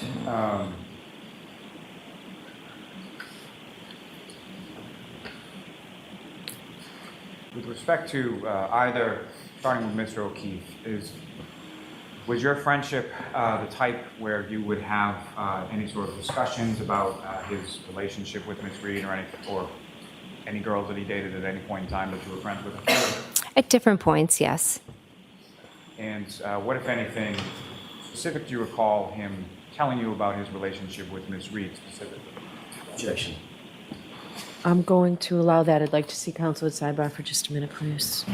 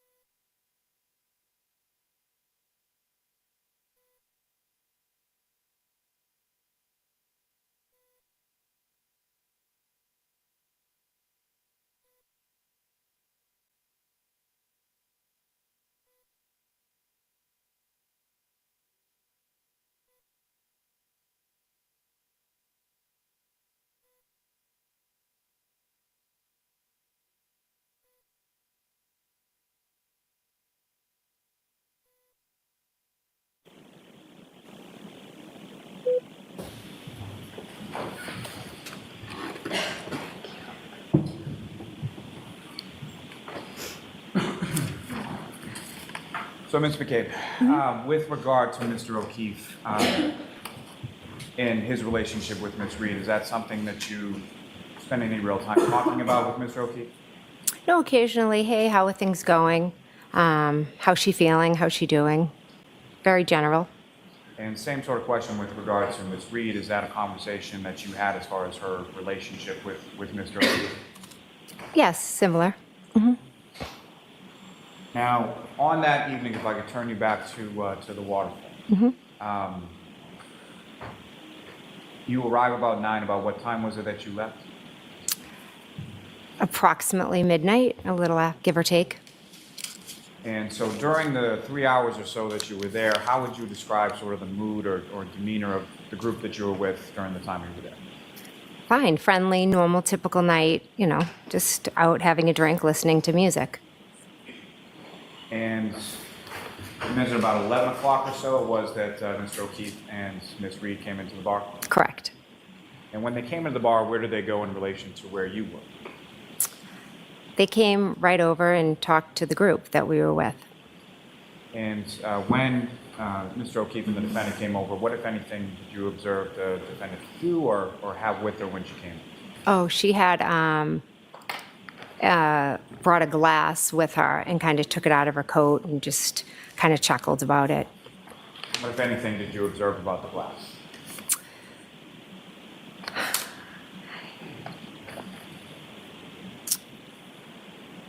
I believe it had ridges on it. What, if anything, did you observe as far as what was in the glass? It was clear. Was there any other kind of like a straw or a lime or anything like that? I don't remember.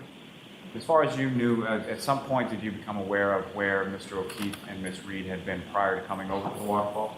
Yes. And where were they? CF McCarthy's. Where is that in location to the waterfall? Just right up the street. Now, over the course of the evening, you were at a bar. Fair to say you were drinking, is that right? Yes. Do you recall specifically what you were drinking? I think beer. And same question with regard to Mr. O'Keefe. Do you recall him drinking? And if so, what, if anything, was he drinking? I can't be certain. Possibly a beer, but I can't be certain.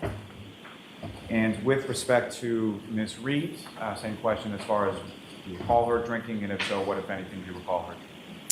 Again, I remember just a clear glass, a glass with a clear liquid in it. Any different glass beyond the one that you've already testified about, or no?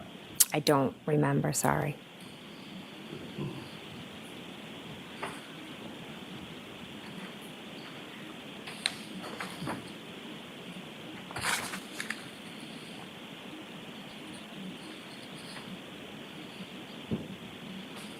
Now,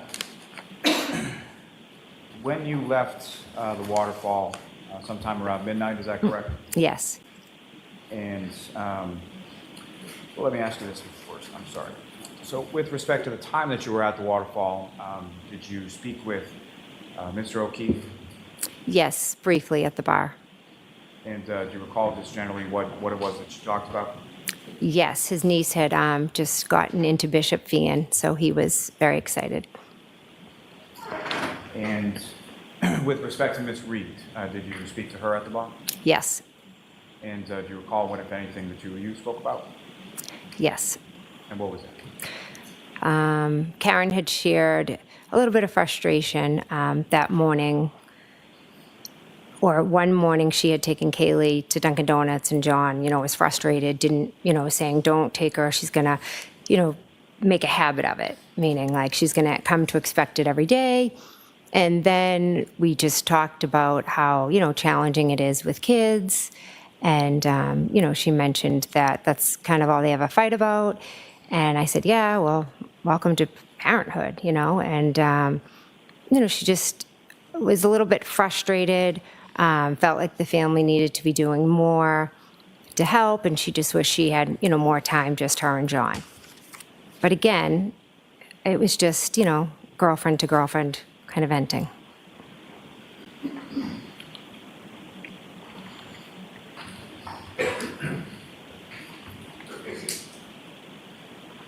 Now, As far as Mr. O'Keefe was concerned, what, if any, observations did you make as to how he was dressed? Baseball hat, jeans. That's what I remember. Do you recall any sort of winter coat or heavier coat or anything like that? No.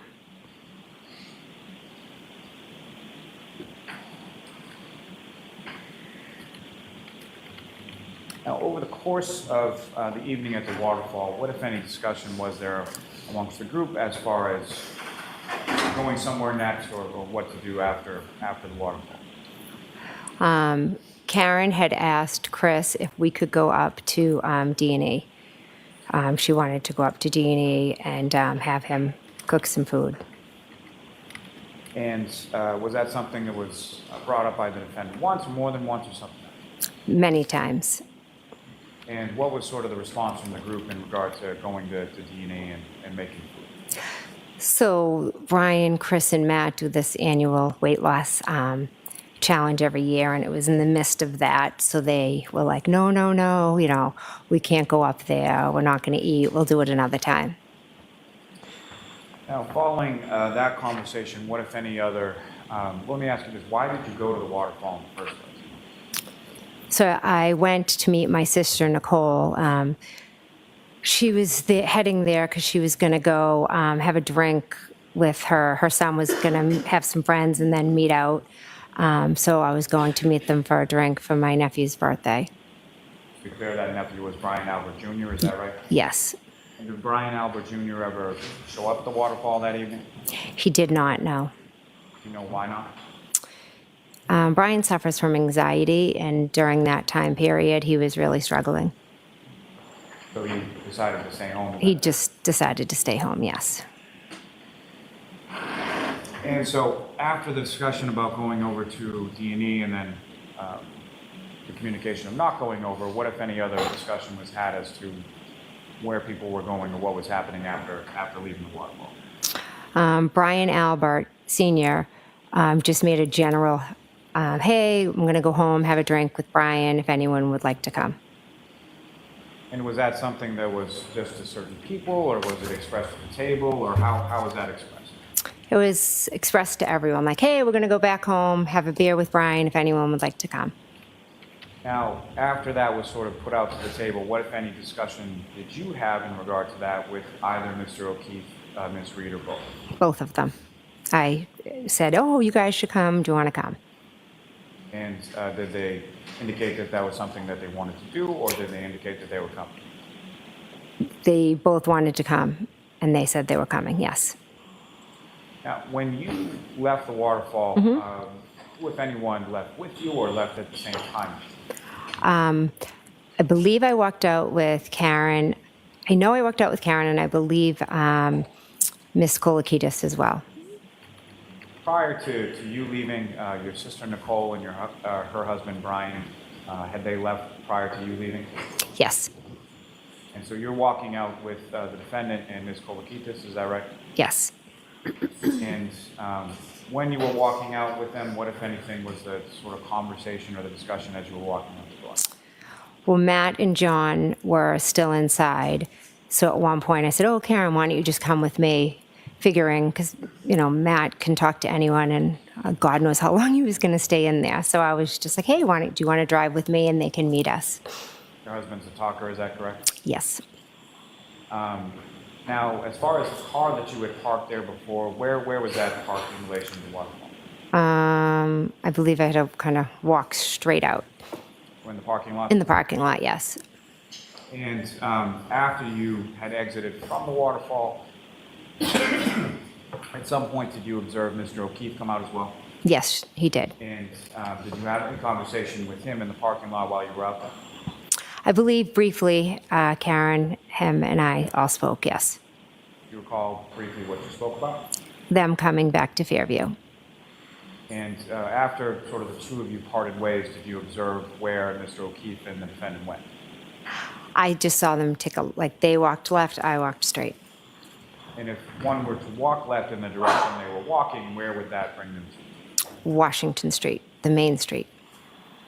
So you went over then to your car in the parking lot? Yes. And while you were in your car in the parking lot, well, let me ask you this first. When you walked out of the waterfall, what, if anything, was different about the weather from when you had walked? It had started to snow. And as far as the snow was concerned, what was that initial point when you walk out of the waterfall? Was it accumulating or anything like that? Yes, I would say, it was starting to cover the car, so you'd have to put your windshield wipers on to clear it.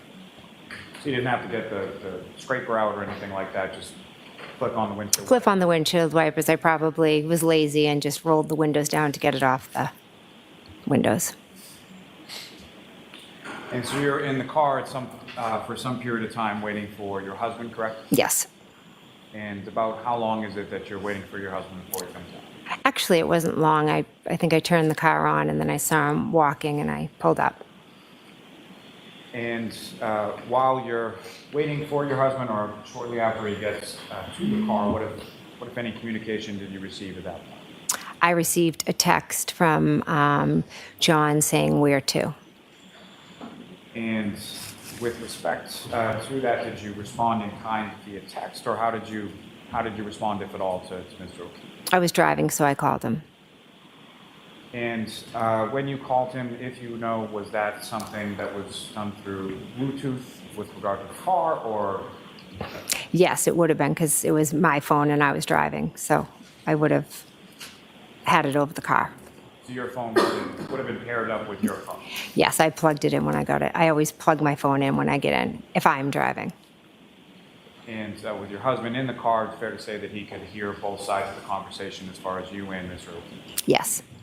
And so that initial call that you placed to Mr. O'Keefe, is that done while you're driving? Yes. And what, if anything, were you telling him as far as that initial call was concerned? He had asked for he said where to. I gave him the address, and then I believe I, just started giving him directions, and I actually think Matt spoke over me and was saying, go this way, go this way. And then I said, yeah, you just go down to Fairview, it's at the bottom.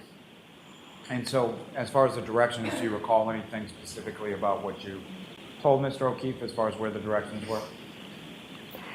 Well, he actually called back a second time.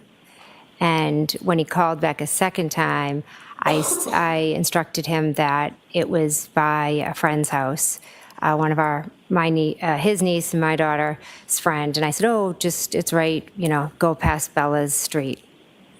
It's at the bottom of the hill. And before we get to that, just as far as that initial phone call, essentially Fairview Road, you're familiar with? Yes. And it's where your sister lives with her family, correct? Yes. And if I could just ask, with regard to your sister's husband, Brian, how long have you known him? Since I was in kindergarten, very long time. So they had dated for some period of time before they got married, and they've been married for some significant period of time. Yeah, she had a crush on him for years. Then they dated, I think, for 10 years, and before they got married. So yeah, they've been together most of my life. So you're familiar with Fairview in the sense that there's, on one end of it is Chapman and one end of it is Cedar Crest, correct? Correct. And just in that initial phone call that you had with Mr. O'Keefe, and you and your husband are giving directions, do you recall if you were indicating to him to go to Cedar Crest or to go to Chapman in order to get onto Fairview? Go to Chapman. And is that the way that you went as far as going from Washington Street downtown to Fairview? Yes. Now, how long a drive is that going from the waterfall to Fairview Road? Approximately 5+ minutes, depending on if you hit lights. Now, if you're indicating you're indicating to someone to come down Chapman, and you said it was, I'm sorry, your testimony is it's sort of towards the end from that direction? The end of Fairview, the bottom of Fairview. And that's to my point as far as the bottom. Mm-hmm. Any kind of incline or decline, or how does the road sort of situated as you come from the Chapman side down to where your sister lives at 34 Fairview? It's a hill. And the hill goes down, is that correct? Yes. Is that somewhat of a precipitous? How would you describe sort of the hill? Well, the first hill is a bit steep, and then it flattens a little, and then there's another hill, but the second hill is more long. So there's actually 2 hills as you're going down, correct? Yes. Now, you mentioned the second call, Mr. O'Keefe then calls you. Yes. And about how much time elapsed between when you first talked to Mr. O'Keefe and the second? Approximately 4 or 5 minutes tops. During either call that you had with Mr. O'Keefe, could you hear anything? You had it on Bluetooth, correct? Yes.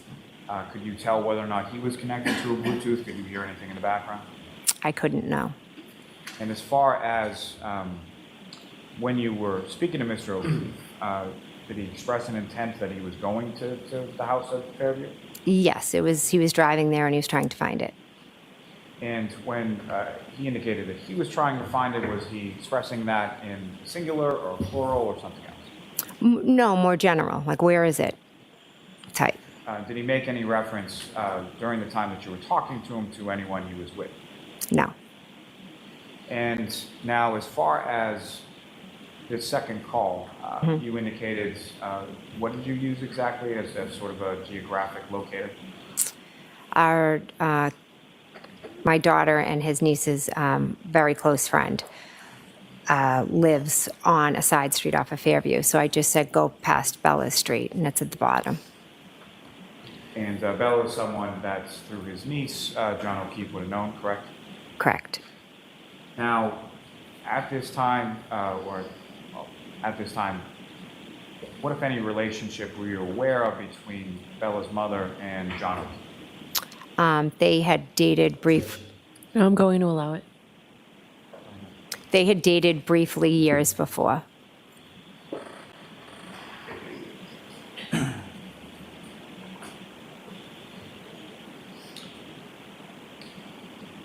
Now,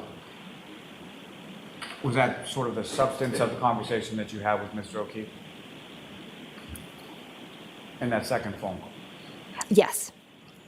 Now, after that second phone call, did you speak to Mr. O'Keefe on the phone at any point in time after that? No. Now, you arrived at the house on Fairview. Do you recall where you parked when you got there? Yes, pulled into the driveway. And the driveway at the house at Fairview essentially has 2 garage doors, is that correct? Yes. Sort of widens out as you get to the top, closer to the house? Yes. Do you recall where in relation to the driveway was that you parked when you got there? I just remember pulling in, there was definitely a car in front of me. There possibly could have been a car to the left. You exit the vehicle, go into the house, correct? Correct. When you get to the house, who, if anyone, do you observe in the house? When I walk in, Caitlin Albert, Brian Albert, Julie Nagel, and Sarah Levenson are all sitting at the kitchen table. My sister Nicole was in the kitchen wiping the counters because she's always cleaning. And Brian Albert and Brian Higgins were in the, I guess you'd call it the TV room area, just standing and talking. And ma'am, I'm sorry, I'm just having a little trouble hearing you. So Oh, okay. that microphone, you can adjust that any way you want. So anywhere you want to put that. Okay. Thank you. Okay. And so when you come into the house, where were, you mentioned a table, where were people situated? In the kitchen. Now, with respect to what was going on at the house throughout the course of the evening that you were there? I sat at the table and I just spoke to Brian and Katie and the 2 girls most of the night. And just so we're clear, when you're talking about Brian, that's Brian Albert Jr. or Little Brian? Yeah, little Brian. Yeah, little Brian. Now, as far as at any point in time when you were at the house, you familiar with a gentleman named, someone named Colin Albert? I am, yes. How do you know him? He is my friend's son and my sister's nephew. Your friend Julie's son, correct? Yeah, so my friend Julie's son. And your oldest daughter, Allie, was Colin friends, or is Colin friends with your oldest daughter, Allie? Yes, they're born a a week or two apart. y'all, give me a second. We've kind of just, they've done everything together. They're very good friends. Now, at any point in time that you were there on that early morning, did you see Colin Albert at all? No. And when you arrived at the house, obviously you're familiar with your daughter and the car that she drives around that time. Did you see your daughter there, Allie, at any point in time? No. Were you aware at any point in time in that early morning hour that you were there that your daughter had been there at any point in time prior? Sustained. Now, with reference to the home, at any point in time, did John O'Keefe ever come inside the house that night? No. During the time that you were there, let me ask more specifically, about how long a period of time was it that you were there, or about what time did you leave? I believe I left approximately around 1:30, 1:45, approximately. And do you know about what time it was that you arrived there? I'd say approximately somewhere between 12:20, 12:30. Well, 12:20, I believe, 12:20-ish, because the last call from John, when I went back and looked, was 12:18. Now, similar to what I asked about the waterfall, as far as the sort of mood, leaner inside the house, what, if anything, do you recall with respect to that? Good. Everybody was in a good mood. There was no, Brian and Brian were talking. My sister was cleaning. I was talking with the kids. You know, just a normal night. Now, while you were in the kitchen dining room area for the time that you were there, did you see anybody or observe anybody from the group that you've just described go anywhere else in the house as far as away from that area? Julie Nagel went outside. So beyond Julie Nagel, Y'all going bear with outside, me one did you see second. I'm having anybody some else technical go difficulties. upstairs, I apologize. downstairs, to a basement area or anywhere else in the house? No. Now, given that you, when you were in the car and you were driving, you hooked your phone up to the charger, is that right? Yes. Do you recall charging your phone at any point in time when you were at your sister's house on Fairview that night? I don't recall. And you mentioned Julie Nagel, Sarah Levenson. Were those people that you knew prior to that night of the 28th? I was familiar with who Sarah Levenson was. I Maybe figured had it run out. into her at different points. back. Julie Nagel was closer Can y'all hear to me Brian, okay? so I would see her. I think she's dog sat for me when I've been away. Like Brian will do it, but then if he's not available, Julie will do it. I don't know if she had dog sat for We me should before be then or good. right after then, but I was definitely familiar with Julie. Let me know if y'all can hear me and and see she me possibly okay. could have dog sat for me prior to that. And now with reference,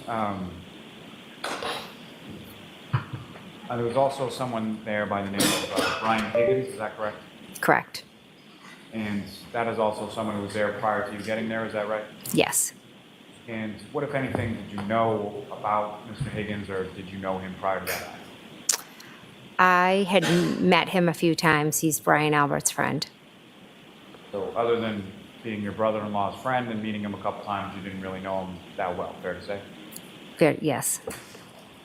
Now, you mentioned at some points that Julie went outside, correct? Yes. Nagel went outside? Yes. And do you know what she was going outside for? Yes, her brother had come to pick her up. And so she was going to go tell him, try to get him to come in. And what, if any, conversation did you have with Ms. Nagel or Ms. Levenson in regard to their going home prior to Ms. Nagel going out and talking to her brother? Objection. I'll sustain it in that form. What, if anything, had you said to Ms. Nagel prior to her going All right, here we go. Now we should be good. prior to her going outside? Jeez. Sustained. We're not back yet, y'all. Now, if you know about Jesus. how long was Ms. Nagel outside? I believe it was just a few minutes. And at any point in time while Ms. Nagel was outside, what, if anything, were you? Excuse me? So when Ms. Nagel went outside, what were you? I was sitting at the table, and then my nephew had said another car was out there. So we didn't get to hear after this you from said Jen that, what, if anything, this did time. you do that? Okay, looks good. I went to the front door. And front door of the home leads sort of, you walk in there, there's a foyer and a staircase in front of you. Yes. And as far as the front door was concerned, is there any sort of other door that's, is it just sort of the wooden front door, or is there another door in front of it? The door was open, so it was just a storm door. And the storm door is made out of glass, is that correct? Yes. So when you went over to the storm door and looked out, what, if anything, did you see? I saw a vehicle. And can you describe the vehicle that you saw? I saw a dark SUV. And as far as Ms. Nagel, did you make any observations of where she was when you looked outside? I kind of just looked at the vehicle, and then I saw lights kind of over to this side.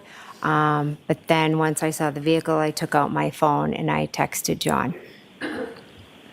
And just so we're clear, as far as when you say this side, so you're standing at the storm door, see the vehicle, and where is the vehicle in relation to you when where you're standing at the front door? It was straight ahead.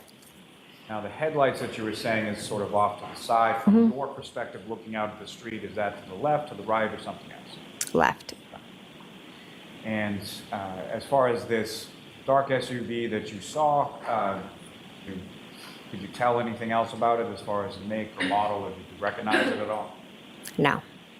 Now, at this time on January 29th, 2022, were you familiar with any sort of vehicles that Mr. O'Keefe had? Yes. And what kind of vehicles did he have? Gosh, I don't know the brand. It's, it was a small SUV type. Do you recall, like, what color it was? His might have been grayish. I'm not 100% sure. And any other vehicles that he may have had? Yes, he had this old-fashioned car that he loved, but Kaylee is so embarrassed of it. But yeah, he had that as well. Now, as far as Ms. Reed was concerned, were you familiar with what kind of vehicle she had at that time? Yes. And what kind of vehicle were you generally aware of her driving? She had a Lexus. And was that a sedan or an SUV, or what kind of vehicle? I think it was like a small SUV. Now, the vehicle that you saw outside of the residence of Fairview when you looked out the storm door, was that consistent with what you knew Ms. Reed to be driving at that time? Yes.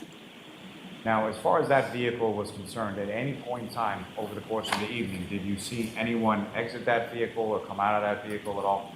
No. Certainly never saw anybody exit that vehicle and walk over and come inside the house? Sustained. As far as that vehicle, when you first saw it, could you tell whether or not it was running or anything like that? It was running, yes. I could, I could tell it was running. It had the taillights. I could see the red. I wonder I'm why going to actually keep your voice up, okay? Jen didn't tell this testimony the first or the second time. Now, in addition, because we missed a lot of this from her. Did you see the headlights or anything like that? Yes, the headlights were on. And as far as the interior of the vehicle, were there any lights on inside the vehicle that you saw at any point in time? No. And as far as the windows of the vehicle, what, if anything, did you observe as far as their coloration? Was it tint or anything like that you saw? Didn't observe, no. Now, you see the vehicle sort of straight ahead of the front door, and then you pull out your phone to text Mr. O'Keefe, correct? Correct. Do you recall what you texted to him at that point? I think I said here, question mark.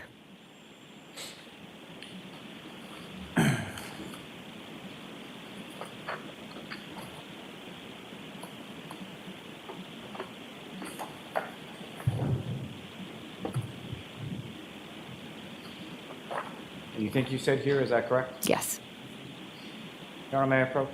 Yes. Show Mr. Jackson, okay.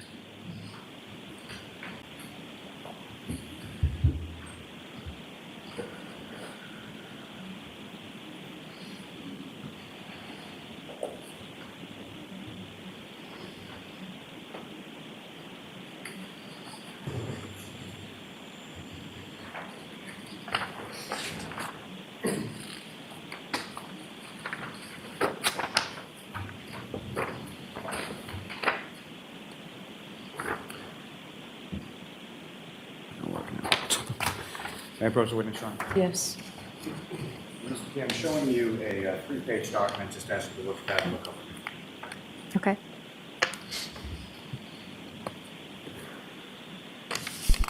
I just realized y'all couldn't hear me. We're almost back in today's coverage too. So we're almost there. Just generally speaking, that 3-page document, do you recognize the contents of that? I do. What do you recognize it to be? It's my text messaging with John. So from sort of the early part of the 28th, around midnight through, I'm sorry, the 29th. Back in session, you may be seated. Through the entirety of the 29th. Yes. May I approach you? Yes. Commonwealth seek to Is there any objection, Mr. Jackson? Okay. We got another sidebar. I love how she's pointing the picture that everything was cool. We were all good. I'm not buying that either. I'm gonna skip through that break because obviously it's in the past. Good afternoon, court's back in session. Please be seated.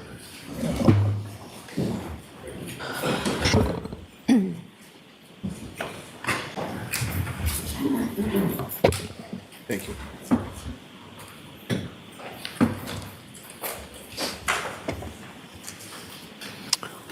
All right, so Mr. Lally, just before you begin, folks, I neglected to tell you before or during the testimony of Mr. McCabe, and I don't want to keep repeating instructions, but I do want to remind you, when it comes to electronic communications, before you can consider them in your deliberations, you must first find that it's more likely true than not that the person who authored or sent the communication was in fact the person identified as doing so. If you do not find it more likely true than not that the person identified as sending the message was the one who sent it, then you may not consider that electronic communication in your deliberations. There you go. All right, thank you. Mr. Lally, go ahead. Thank you. Your Honor, may I approach? Yes. Your Honor, the Commonwealth would seek to introduce, well, sorry, let me push on that.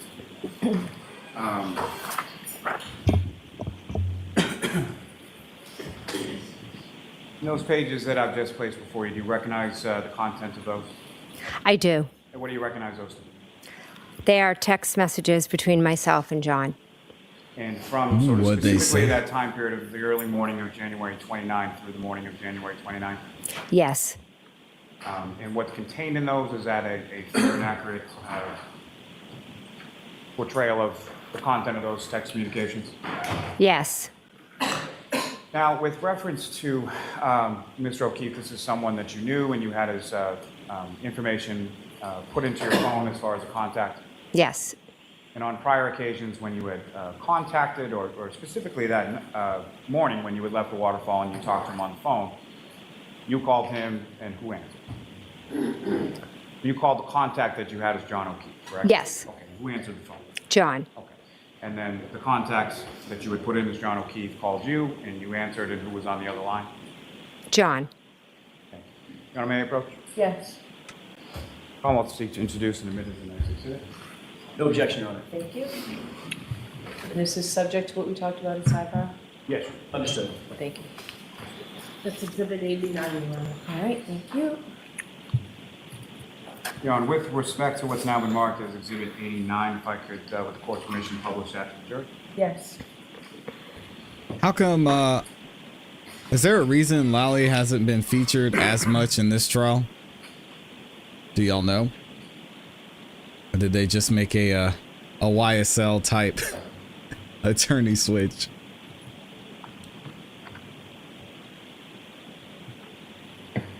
Okay, what's up on the screen, is that what you have before you as that I guess exhibit? this was day 15 Yes. though. And this is a text communication between yourself and Mr. O'Keefe, correct? Correct. Your Honor, I'm sorry to do this. May we approach for... Sure, why don't you take that down, Ms. Gilman? And, thank you. Now another sidebar. It looks like Paul hasn't changed at all. Here we go, we're back. And let's see. They are not back from lunch yet. So we're gonna keep going. Thank you, Ms. Gilman. So, Ms. McCabe, with what's for you and what's up on the screen as the exhibits, there are sort of green bubbles and blue bubbles, correct? Correct. And can you tell the jury... Oh, this is good. These are the text messages. Direction as far as the green bubbles are who and the blue bubbles are Green I like is these. John and blue is myself.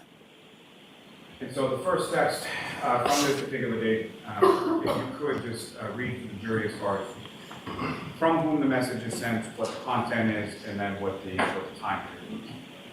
So John sent to me where to at 12:14. And it assists you if you have that in front of you. Oh, okay. You can look at that, you can look at that. So the next bubble down is a blue bubble, is that correct? Correct. Similar to the one before, can you just read as far as that? Well, before I get to that, I'm sorry. So you receive that message from Mr. O'Keefe. You call him, have a conversation. He calls you back to have a further conversation. Correct. And then subsequent to that, could you read the next blue bubble down as far as from whom, what the content is, and what time it is? So this one is from myself to John, and it says here at 12:27. So at that point, I see a car out front, and I text him here. You testified to as far as looking out the front storm door, seeing a car, and then you sent a text. That's the text. Correct. And Ms. Gilman, if you could scroll down to that. And ma'am, similar, if you could just, who sent it, what's the content, and what is the time? I sent to John, pull behind me at 12:31. And what were you referring to when you said pull behind? So at this point, the car had moved from the prior spot where I originally saw it. So I thought, what is he doing? Why don't they just pull behind me in the, in the driveway? You just scroll down. And again, with this bubble, if you could read out. From me to John saying hello, and it was at 12:40. And at this point in time, as far as, let me ask you this way. When you're sending these text messages over these periodic time periods, what, if anything, are you doing sort of in between? Periodic time period. So I originally went to the front door, saw the car, texted them, then texted John. Then I went back, kind of sat at the table, just either threw my phone probably in my back pocket. And then a couple minutes later, I got up again and saw that the car had moved. So I had sent the pull behind me. And then a few minutes later, I went back to the window, to the front door, I'm sorry. And when you went back to the front door, what, if anything, did you see at that? So at this specific point at 12:40, when I say hello, I cannot be certain whether they were still out front or if they had left. And from any of these text messages that you sent, what, if any, response did you receive from Mr. O'Keefe after the where to? None. Ms. Gilman, if you could, to the next bubble. And similar to the prior ones that we just read. Sure. Jen Sar. to John, where Yes. are you? And that was at 12:42. The next bubble. Myself to John, hello, at 12:45.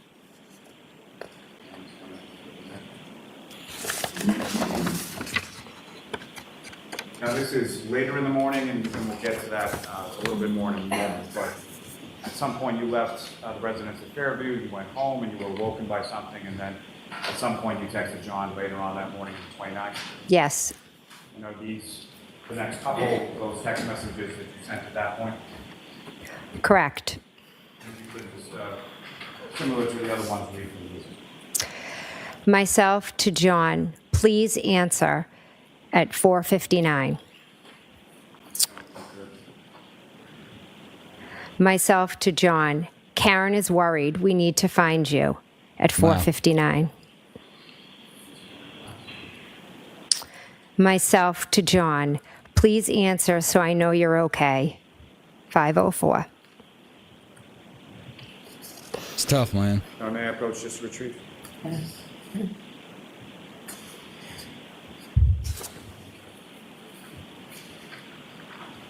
No wonder Karen was hysterical. Now, Ms. McCabe, if I can take you back to at the house on Fairview. Again, you're sending these text messages and going back to the table and then going back to the window at various times? To the front door. To the front door, Yes.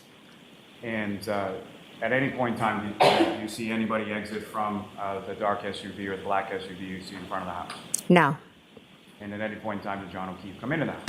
No. And at any point in time, did John O'Keefe respond to your text messages? No. And at any point in time, did John O'Keefe call No. He was gone. Now, at some point subsequent to this, have you had Sad. occasion to look at your phone or at your call history? Yes. And through review of that, were you able to see phone calls that your phone made to John O'Keefe's phone around that same time frame that you were texting him and going to the phone? Yes. May I approach, Ron? Yes.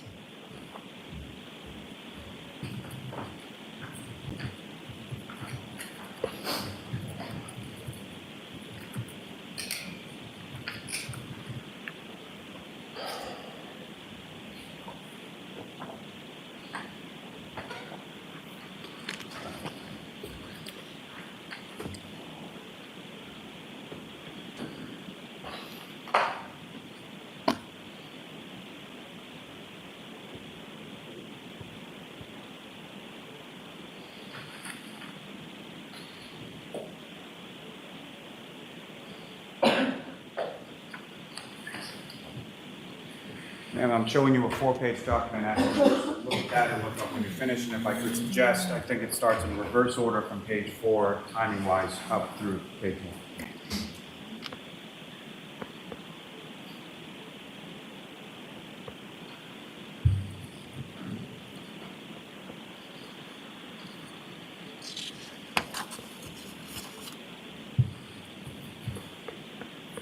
You said AJ looks better without a beard? Dang.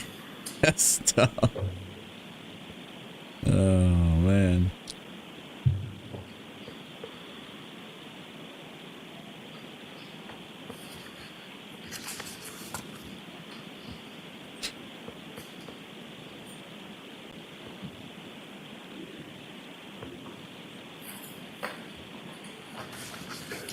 Just generally speaking, ma'am, do you recognize what's contained in that 4-page document?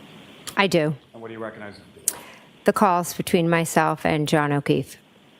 And am I correct that it starts in sort of a ascending order as far as the earliest calls are on page 4 and then the most recent are on the first page?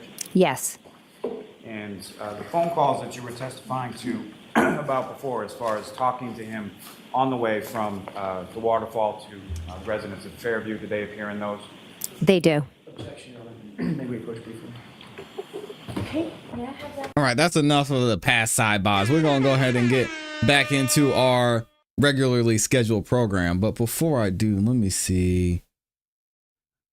I think we should be good. Okay, so what are we doing here? Because it looks like. So before we went on break, we had Katie up here, right? Did Katie have to go out on a call or something? Or she was done? No, I lied. She was done, and then we went to lunch. I had information that I was going to ask you about. Objection. No. Objection. Finally, Oh yeah, so Katie's done. So we're getting into the next witness. Let me update this. did Trooper Proctor tell you during that interview that he had texted with with Officer Kevin Albert about setting up your interview? Did he tell you that? I have no knowledge of that. Did Trooper Proctor tell you that the reason we're here, the reason we set this up is because... Here we go. That's I enough of that. apologize We're for that, back. folks. Nobody likes wasting your time. Thank you, Your Honor. Commonwealth call Paul Gallagher. We've got Paul Gallagher in the building. Let's see what Paul's talking about.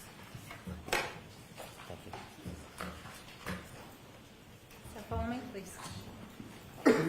Let's see if we can figure out who he is before they announce it. Oh, there she is, the one sister in Canton. Shout out to her. I do. Good afternoon. Your Honor.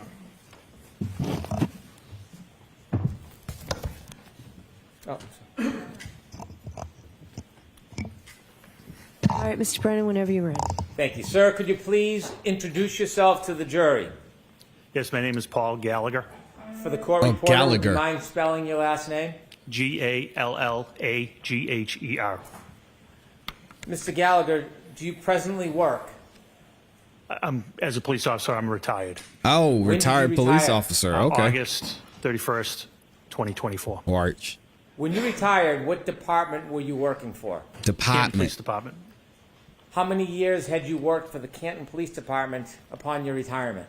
I was credited with 32 years, 8 months of service. Wow, Did you that's have a a long time. particular rank when you retired? Yes, I was a lieutenant. I want to go back to the beginning of your law enforcement career and share your background with the jury. When did you begin your career in law enforcement? I became a permanent intermittent police officer in Canton in 1992. What a permanent intermittent police officer is, it's basically a part-time police officer. You're required to attend a 16-week part-time academy. Your duties include regular patrol duties that a regular police officer would do, but you're only utilized during special events, short staffing, and you're allowed to work paid traffic details. Did that status change at some point? It did in 1994. 1994, were you a patrolman? Yes, and that required me to attend a full-time 18-week police academy. In addition to the police academy, did you continue your training over the years? Yes, I did. Can you share with the jury some of the training that you would attend over the years? Oh, sure. So I did constitutional law.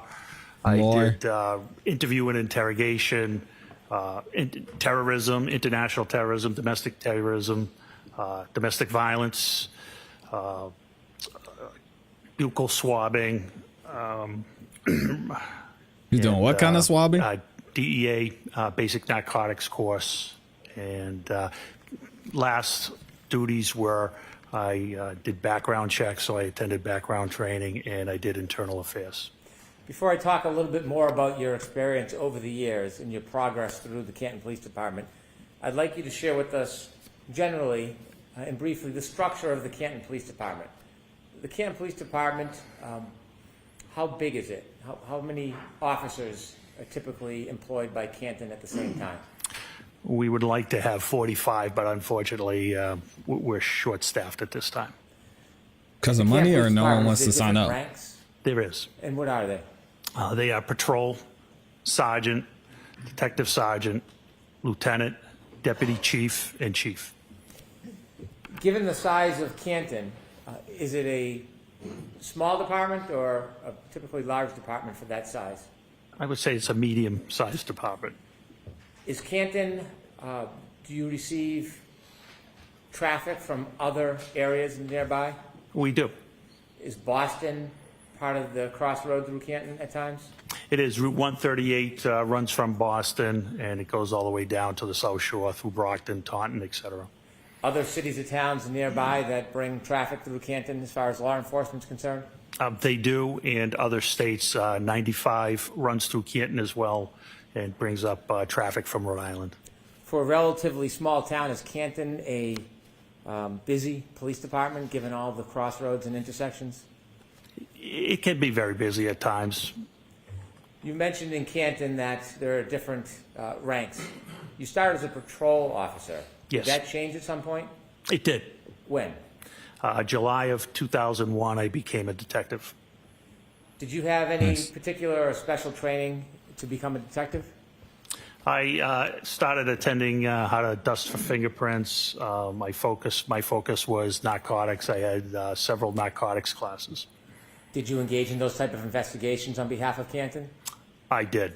Did you work with other agencies? I did. In 2005, I started working with the Drug Enforcement Administration. In 2006, I was assigned as a task force officer for the DEA, initially out of Worcester Tactical Diversion Squad, which their mission goal was to eradicate OxyContin and oxycodone distribution at that time. It was during our oxycodone phase. In 2008, I was moved to Boston Division, and there we focused on all narcotics, not just oxycodone, heroin, cocaine, etc. How many years did He you was a spend as narc. detective I like before it. you received your next promotion? Approximately He's seen some things. 15 years. What happened next in your career as far as progress? I took the sergeant's exam, and I became a sergeant. In order to become a sergeant, do you have to pass an exam? An exam and an assessment, yes. Is that enough to become a sergeant, or is there another process you have to go through? That's where they rank you after the exam and the assessment. What year did you say you became a sergeant? I became a sergeant in 2017. Was that your first supervisory position? I just want to hear them say sergeant back and forth. Sergeant, I also worked as an officer in charge, which you're not technically a sergeant, but when there's no sergeant to fill the shift, they'll use experienced officers to work as a sergeant, and you receive sergeant's pay. How long did you work as a sergeant for at the Canton Police Department? I worked as a sergeant for 1 year till 2018, and I was promoted to detective sergeant. As a sergeant, did your duties change or expand from that of detective? I was still assigned to the Drug Enforcement Administration at that time. And you just shared a year later you were promoted to lieutenant. Did you have to take and pass an exam for that? That was detective sergeant, and I did not have to pass a test for that. Did your duties and responsibilities expand when you became lieutenant? Yes, I was brought out of the DEA to work in Canton specifically. Were there other lieutenants on the Canton Police Department when you worked as a lieutenant? I became a lieutenant in 2021. At the time, there was 3 other lieutenants. Were there any other officers above lieutenant at that point? There was a deputy chief and a chief. In 2022, January, were you a lieutenant? I was. Your duties and responsibilities, do they include actually going to scenes, or was it purely supervisory? It was supervisory, but we were expected to respond to scenes. What do you mean by that? Our chief expected a supervisor on scene at all times, at all scenes. Even if there was a ranking supervisor like a sergeant, were you still as a lieutenant expected to go to scenes? Oh, yes. Did you have to, though? Yes. I want you to take us to January 29th, 2022. Were you working the overnight shift from January 28th, 2022 into January 29th, 2022? I was the outgoing lieutenant. I did not work into the 29th. I was the last lieutenant to work on the 28th. In the early morning hours, around 6 a.m., were you on shift or off shift? I was off shift. Were you planning on working that morning? I was planning on working later that day, yes. Do you remember what the weather was like that early morning? Yes, there was a nor'easter, which was snow, wind. Did anything interrupt your plan of working later that day? Yes. Tell us what happened. Shortly after 6 a.m., I received a call from Sergeant Sean Good of the Canton Police Department. After you received a call from Sergeant Sean Good, were you informed about a situation? I was. Were you told any basic details of where and what? Yes. Without sharing the actual conversation, where was this situation taking place? I misunderstood the situation. I thought it was on Meadows Ave in Canton. I later found out through dispatch that it was actually Fairview Road. When you heard that there was a situation in Canton, did you decide to change your plans about when you would come in? Yes, I responded. Why did you respond? That's the expectation our chief had for us. When you go into work, do you use a police cruiser or do you use your personal vehicle? On this particular day, I used a personal vehicle because of the weather. Was that different than typical? Yes. And why would you use a personal vehicle instead of a police cruiser? It was larger. It was four-wheel drive. It was the only way I probably would have got there to the scene. After you received the call about a situation, tell us what you did. I loaded up the car with a tent, and I drove to the Canton Police Department, and I got some winter gear from the office, and I got on the radio and advised Sergeant Sean Good, who was at the scene on Fairview, that all officers were held to further notice. What does that mean? They weren't going to be going home at their end of the shift until they were relieved by another supervisor. Why did you take a tent with you? Because of the snow, the way the call was described to me was a person possibly not breathing. And if it was an unattended death, I wanted to be able to cover the person. Why? Respect. That tent was a tent from your home, a personal tent? It was. It was an 8x8 pop-up tent. You went to the Canton Police Okay. Department first before you went to the scene? I did. Why did you go to the Canton Police Department first? I had some winter gear there, including a reflective jacket that I thought would be helpful, given it was dark out. Visibility was very bad. Ah, it was When you got dark. to the Canton Police Department, did you learn anything from any of your colleagues while at the police department? The only one colleague at the police department at that time was Officer Kelly Dever. After you got your gear at the Canton Police Department, did you head towards Fairview? I did. Other than the general description that you had heard, did you know anything about what was going on there? Just that a gentleman was found unconscious in the snow, possibly not breathing. You mentioned the term unintended death. What does that mean? An unattended death is a death where someone dies alone, and you don't know the reason. It doesn't mean interesting. there's foul play. In fact, 99% of the time, it's natural causes. Is there a process for the Canton Police Department when they learn of any death, unintended or not? Is there a process you need to follow? Yes, there is. And what is that process? That's to call the Norfolk County DA's office, their CPAC unit, Crime Prevention and Control. They have jurisdictions over deaths and unattended deaths.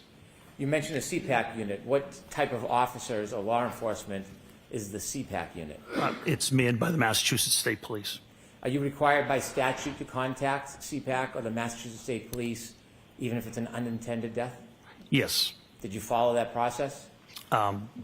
Sergeant Lank followed that process. Is that one of the officers who worked under you? Yes, that is correct. Did you know if Sergeant Lank was at the scene when you were leaving Canton, or did you learn at some point when you got there whether Sergeant Lank was at Fairview? When I got there, I saw the black Toyota Tundra, which is operated by our detectives there, and then I saw him. When the Canton Police Department first contacted the Massachusetts State Police or the CPAC unit about the information, do you have an understanding whether or not the Massachusetts State Police were going to respond or not? They were not responding. So when you got Why to not? Fairview Road, were there any other law enforcement officers other than Canton police officers? No, there was not. When you appeared at Fairview Road or arrived, were you the superior officer on the scene? I was the highest ranking officer. As you're pulling up to Fairview that morning, what's the first thing you see when you get there? As I pull up, I see the last of the fire apparatus pulling away. I get out of the vehicle. The first one I encountered was Sergeant Sean Good, who was the shift supervisor. Did you see any other of your officers there? I did. I saw Lieutenant Lank further down, and further down I saw two other cruisers, which ended up being Officer Mulaney and Officer Sarif. Did any of the cruisers or vehicles have lights on? They did. Did you hear any sirens? No, there wouldn't be any sirens. Why wouldn't there be? Sirens are used to move traffic. There was no traffic. It was a blizzard. There were no cars on the road. You might see an occasional plow. Did you ever learn the general area where the person was found? Yes, At that time, did you know who the person was? I did. I knew him by name, yes. Did someone inform you of who the person was? Sergeant Sean Good did, yes. Okay. And who was the person that you learned was on the ground? John O'Keefe. Had you known John O'Keefe? I knew of John O'Keefe. I had never met John O'Keefe. When you first arrived at Fairview, was Mr. O'Keefe still on the ground? He was not. Was he at the scene? He was not. So when you got to the scene at Fairview, Mr. O'Keefe was already gone? Yes, he had been transported to the hospital. So he's the cleanup man. Did you ever firsthand see Leave it to a exactly narc where to clean up the Mr. scene. O'Keefe was lying when he was found? All right, I I'll did give him not. a chance, y'all. Did anybody point out to you the general area? Yes. Did you have a chance at that point? I'm ready for it, to- Nosy Rosie. well, obviously, you didn't have a chance to examine or look at Mr. O'Keefe. Did you have a chance to look in the general area where you were told he was found? I did. Tell us a little bit more about the weather now that you're standing outside Fairview Road. What's the visibility like? What's the temperature Oh, like? I just saw What are the Amy's conditions comment. So it was terrible. It was blizzard-like. The wind would blow in your face. It would change directions. The snow was an icy snow. In the wind, you had to actually talk loud to be heard, somebody right next to you. And it was your typical New England blizzard, basically. At this point, did you have any position as you assessed the area, whether this was a criminal investigation? When we had no crime at that time. When you were there, were you looking for anything? Yes, I was examining the scene. Okay. At that point, did you have any reason to start a criminal investigation? Not at that time, no. When you learned that Mr. O'Keefe was found outside, did you go look at the particular area? Yes. Can you describe the area that was shown to you where Mr. O'Keefe was found? Sure. It was on the left side of the property of 34 Fairview. You could see where first responders and witnesses and police officers had walked up to the area. It was by a flagpole on the property line of number 32 Fairview. What was the lighting condition at that point in that area? It was dark. It was sun was coming up, but due to the weather and the cloud cover and the snow, its visibility still was not great. Were the law enforcement vehicles providing any light for the area? No. How about the house? Was there any bright lights coming out of the house illuminating that area? I didn't see any lights, window lights on. There may have been an exterior, the door light at one or two houses. In addition to the law enforcement officers that were there, did you see any civilians when you got there? No, there were no civilians there. While you were outside looking at the area, did any civilians ever come out? No, not at all. Any civilians ever come out of 34 Fairview? No. How about next door, 32 Fairview? Did you ever see any civilians come out of that address? Nobody ever came out of the house. Across the street, is there homes across the street from 34 Fairview? There is. Did you see anybody come out of either one of those houses? Did not see anybody come out of those houses. When you were outside and you were shown the area where you were told Mr. O'Keefe was found, did you try to do anything regarding that area to identify the area itself? I'm sorry, can you ask that again? Yes. The area where you were told Mr. O'Keefe was found, did you try to do anything around that area to identify the area? Well, it was marked out with crime scene tape at that time, and what I saw was pink blood, and it was in a circular pattern. Was the crime scene tape holding up at all?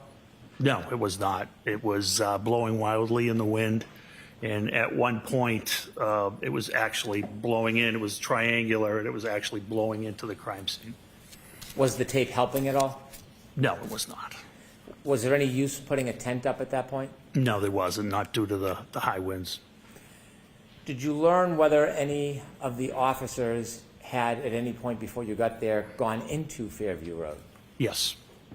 Who did you learn went into Fairview Road? Both Sergeant Good and Detective Sergeant Lake went into Fairview Road.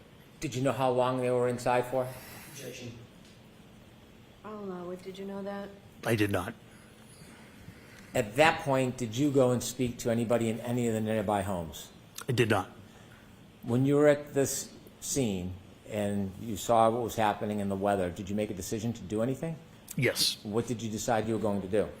Since the state police were not responding, I decided to process the area where Mr. O'Keefe was found and try to find out why he had the medical episode he was having. If you understood this to be a medical episode, and at that point you didn't have any information it was a crime scene, why were you taking the time and effort to process the scene under these conditions? Because that's what we do. Even the hospital, there could be a reason that there's obviously a reason he's there. I think we had a duty and obligation to check around where he was found and see if there was any explanation to what caused his medical condition. Did you focus on a particular area when you decided to look around? I did. What area were you going to look at? Where he was, Spencer. where it was pointed out he was found and where the blood pattern was. Were you thinking about looking in any other areas around that?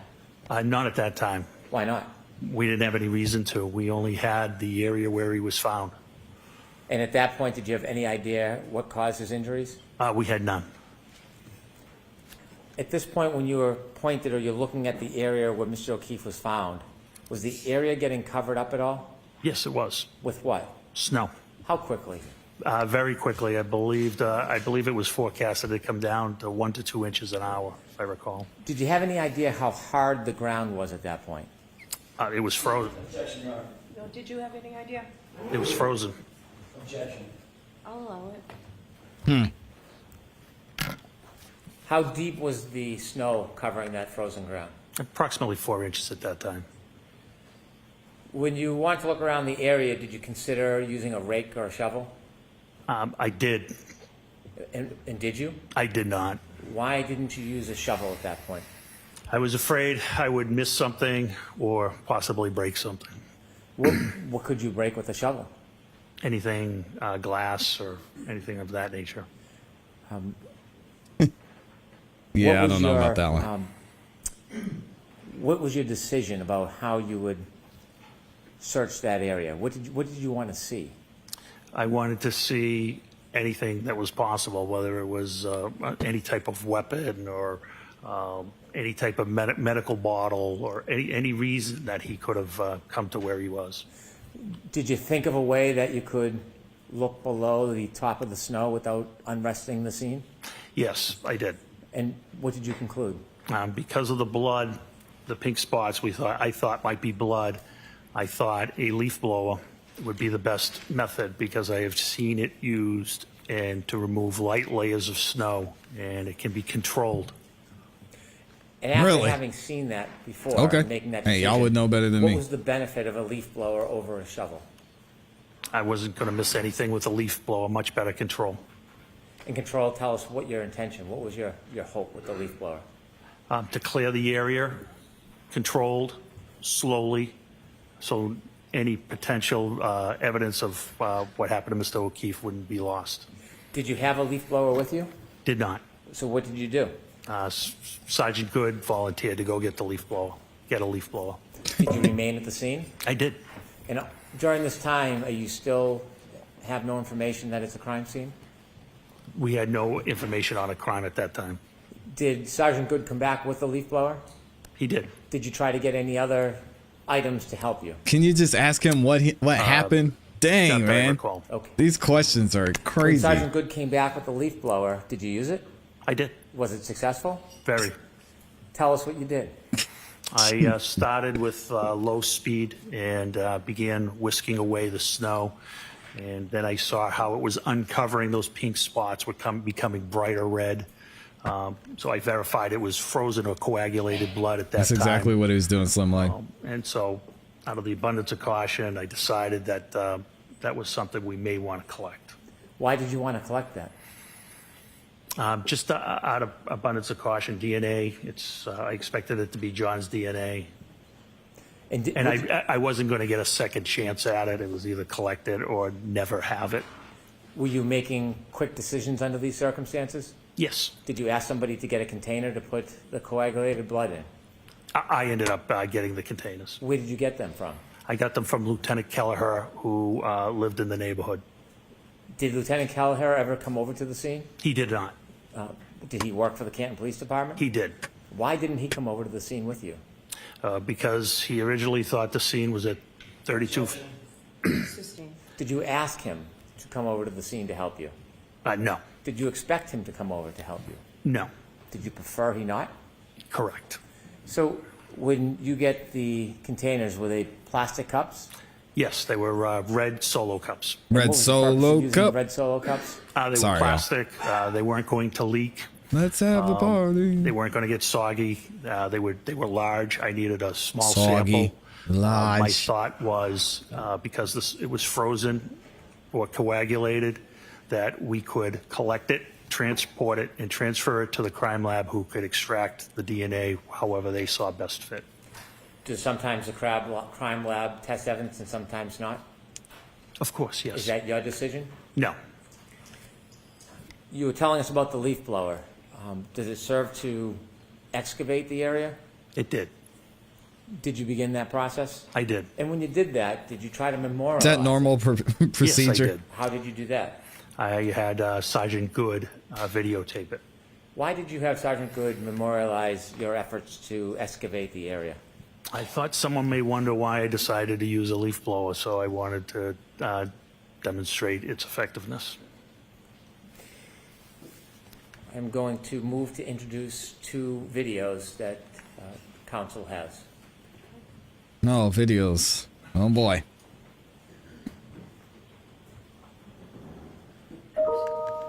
So there's no objection to these videos, right? No objection. Exhibit 51. Thank you.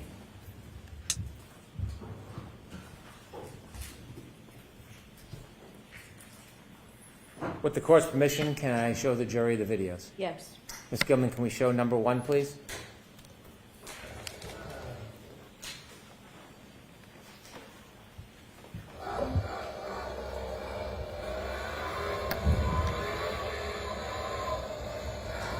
I want to see if this thing works.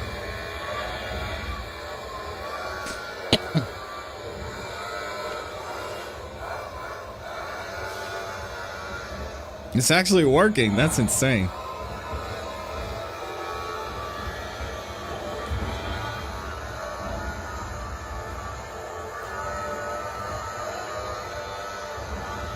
Thank you, Amy. She gets it.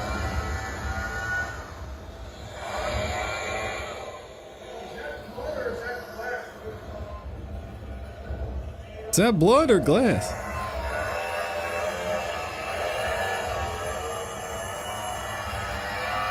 Hey, I mean, seems like a pretty secure scene to me, am I right?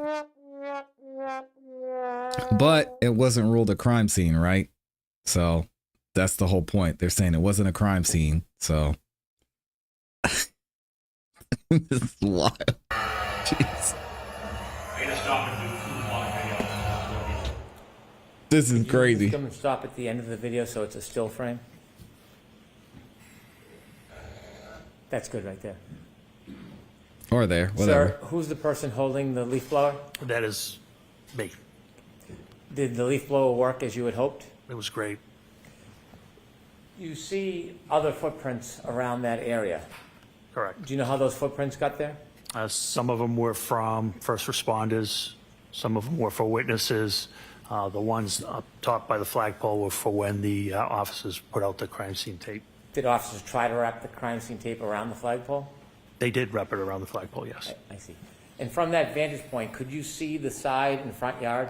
Yes. Did the side yard have any footprints or evidence that anything was dragged through the side yard? No, not at all.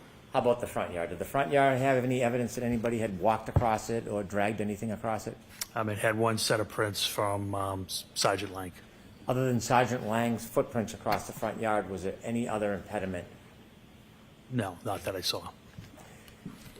I'm going to ask if we could see the Is he second video, CSI? please, Ms. Gilman. Is he a crime scene investigator?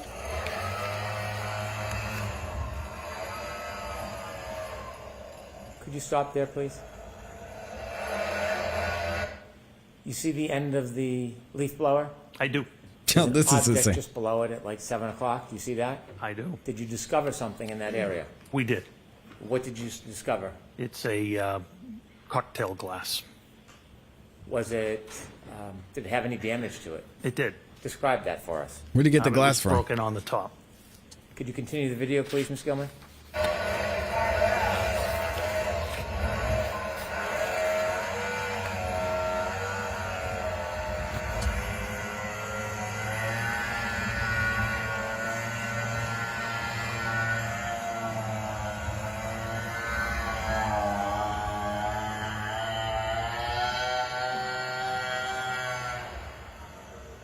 Stop, please.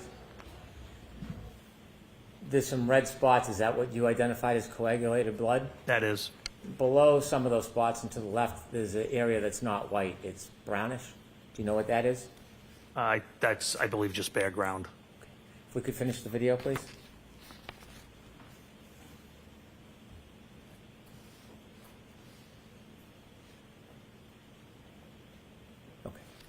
Thank you. Could you have the lights on, please? Did you or any officer at your direction obtain and preserve that broken cocktail glass? Yes. May I approach, Your Honor? Yes.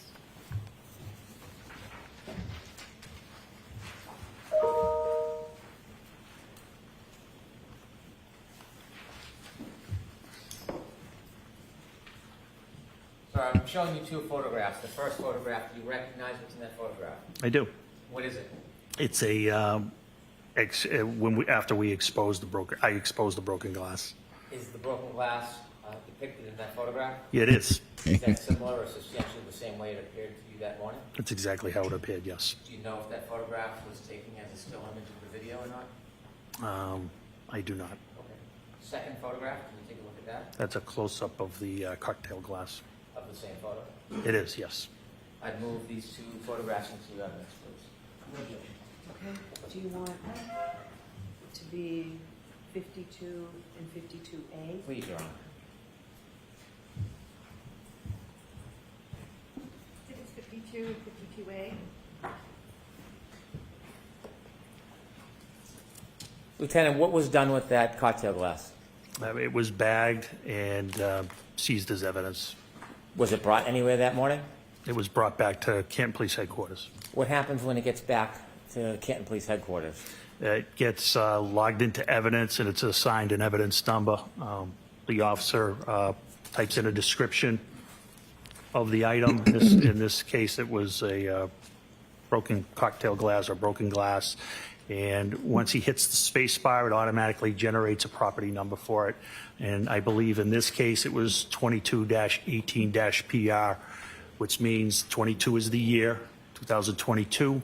18 is how many pieces of evidence that the department as a whole had collected that year so far. And PR, I believe, means property room. One thing I've learned watching all these trials is that crime scenes and police investigative work in general is just grossly tainted. Y'all remember ASAP Relly in ASAP Rocky's case? He just went and picked up some shell casings like, hey guys, I know I was involved in this, but here's the shell casings. He said, oh, thanks, Relly. Let me put those in the evidence real quick. What? Oh, man. Crazy. That year so far. And PR, I believe, means property room. Why is it assigned a particular number? Everything is assigned a number by the computer. You said it's brought to the evidence room. Is that a separate or a special place? So we have two rooms. We have a temporary evidence room, and then there's a permanent evidence room. Only two people have access to the permanent evidence room. Is there a reason why access to the evidence room is limited? There is. Why? For security. Even in a police department, the evidence room is limited as far as people who have access? That is correct. In the evidence room, is there an officer assigned as an evidence officer? Not full-time. There is an assigned admin sergeant who is assigned as the evidence officer. Does anything happen specifically with the evidence? Is it packaged or stored in any particular way? The glass was put into a locker, I believe, and temporary evidence. And then it's the evidence sergeant's job to retrieve it. But in this case, we were going to transfer it to the state police. Was it transferred to the state police at some point? It was. Were you part of the transition of that item to the state police? I was. And when was it transitioned and to who? It was on February 1st, 2022, and it was to a criminalist from the Massachusetts State Crime Lab. Do you know who the criminalist was? I don't know the name, no. Did the criminalist come to your department, or did you bring the item to them? They came to our department. In addition to the department, glass, there was plastic cups with coagulated blood? That's correct. What did you do with those cups? Those were placed in temporary evidence and placed in a refrigerated unit. To carry them from Fairview to the police department, did you hold the actual cups, or did you put them in something? Nope, they were stacked in a bag. What type of bag? It was a craft paper bag. In this particular case, we utilized a Stop and Shop bag. Is that any different than a bag from the police department? This made of the same paper, craft paper, the same size and dimension, other than Stop and Shop and evidence and probably price. They're basically the same bag. Why did you use one of those rather than a bag that said evidence on it? I don't know where that bag came from. I was in a personal car. Sergeant Lank was in a Tundra. If that bag is upside down, you wouldn't know it didn't say evidence on it. So I'm not sure where that bag came from. And the plastic cups, do you know what happened to those? Yes, they were turned over to the criminalist as well. Where did you store them before they were turned over to the criminals? Temporary evidence in a refrigerator. Temporary evidence in a refrigerator. Is the refrigerator part of the temporary evidence area? It is, yes. Did you bring that piece of evidence, the broken glass, with you today? Yes. With the court's permission, I'd like to approach the witness.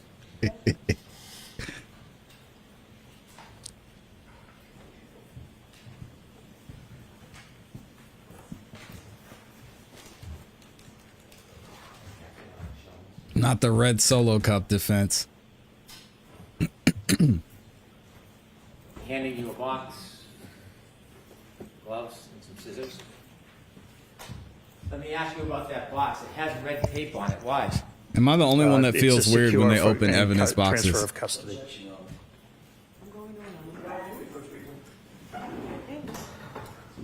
Oh, he's big man now. What happened, AJ? Am I the only one that gets uncomfortable when they open these evidence boxes?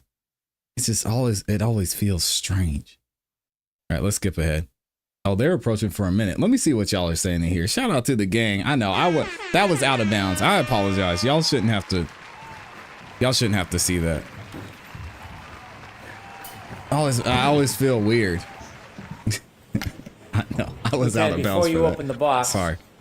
Were you one of the officers that discovered that broken glass? Yes. Did you personally bring the glass from Fairview to Canton? No. Do you know who did? Yes. Who? Detective Sergeant Lang. Sergeant Lang? Yes. When you went back to the station, you said that the evidence was then put into an evidence locker. Did you place it in the evidence locker? I don't recall. And then inevitably, it was transitioned to somebody from the forensic unit? That's correct. Were you personally there when it was taken from the evidence locker and given to the person from the forensic unit? Yes, that was me. Did you have a responsibility and role in that process, or were you a passive observer? I had an active role. I was the chain of custody. I was turning it over to the criminalist, to the state police lab. After that glass was given to the criminalist, did you ever have possession of it again? Never.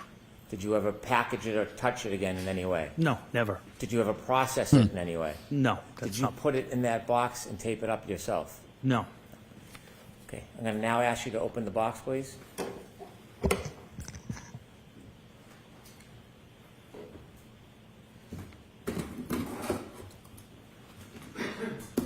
Judge Cannoni's counting down the time.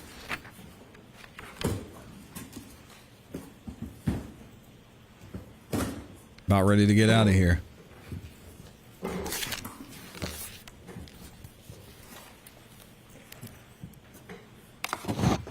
Is there an item in that bag?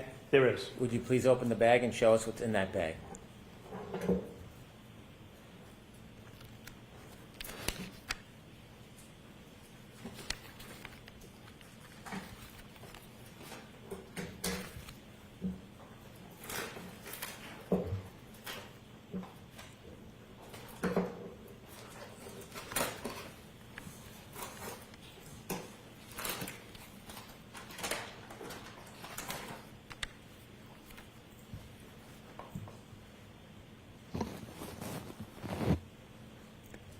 Thank you. If you could put it back in the bag and the bag back in the box, please.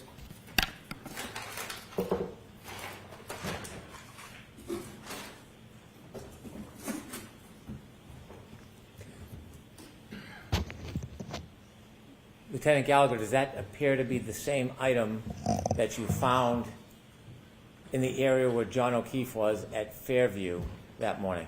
Yes, it does.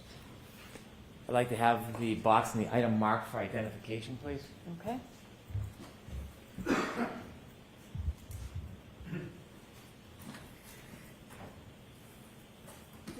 Uh-oh, what happened? How's that popping up over here? Sorry, y'all.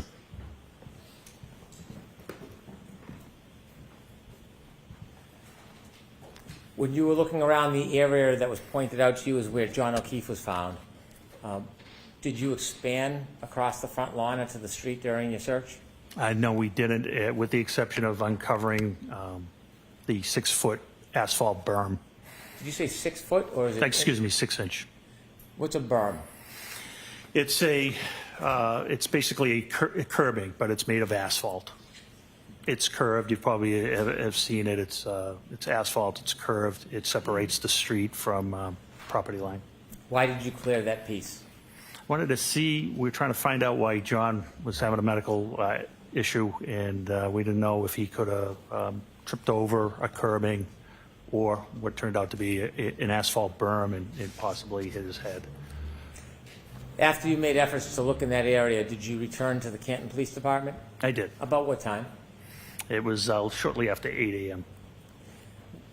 After you returned to the Canton Police Department, did you receive any information or have a reason to return back to Fairview? Yes. About what time? A little after 9 o'clock. Why did you go back to Fairview after 9 o'clock? Sergeant Lank got a phone call that Jen McCabe had more information. And where did you understand Mrs. McCabe was? At 34 Fairview. Did you go back to 34 Fairview? I did. Did you go with anybody? I went with Sergeant Lank. Did you travel together or separate? Together. When you got back to 34 Fairview, outside, what did you do? We parked in the driveway. We walked up, and next to the garage, there's a side door. I don't know if we rang the bell or not, but Brian Albert, the homeowner, answered the door. As you walked up to the door, did you have a chance to look around at the doors in the area in front of that side door? Yes. Did you see anything out of place? No. You've been a police officer at that point for a long time? Yes. Do you receive any training in observing areas or people? Always. What type of training? What are you told to look for when you're speaking to people? I've been BOSAR trained, which is behavioral observation, suspicious activity training, and you look for clues when you're speaking to people. Whether they cross their legs, cross their arms, there's certain behavioral characteristics. At this point, did you have any understanding that this would later be a crime scene? I did, yes. What happened? How did you come to that conclusion? Oh, not at that time. Oh, not at that time? No, okay. Not at that time. When you went into the house, what part of the house did you go into? I went into the room. It's adjacent to the kitchen, and I stood there with Brian Albert. Can you describe what kind of room that would be? Yeah, it was just a typical family room type room. It was not large. It was between the garage and the kitchen. You met with Brian Albert? Brian Albert answered the door and let us into the house. Did you understand what his relationship was to that house? He was the homeowner. Did Sergeant Lank walk in with you? He did. Did he stay in that living area? No, he went to the kitchen area and sat down with Jen McCabe. Could you see the kitchen area from where you were? I could see a portion of the kitchen area. Did you see anybody else in the kitchen area with Mrs. McCabe and Sergeant Lank? There were people in the kitchen area. There was nobody with Sergeant Lank or Miss McCabe. Could you hear their conversation? No. Were you trying to listen? No. Were you speaking to Mr. Albert? I was. Did you take the time to make observations of him? Objection, Your Honor. I'll allow it. Did you take the time to make observations of him? Yes. Did you speak to him? Yes. Did he speak to you? Okay. Yes. Was there anything about his mannerisms or affect that caused you any concern? No, it was just a social conversation. There was nothing of concern at all. Was there anything about it that caused you to hone in or be concerned? No. I'll allow that. No. Did you get a chance to look around that living area at the Sure. items? I didn't look around, just with my eyes. Did you get to see that area? I did. Did you see anything broken or looked out of place? No. Nothing. Anything that caused you any type of concern? Nothing. When you looked towards the kitchen, did you see anything that looked Area. different or suspicious in any way? Nothing. Was the interaction, did it cause you any alarm or concerns? No. After Sergeant Lank had an opportunity to speak to Mrs. McCabe and you spoke to Brian Thank you, Albert, what Kara. did you do next? We left. Where did you go? We went back to the police department and were informed that the state police were going to respond to the hospital and that we didn't need to respond to the hospital. When you heard that the state police was then going to get involved in the investigation, what does Canton do when the state police takes over an investigation? Well, it was based off of a conversation I had with my chief in the detective sergeant's office. Was there a decision about Canton's involvement in the ongoing investigation? There was. What was that decision? That we should recuse ourselves from any further investigative interviews. And why was that?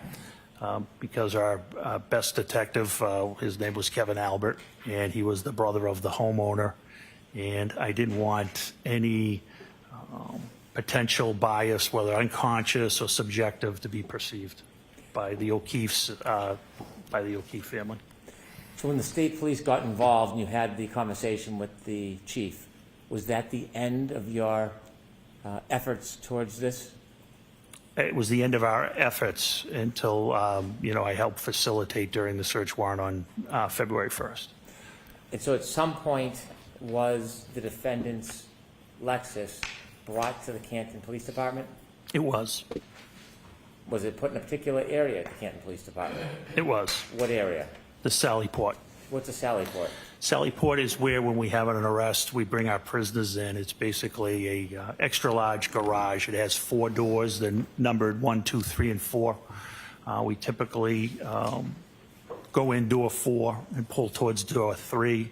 Door 4 is lowered, and then prisoners are walked into the booking area, which is also secure. The exterior doors to the Sally Port can only be opened by the dispatch council. When crime scene services came to look at the car, was that the same day, the 29th, or later time? No, it was February 1st. Did the Lexus remain in the Sallyport area from the 29th until February 1st? Yes. When representatives from the crime lab, the Massachusetts State Police came on February 1st, who provided them access to the Lexus? I was one of the people there that was there. I don't know if I provided them direct access, but I certainly would have. And I assisted them if they needed things. That's when the chain of custody, the exchange of custody for the blood samples and the glass occurred as well. And during their processing of the Lexus, were you there for parts of it? I was in and out, yes, but I did not partake. Thank you very much. Okay. Please.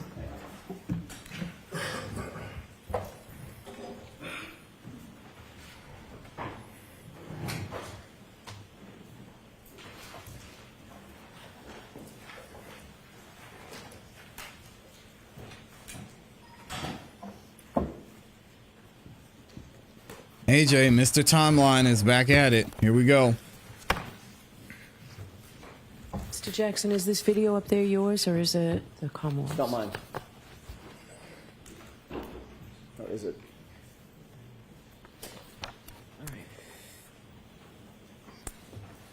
right. May I, Your Honor? Yes. Mr. Gallagher, you have already established that you were at the scene on January 29th, early morning, January 29th, 2022. We've seen the video of the leaf blower, correct?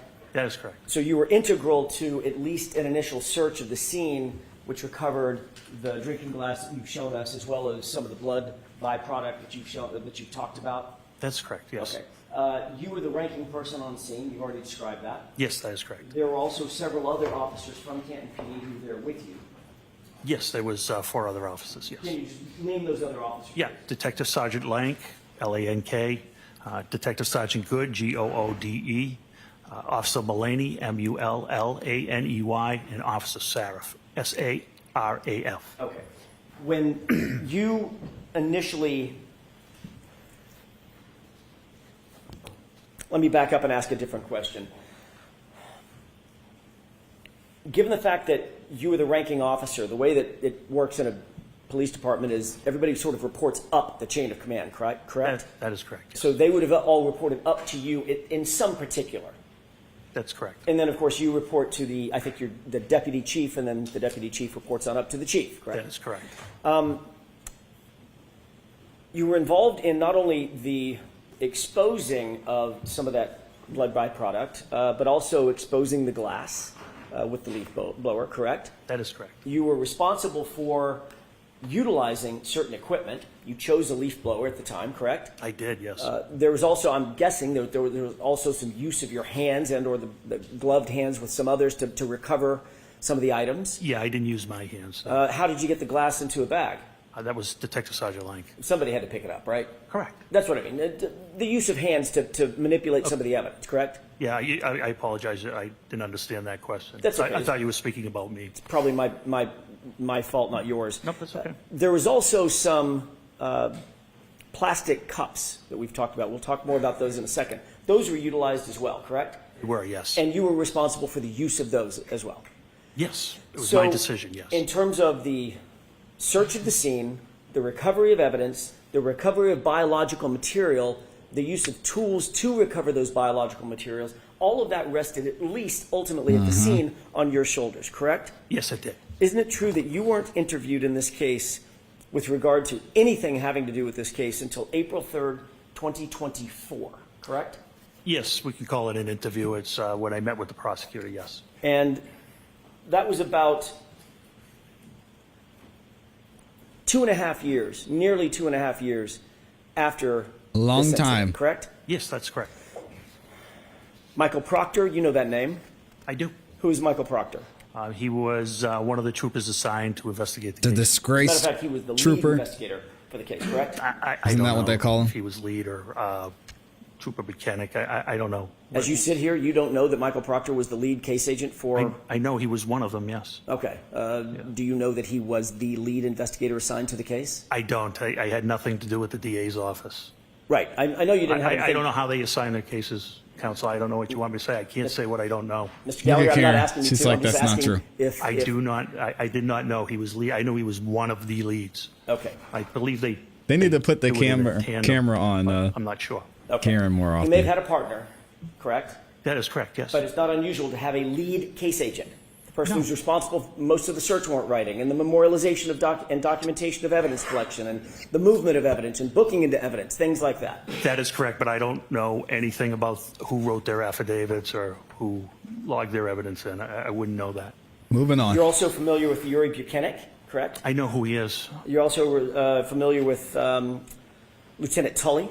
I know, yes. They're all Massachusetts State Police officers, correct? Yes, they all are. Did Michael Proctor interview you before April of 2024? He did not. Did Yuri Buchanan interview you before April of 2024? No, he did not. Did Lieutenant Tully interview you before April of 2024? No, he did not. Did anybody else from the Canton Police Department, your deputy chief or the chief, interview you formally about your conduct and responsibilities before April of 2024? I don't understand that question. Did anybody at Canton PD, separating out Massachusetts State Police, did you sit down at Canton PD and provide an interview with anybody at Canton PD about your conduct at the scene? What do you mean by conduct? Going to the scene, collecting evidence, securing evidence, transporting evidence, booking evidence, those kinds of things. Your conduct at the scene, sir. Yeah, I briefed my superiors, yes. Okay, other than briefing, was there a formal report written? No. Or a formal interview conducted of you? No, absolutely not. Okay.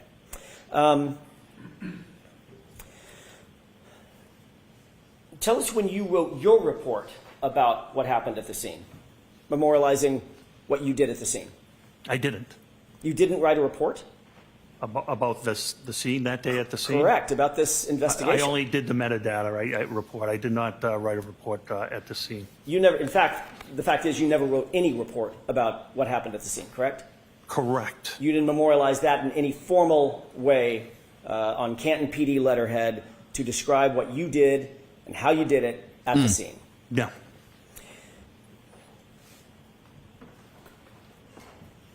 Normally when you report to a scene as a first responder, you would be expected to write a report about that, whatever that conduct is. I'm not the supervisor, no.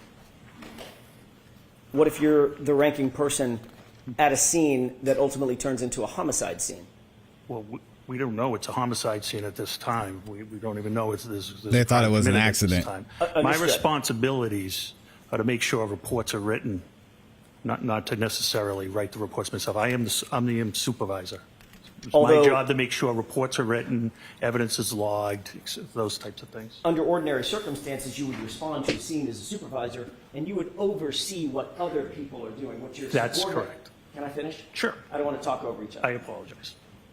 You would want to supervise or oversee what your subordinate officers, whatever he or she might be doing or they might be doing, you're going to oversee that. But they're the ones actually conducting the investigation or picking up evidence or doing the interviews and writing those things of that nature. Correct. Detective Sergeant Lake's investigation, yes. So in that circumstance, you wouldn't be expected to write a report because all of that conduct is memorialized by others subordinate to the supervisor, correct? Mhm. But in this case, quite the opposite happened. You were the one that was in the video utilizing the leaf blower, correct? That's correct. You were the one that actually exposed the drinking glass, correct? Correct, yes. You noted the drinking glass and actually called somebody else over to take a look at it, correct? That's correct. You directed someone, Sergeant Lang, to pick up the drinking glass and recover it as a potential piece of evidence, correct? That is correct. You noted the blood or the coagulation of blood in and around that area, correct? That is correct. You noted where you believe the drinking glass was, in other words, what location, if there were grid coordinates, where it would be, correct? Correct. And you instructed others to transport that important evidence back to Canton PD to have it booked, correct? That is correct. You also secured the plastic containers in which to recover the blood. That is right? correct. You also directed someone to get a bag to put the plastic containers in and ultimately transport it, correct? That is correct. So you would agree with me, Mr. Gallagher, that in this circumstance, you were the centerpiece. Why is he of the shaking his recovery head? evidence in the investigation as it was at that time, in that limited context. You were the centerpiece of Why is he what shaking his happened, head? correct? And I made sure it was documented by Detective Sergeant Lang. But you didn't find it important enough to write a report yourself. I think that's poor These police misrepresentation. officers and their reports. There's a person fighting for their life. It was very important. When you were there Jeez. at the scene at, what time was it, by the way? I got there shortly after 7. Okay, you knew that that person who was fighting for his life had already been transported and was in good care, as best care we can provide at Good Samaritan Hospital, correct? That is correct. So certainly you're not excusing away the idea that you didn't memorialize your conduct because you were too busy fighting for someone's life. That's not what you're saying. No, it definitely is not what I'm Okay. saying.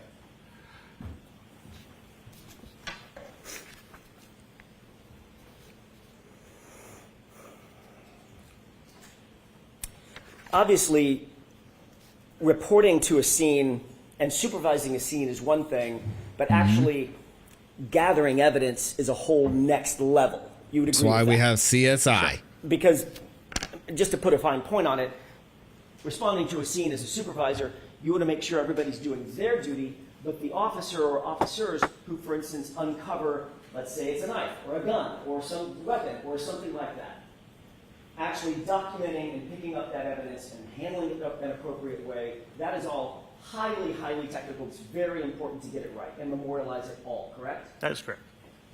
That's why you're highly trained to memorialize and report everything that you do in that regard in a report that can later be used forensically, in other words, in a courtroom setting, to recreate as best you can with as much detail as you can exactly what you did and how you did it and where it was done, correct? Sure. Yes.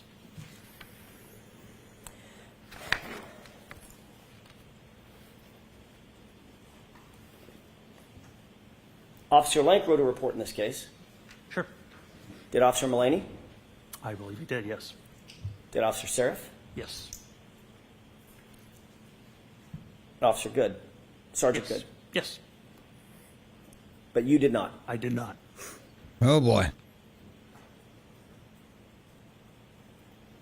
Who was the first officer to find any potential physical Chain of evidence custody at the is a scene, mess. be it blood or glass? I can't answer that. It was not me. I was not the first thing that was spotted was the pink spotting, not the glass. Okay. Who was the first person to see the glass?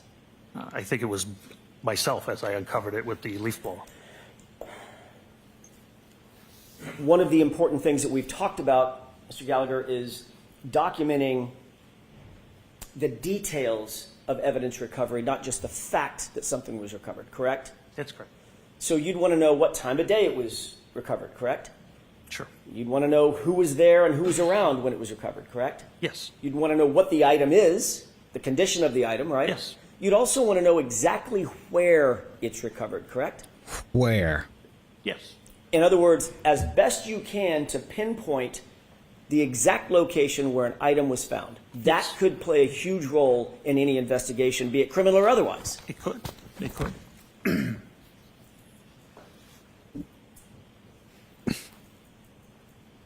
Did you diagram or draw a diagram back at Canton PD or I did out not. at the scene No. about where that glass was found? No, I did no reports or diagrams. Did you diagram exactly where you recovered the blood spots that you did recover? No.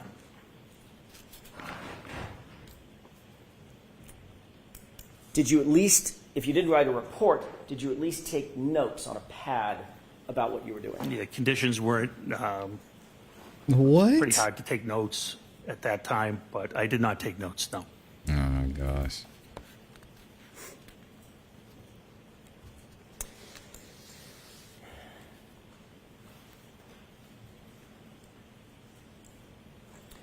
At some point, you mentioned a person by the name of Tom Kelleher, Deputy Chief Kelleher.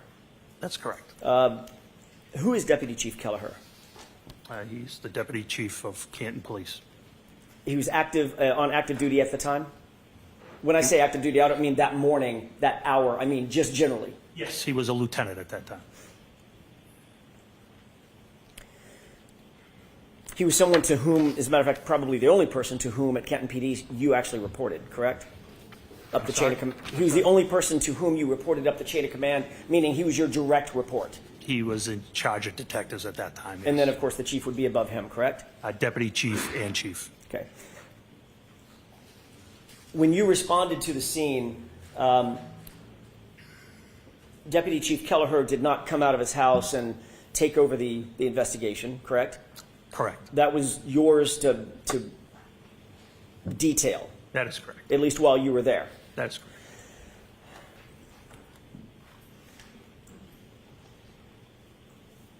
So can you describe what you did to preserve the crime scene? I'm sorry, to preserve the scene, because at that time you said you did not know if it was a crime scene. Is that right?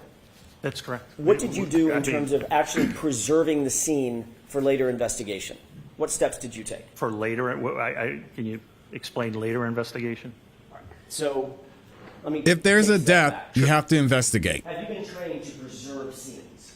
Jesus. Okay. What's the reason that you want to preserve a scene? What does that mean? Collect evidence. Collect evidence and make sure nothing is disturbed, correct? Correct. Civilians can't kind of traipse through or walk through evidence, correct? That's correct.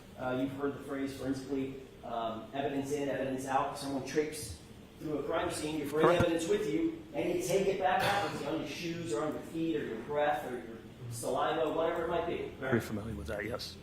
Preserving the scene is best efforts, it's best practices to make sure that nothing is moved, touched, messed with in any way, correct? That's correct, and that's what was done here. What did you do? That's my question. What did you do to preserve that scene? There was nobody, there were no civilians ever to trample through. Were rescue efforts made on Mr. O'Keefe? Yes, that's priority. So rescue workers do go into any type of scene. Medical life-saving measures come first. Once all apparatus was off scene, the original officers put out crime scene tape to mark an area. And later, it was documented, it was photographed, and evidence was collected. And it was searched by you, at least initially with the leaf blower. Correct. Okay. So you were interested in the area that, by the way, I want to clear this up, make sure I'm not mistaken. You described for Mr. Brennan basically where Mr. O'Keefe's body was, correct? Yes, yes, You never saw his body in situ. You never saw his body in place. that is correct.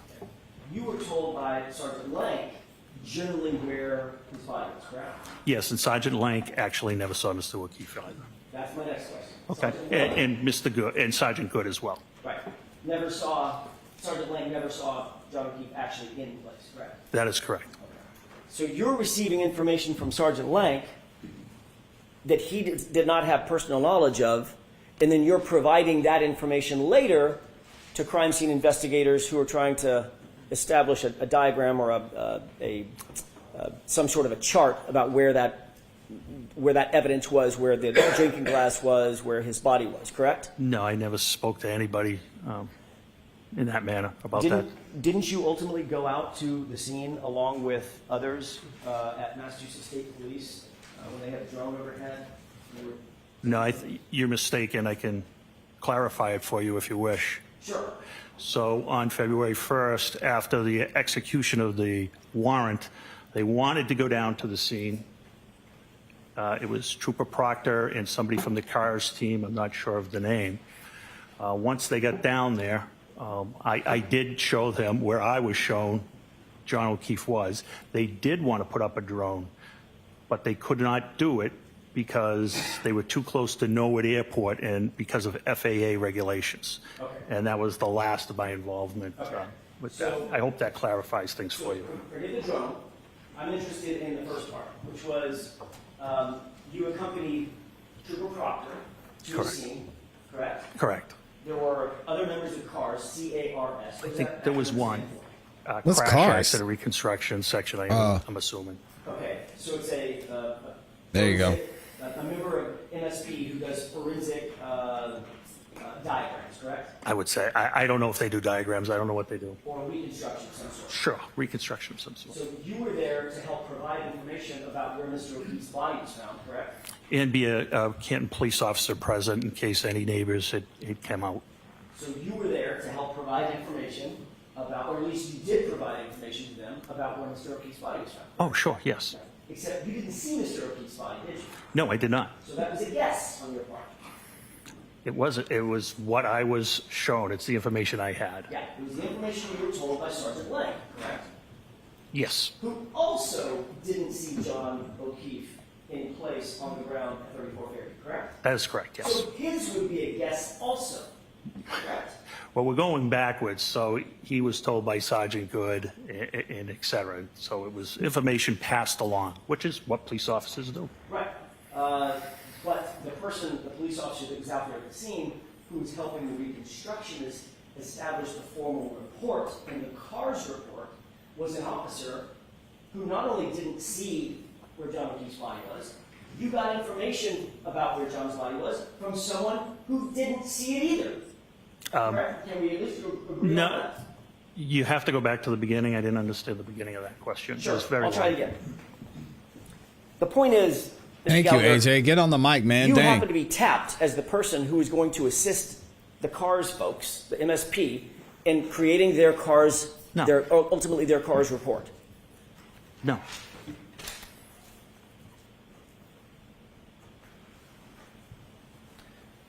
Isn't it true that you accompanied Trooper Proctor and members of the CARS unit to document Fairview Road and the scene of the incident? Yeah, I thought I explained it could not be done. Okay. So I'm not I wasn't, I only This is a went good witness, though. He's holding to show up. them where Mr. O'Keefe was and in case any neighbors came out. I wasn't there to assist in any documentation at all. You were there.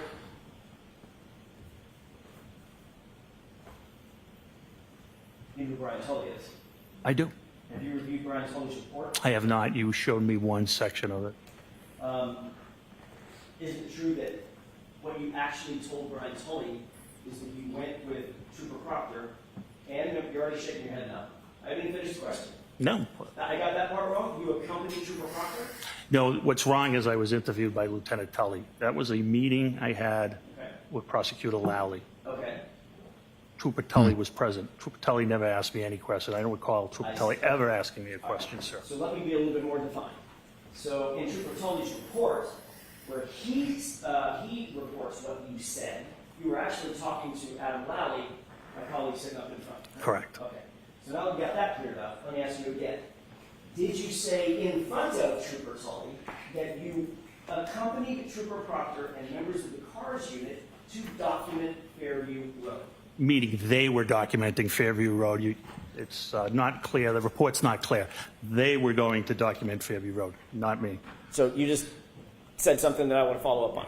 Okay. The report's not clear, correct? That's correct. So that's an inaccurate report. I wouldn't call it inaccurate at all. I'm just saying you're misinterpreting the wording. I see. And I'm misinterpreting it even though I just read it directly from the report? Yeah, sometimes sentences have different meanings. Okay. Yes, you are. Okay. The reality is you did end up going to the scene, correct? I did. And you accompanied, I don't want to use a word that you'll challenge, you went with Trooper Proctor, correct? I took my cruiser to 34 Okay. Fairview, yes. You were there at the same time Trooper Proctor was? Yes. And you were aware that the CARS team was there so that they could document the scene, correct? I don't know what the purpose of the drone was. I'm not familiar with that section. I thought I answered that question. I'm not familiar with what they do. But you do believe that as you sit here, you were there, we weren't. You do Right. believe that that's the reason that they were there was to document the scene. Put up a drone. Okay. I don't know what you mean by document. I don't know if it was to photograph, I guess, which if you mean by document photograph, I guess it could, I would agree. If it means take measurements, I wouldn't know. Okay. Did you tell any of the members of the CARS team where you believed John's body was? I believe it was Trooper Proctor, but I believe he was there, yes. Trooper Proctor obviously was not there when John's body was there either, correct? That is correct, So yes. he would have gotten that information. From you. That is correct. So now that's 3 people. It's probably more, quite honestly, yeah. Well, I'm just talking Yeah. about this report. Correct. The CARS report. That's 3 people in line. None of whom saw John's body, John O'Keefe's body, as it lay in the lawn when he was recovered. That is correct, yes. And there's no photographs Of Mr. O'Keefe Oh, no. at the location. No, we wouldn't, nobody would photograph somebody undergoing life-saving measures. Wouldn't be appropriate. There's no video, specifically. They wouldn't take video of somebody undergoing there's life-saving That makes measurements. sense. There's no body cam. We don't have body cameras. There's no dash cam that shows it. They don't have body Dash cameras cams would in be on the road. Canton? Mr. O'Keefe was approximately 8 to 10 feet off the road. Well, hang on a second. You're not sure where Mr. O'Keefe was because you never saw him. That's why I used a range, yes. Right. So you don't know, I know where the blood was. I know where the glass was. right. You don't know if he was 7 to 9 feet off. if he That's was correct. 4 to 12 feet off. You can't say. I could, only approximately. You are correct, yes.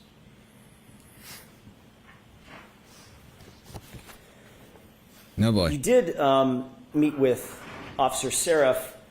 You met with all the officers when you arrived at the scene, correct? Yes. And Officer Seraph had been there from the beginning of the morning. Yes. Officer Seraph didn't report to you at that time any statements attributable to my client, did he? He did not, no. You later went back to 34 Fairview with Sergeant Lank. That's correct. And you rode back. Did you ride back to Canton PD with Sergeant Lank or separate cruisers? Which time? I I'm apologize. sorry. That's a vague question on my part. You went back to 34 Fairview with just Officer Lank, and you described a circumstance in which you went in, you were let in by Brian Albert. He went to the kitchen. You were in the family room or some other place. Right by the kitchen, yeah. Right by the room kitchen. off the kitchen, yes. Okay, so right next to where he was interviewing. That's correct. Jennifer McCabe. Yes. Did you ride back from that meeting with, or that event to Canton PD with Sergeant Lank? Yes. And Sergeant Lank didn't say anything to you about his interview with Jennifer McCabe at that time? I don't recall our conversation on the way back. Okay. And you didn't write a report about any conversation that you had with Officer Seraph? You didn't write a report about any conversation you had with Sergeant Lank? No, they're responsible for writing their own reports. Got it.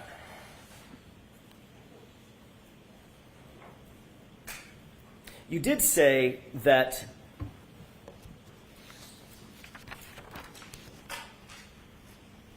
let me back up and ask a different question. You testified about a year ago in another proceeding. You talked a little bit about the evidence collection of the biological material, the blood, or I'm guessing at that time, presumed blood. You haven't done any testing. That's correct, yes, sir. But you assumed it was blood just because of your experience and it looked like it could be blood on the street. That's correct. How far were you from Canton PD, approximately? Mile and a half. Mile and a half. You had your cruiser with you. I had my personal vehicle with me. Your personal vehicle. In other words, your ambulance where you could get from point A to point B if you wanted to. Yeah, I was the scene supervisor. I wasn't leaving the scene. Okay. But you also had subordinate folks scene that you could have dispatched had you wanted to. Correct. They all had cruisers Yes, they did. or personal vehicles, I'm not sure which. I'm sorry? Or personal vehicles, I'm not sure which. I was the only one with a personal vehicle. Detective Sergeant Lank had a Toyota Tundra pickup truck that is not marked, but it's assigned to our detective unit. So if you wish to, as the ranking officer out of the scene, you could have dispatched one or more of those officers to run an errand, to go do something in furtherance of the investigation, had you wanted to. Yeah, I actually did that. Okay, you did. What did Yes. you do in that regard? Remember, I sent Sergeant Good to get the leaf blower. Got it. You also know that Canton PD has evidence collection bags at Canton PD. Yes. You also know that they have materials and tools to gather biological material, correct? We do have swabs, yes. And those swabs go in little containers to maintain their sanitary nature, correct? That is correct, yes. In other words, if you see a blood stain, you don't just walk up with a Kleenex that you find on the ground and wipe it up. There's your blood stain.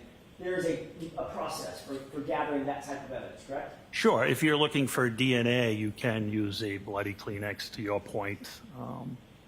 It'd be kind of an emergency. Yeah, absolutely.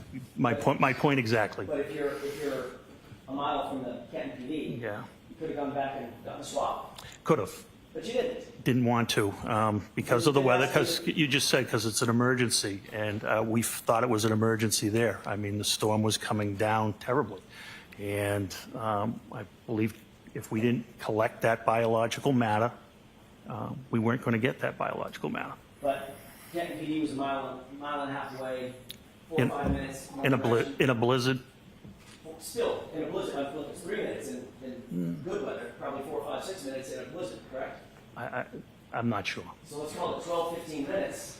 You certainly could have gone back. If you wanted to, you could have dispatched one of your officers to go back and get swabs and properly collect the blood material. Right? Sure. And I believed 15 minutes would have made a difference. And what you did instead is, well, 15 minutes would have made a difference, but you asked Sergeant Good to drive to his house and get a leaf blower.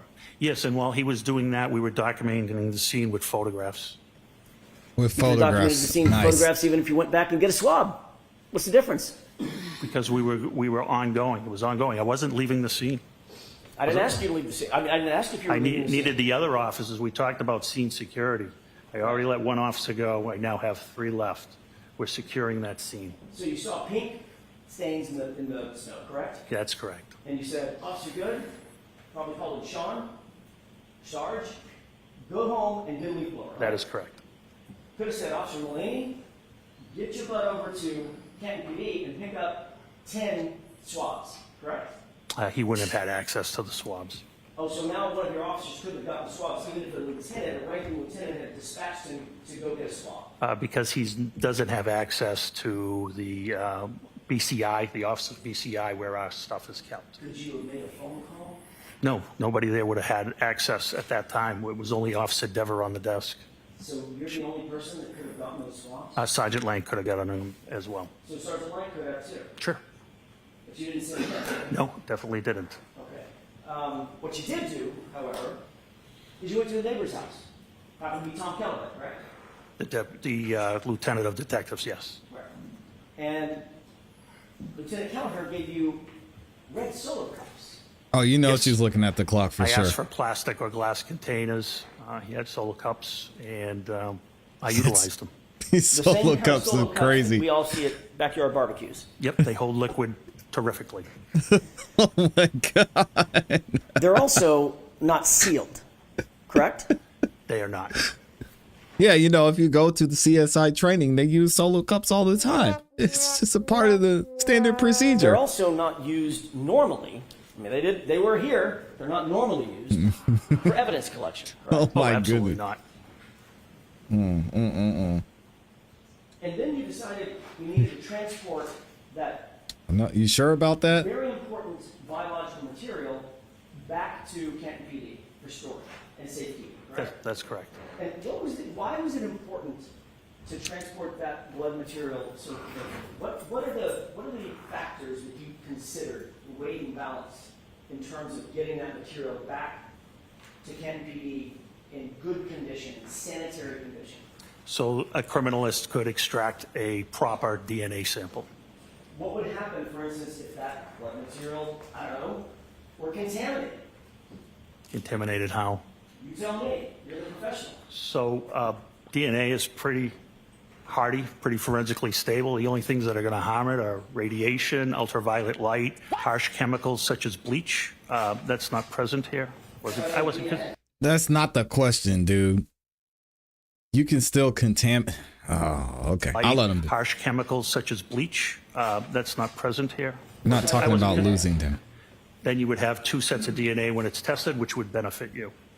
Well, depends on whose DNA it is. That's correct. That's correct. Yeah, moment, Your Honor. Yes.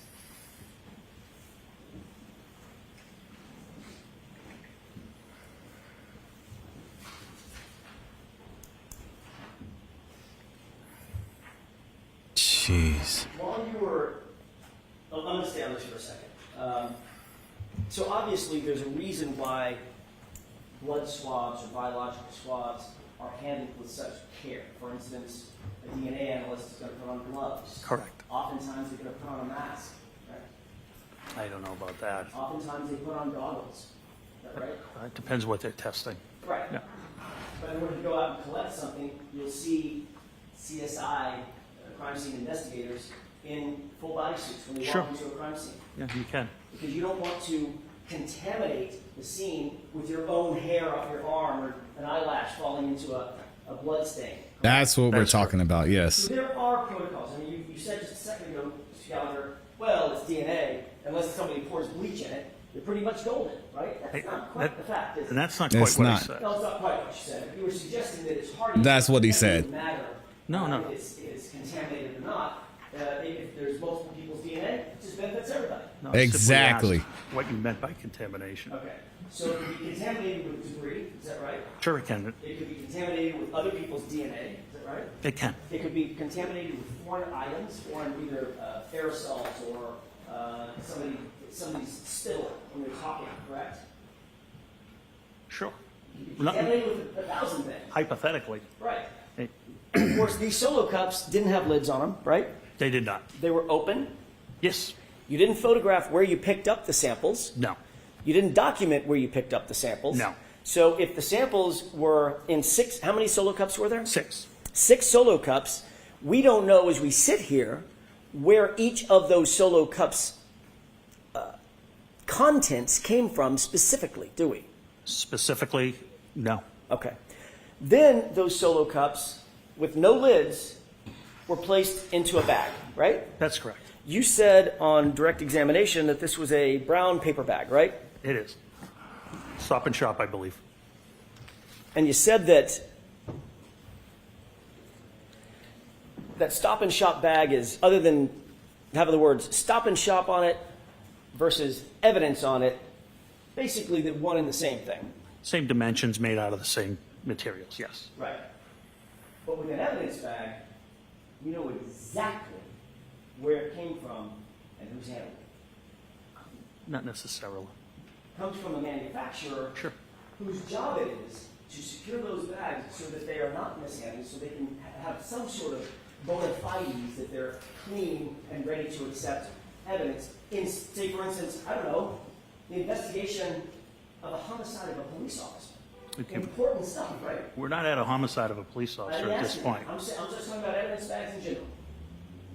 Evidence bags in general. In other words, I'm trying to think of some of the most important investigations around. The manufacturers of those evidence bags manufacture them and send them in a way so that their bona fides, the provenance of those bags, is maintained, correct, and protected. That's the way they ship them, yes. Right. And Kenton PD pays extra money for those bags for that very purpose. I'm sure they do, yes. You mentioned almost tongue-in-cheek, look, except for the price, Yeah. they're probably pretty close. Yes. There's a reason that there's a price difference, right? What would Yes. be- what's the reason? Well, it's not the shop. I can go pay 10 cents for that bag because I don't really give a... It's so funny AJ's making this point. I was just about to say this to Peter. They would save a lot of money if we just got a bunch of red solo cups and some saran wrap and use that to keep the evidence contained. There's a reason they have special containers for this. It's not that complex to think about. Jeez, man. Or who's handling it, right? It's got my milk and my eggs in it. Really don't care. Yeah, I don't know. I don't know how they price it because of how they package it. I don't have any knowledge of that. You're the one that mentioned the price. I'm just Oh, trying no, to no, make a no. point. Yeah, I There's a agree reason- with you on that. I'm sorry, we're speaking over each other. Okay. I apologize. I'm sorry, Mr. Gallagher, you gotta wait for me. Yep. There's a reason. My point is, there's a reason, right? Yes. That evidence bags are more expensive because there is a way they're manufactured and they're taken care of, and Canton PD is willing to pay that extra price, like every other law enforcement agency, because of that, correct? All right. So they're not quite the same, are they? No.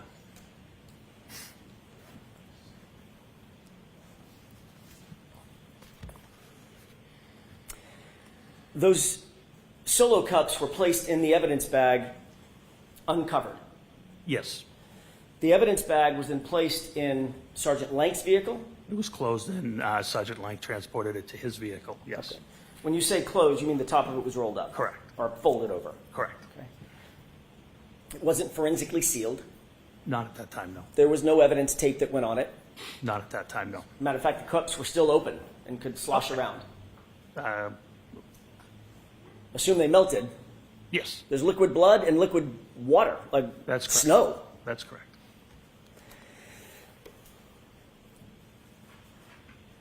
And you indicated that those were, at least you believe, those were placed in an evidence locker, temporary evidence locker, correct? No, the blood samples were put in a refrigerated unit. My mistake. I thought the refrigerator was the temporary storage locker. It's different? Yes, lockers are not I refrigerated. don't know how to spell saran Where the wrap. glass would go into a locker. Okay.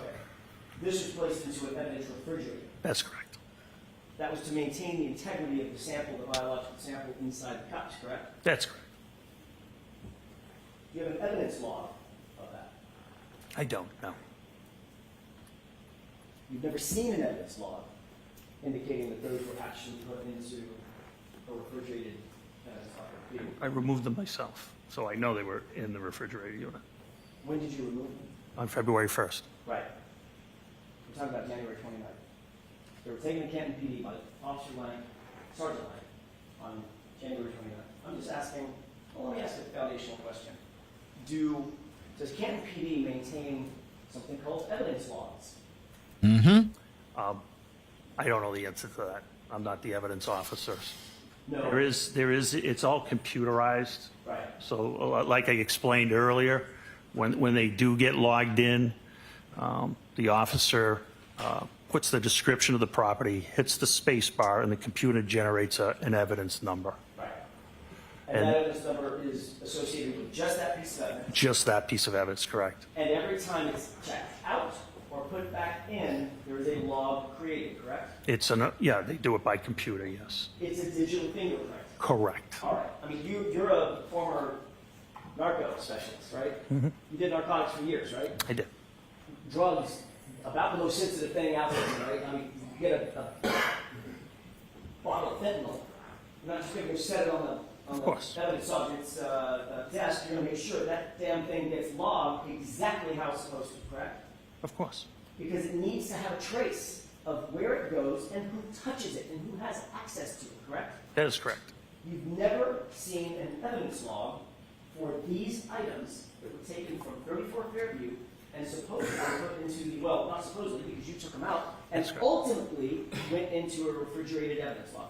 Yeah, I wouldn't have access to the evidence log. Our evidence room is a very strict process. There's only 2 people that can even have access to the permanent, once it goes into permanent evidence. And it's the admin sergeant that changes the custody when it comes out for court, if an item has to come out for court, or if it has to be transported to another agency, or if an officer needs it removed from evidence for further inspection. The admin sergeant would take care of that. That's the way it's... Mr. Jackson, you're not going to finish today, right? No, I'm not. In 2 minutes? Two questions, and I'm also... All right, 2 questions. Thank you.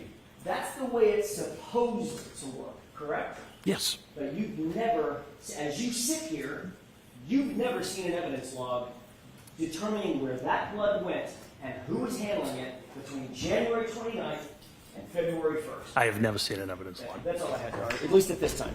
All right.